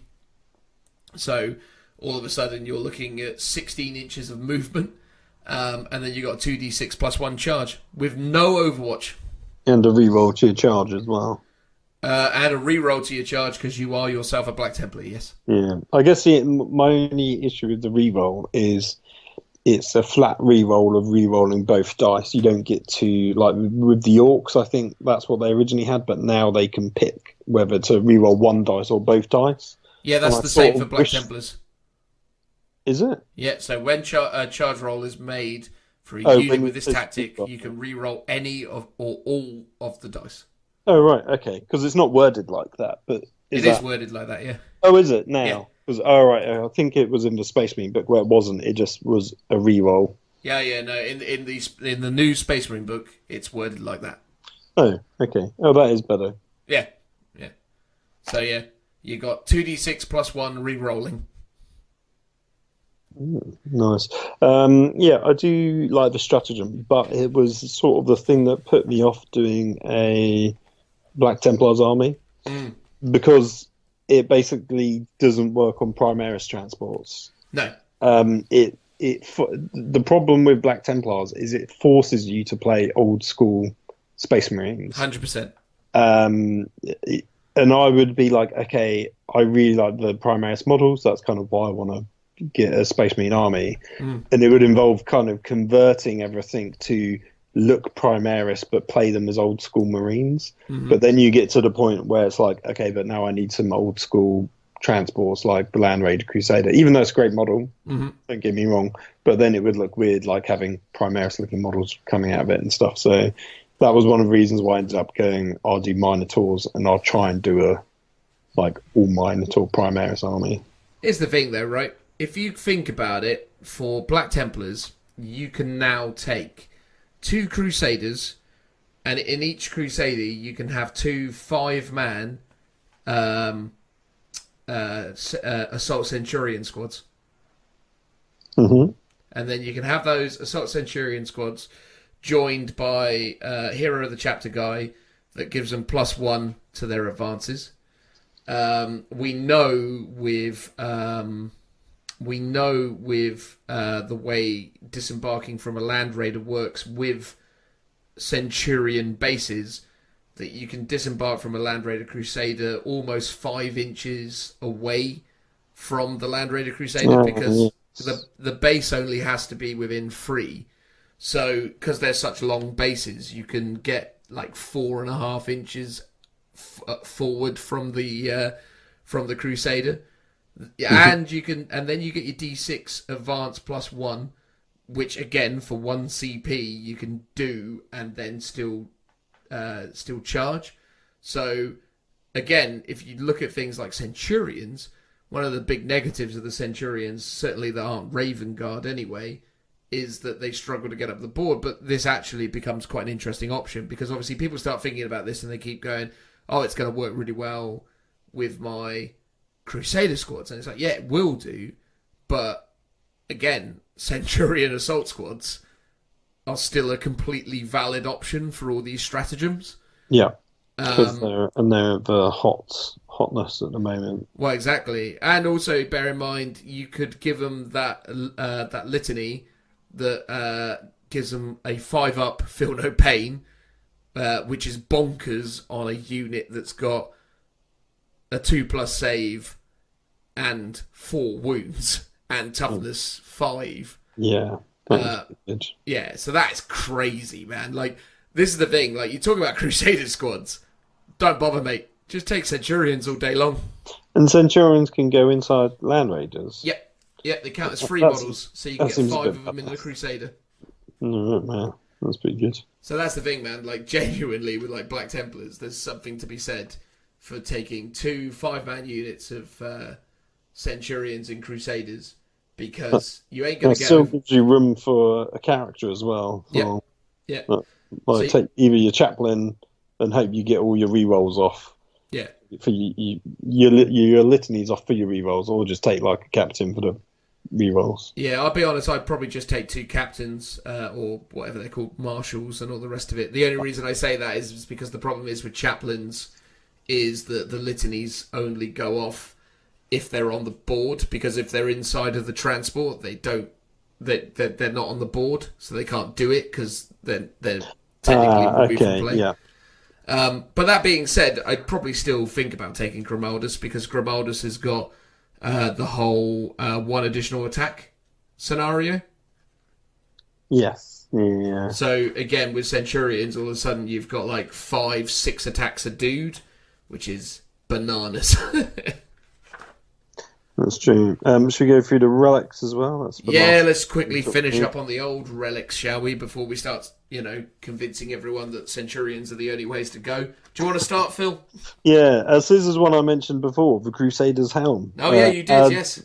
Add 3 inches to the range of the model with this relic's aura ability to a maximum of 12 inches. In addition, at the start of your movement phase, select 1 friendly Black Templars unit that has the Combat Doctrine's ability and is within 6 inches of this model until the start of your next movement phase. The Assault Doctrine becomes active for that unit, replacing the current active Combat Doctrine. Oh my! They fixed the thing that I said that was wrong with the Black Templars. So the Crusader's Helm has always been a relic that they've had, but it was always just an aura buff of 3 inches. Yeah. The fact that you can now give 1 unit the Combat Doctrine and make it the Assault Doctrine phase, regardless of what phase you're in, makes them a lot more viable. Makes them very scary, doesn't it? Yeah, I mean, you can have something literally coming out of a drop pod turn 1 now, getting your rerolls to your charge, and you can pretend it's for your assault phase, assault doctrine. That's really cool. So select in addition at the start of the movement phase. But the only issue with that is you wouldn't be able to do that from a drop pod. Because it comes out at the end of the phase. Yeah. Oh well. I mean, okay, so that's sort of problematic then, because you can't do this coming out of a Land Raider. No, you can't do it coming out of a Land Raider either. It's fine if you're doing your Black Tide, I guess, and you're running up the board, but you can't do it from a transport, which is... Okay, no, I take that back. They've kind of buggered it out. Well, look, I mean, it's not awful, though, is it? I mean, it's still good, but if you could assault from a transport with this ability, then it'd be really good. Oh yeah, incredible. Maybe that's why they've worded it that way, to be like that, so it can't be too powerful. Yeah, I definitely believe that's the situation.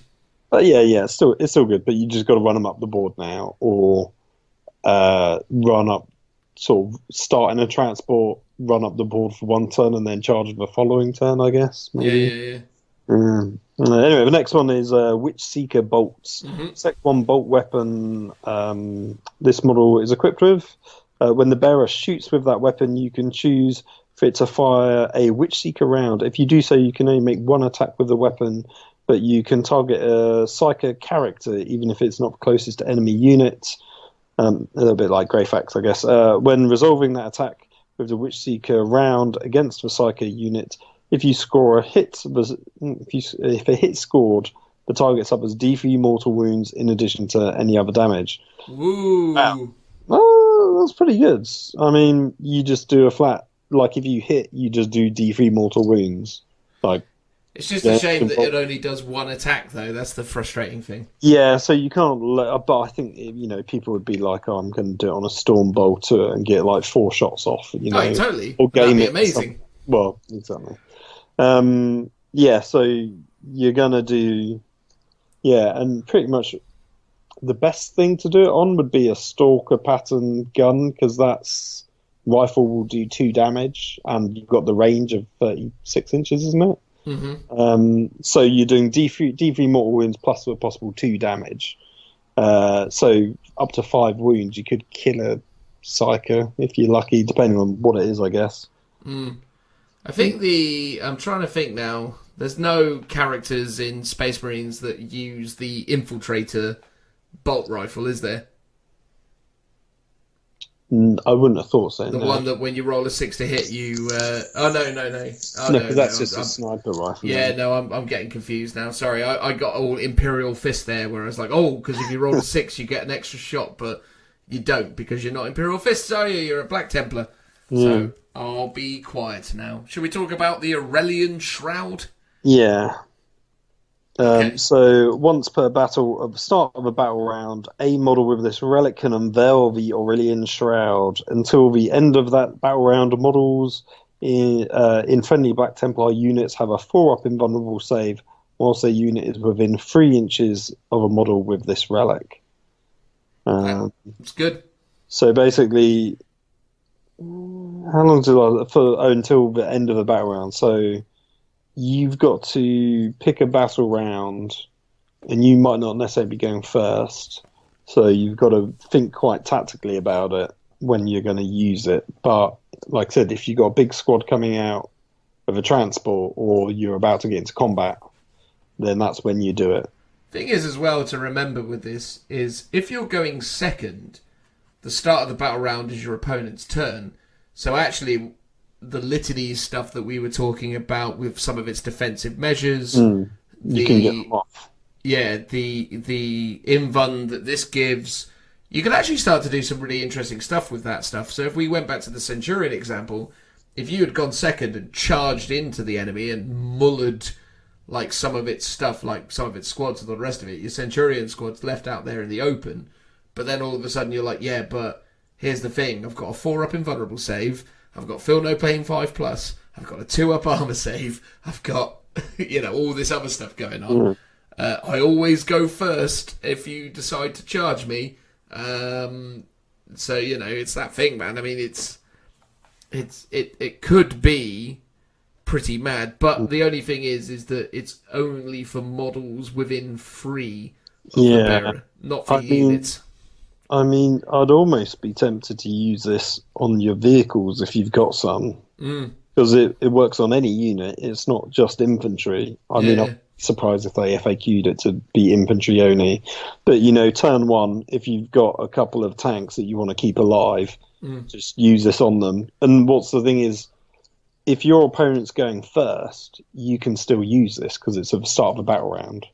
So it's a really good kind of counter-defensive measure that normally you might not be able to do, because sometimes the invuln saves that you get are like through a psychic power, for example, which you have to get your turn on first to be able to pull it off.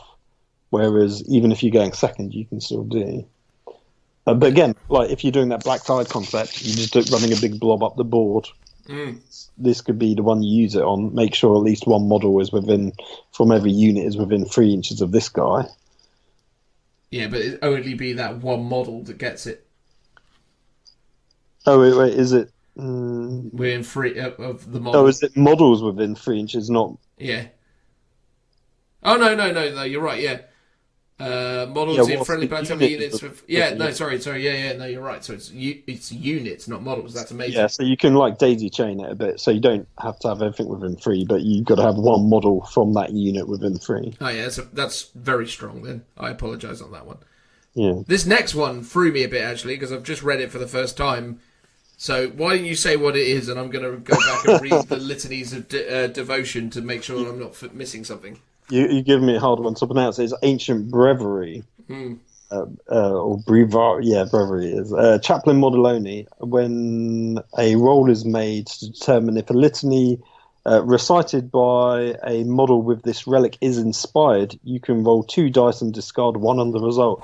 Oh, that's crazy good. Yeah. No, okay, fine. Sorry, I thought it was something else. But yes, that is very good. Yeah. You roll 2, get rid of 1, so you've got 2 chances of getting a 3 up, which as someone who's played Blood Bowl, that is really good. That is very good. It's incredibly likely.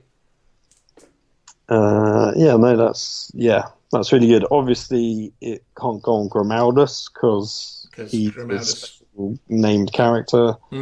How many litanies can a regular? 1. See, it would be way better if it was on him. Of course, but you know. But I guess that's why. Yeah, so you either have Grimaldus, you can do 2 per turn, or 1 that can do 1 per turn, but it's definitely going off. Because you could have Grimaldus do 2 and both roll a 1 or a 2 on both, and it's like that feels a bit useless.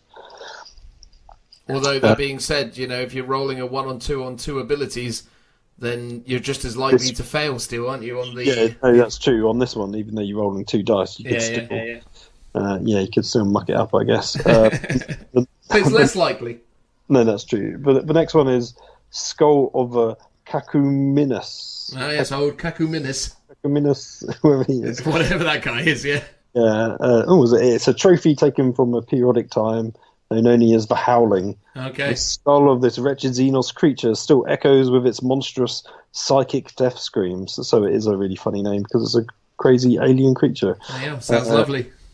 So once per battle, after a psychic power has been manifested by an enemy psycho model within 12 inches of a model with this relic, roll a dice. On a 2-up, that model suffers D3 mortal wounds after the psychic power has been resolved. It's all right, but you're not going to take it, are you? I mean, the problem is it's 12-inch range. Yeah. It really hampers it. If it was sort of within deny the witch sort of range, then it would be more useful.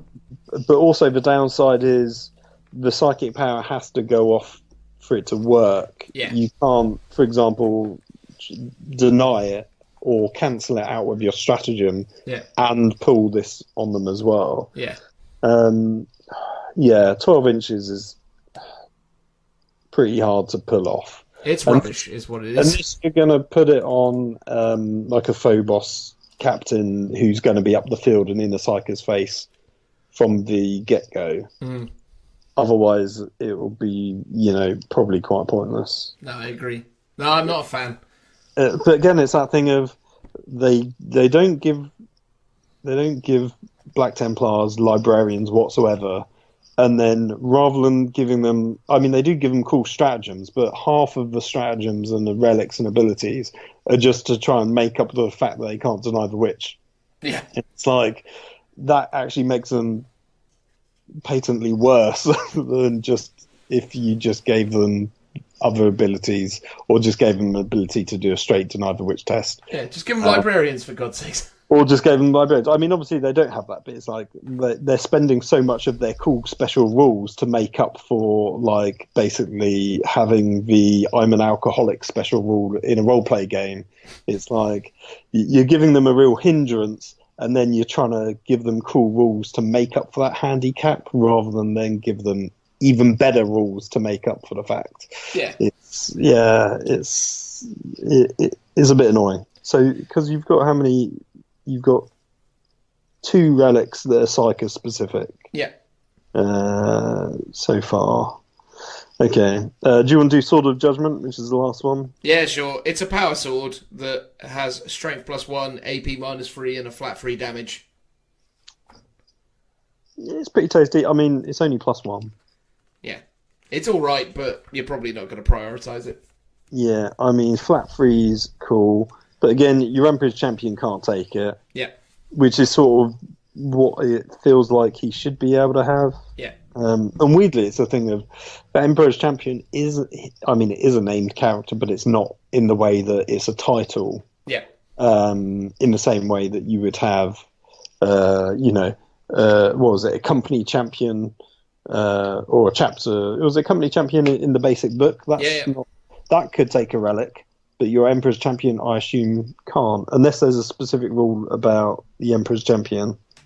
No, you cannot take a relic because he's not. He is essentially a once per army named character. Yeah. Yeah. What does it say? You're trying to prove me wrong, are you? Well, it just says. It says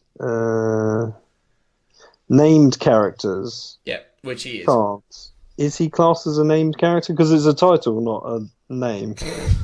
But I mean... I love that you're going to get into the semantics of whether a title is a name.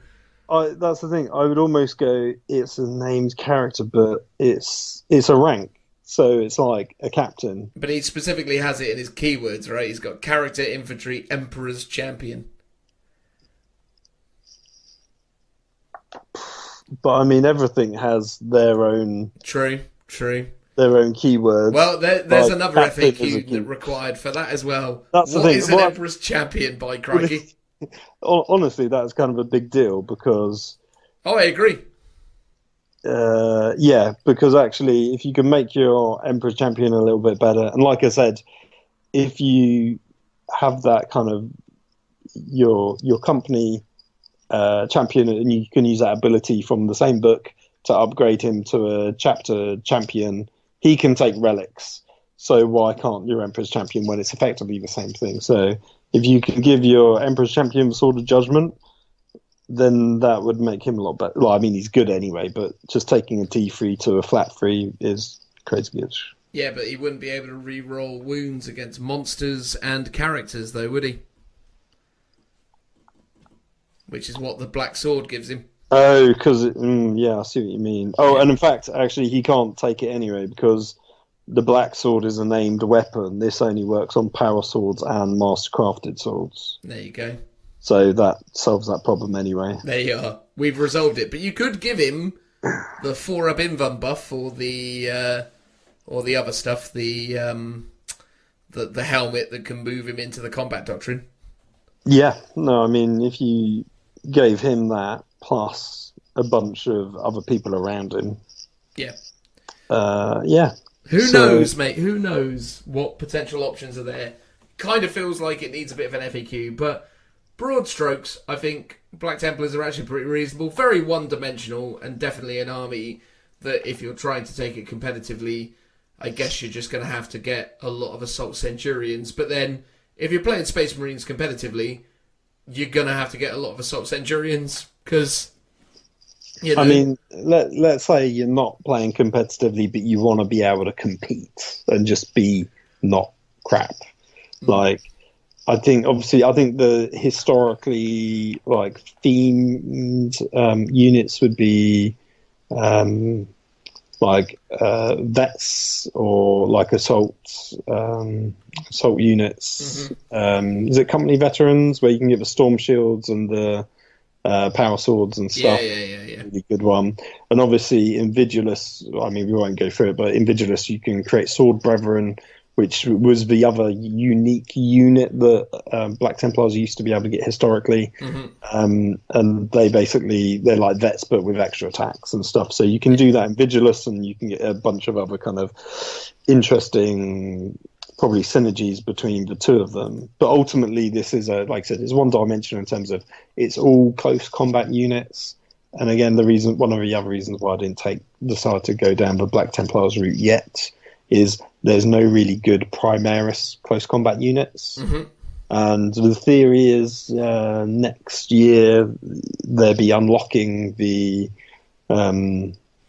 what type of armor? The Gravis armor range of Space Marines, because obviously we've had the Phobos one and stuff. So next year maybe will be the year for Black Templars where they finally get some close combat assaulty type Primaris range, and hopefully Black Templar will be a bit more useful for that. Otherwise, for now, it feels like you've really got to take classic Space Marines, not your Primaris. I don't know, a 10-man Reaver squad might do all right.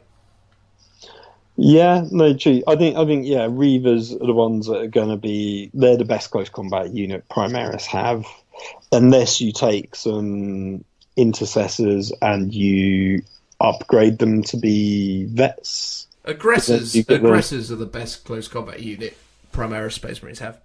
No, right, okay. Because aggressors have two power fists.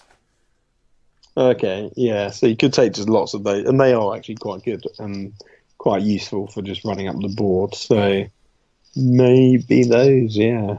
Yeah, aggressors, Centurions, or Reavers. That's the way forwards. But there you go. Hopefully you enjoyed us talking about Black Templars. We certainly did it for long enough.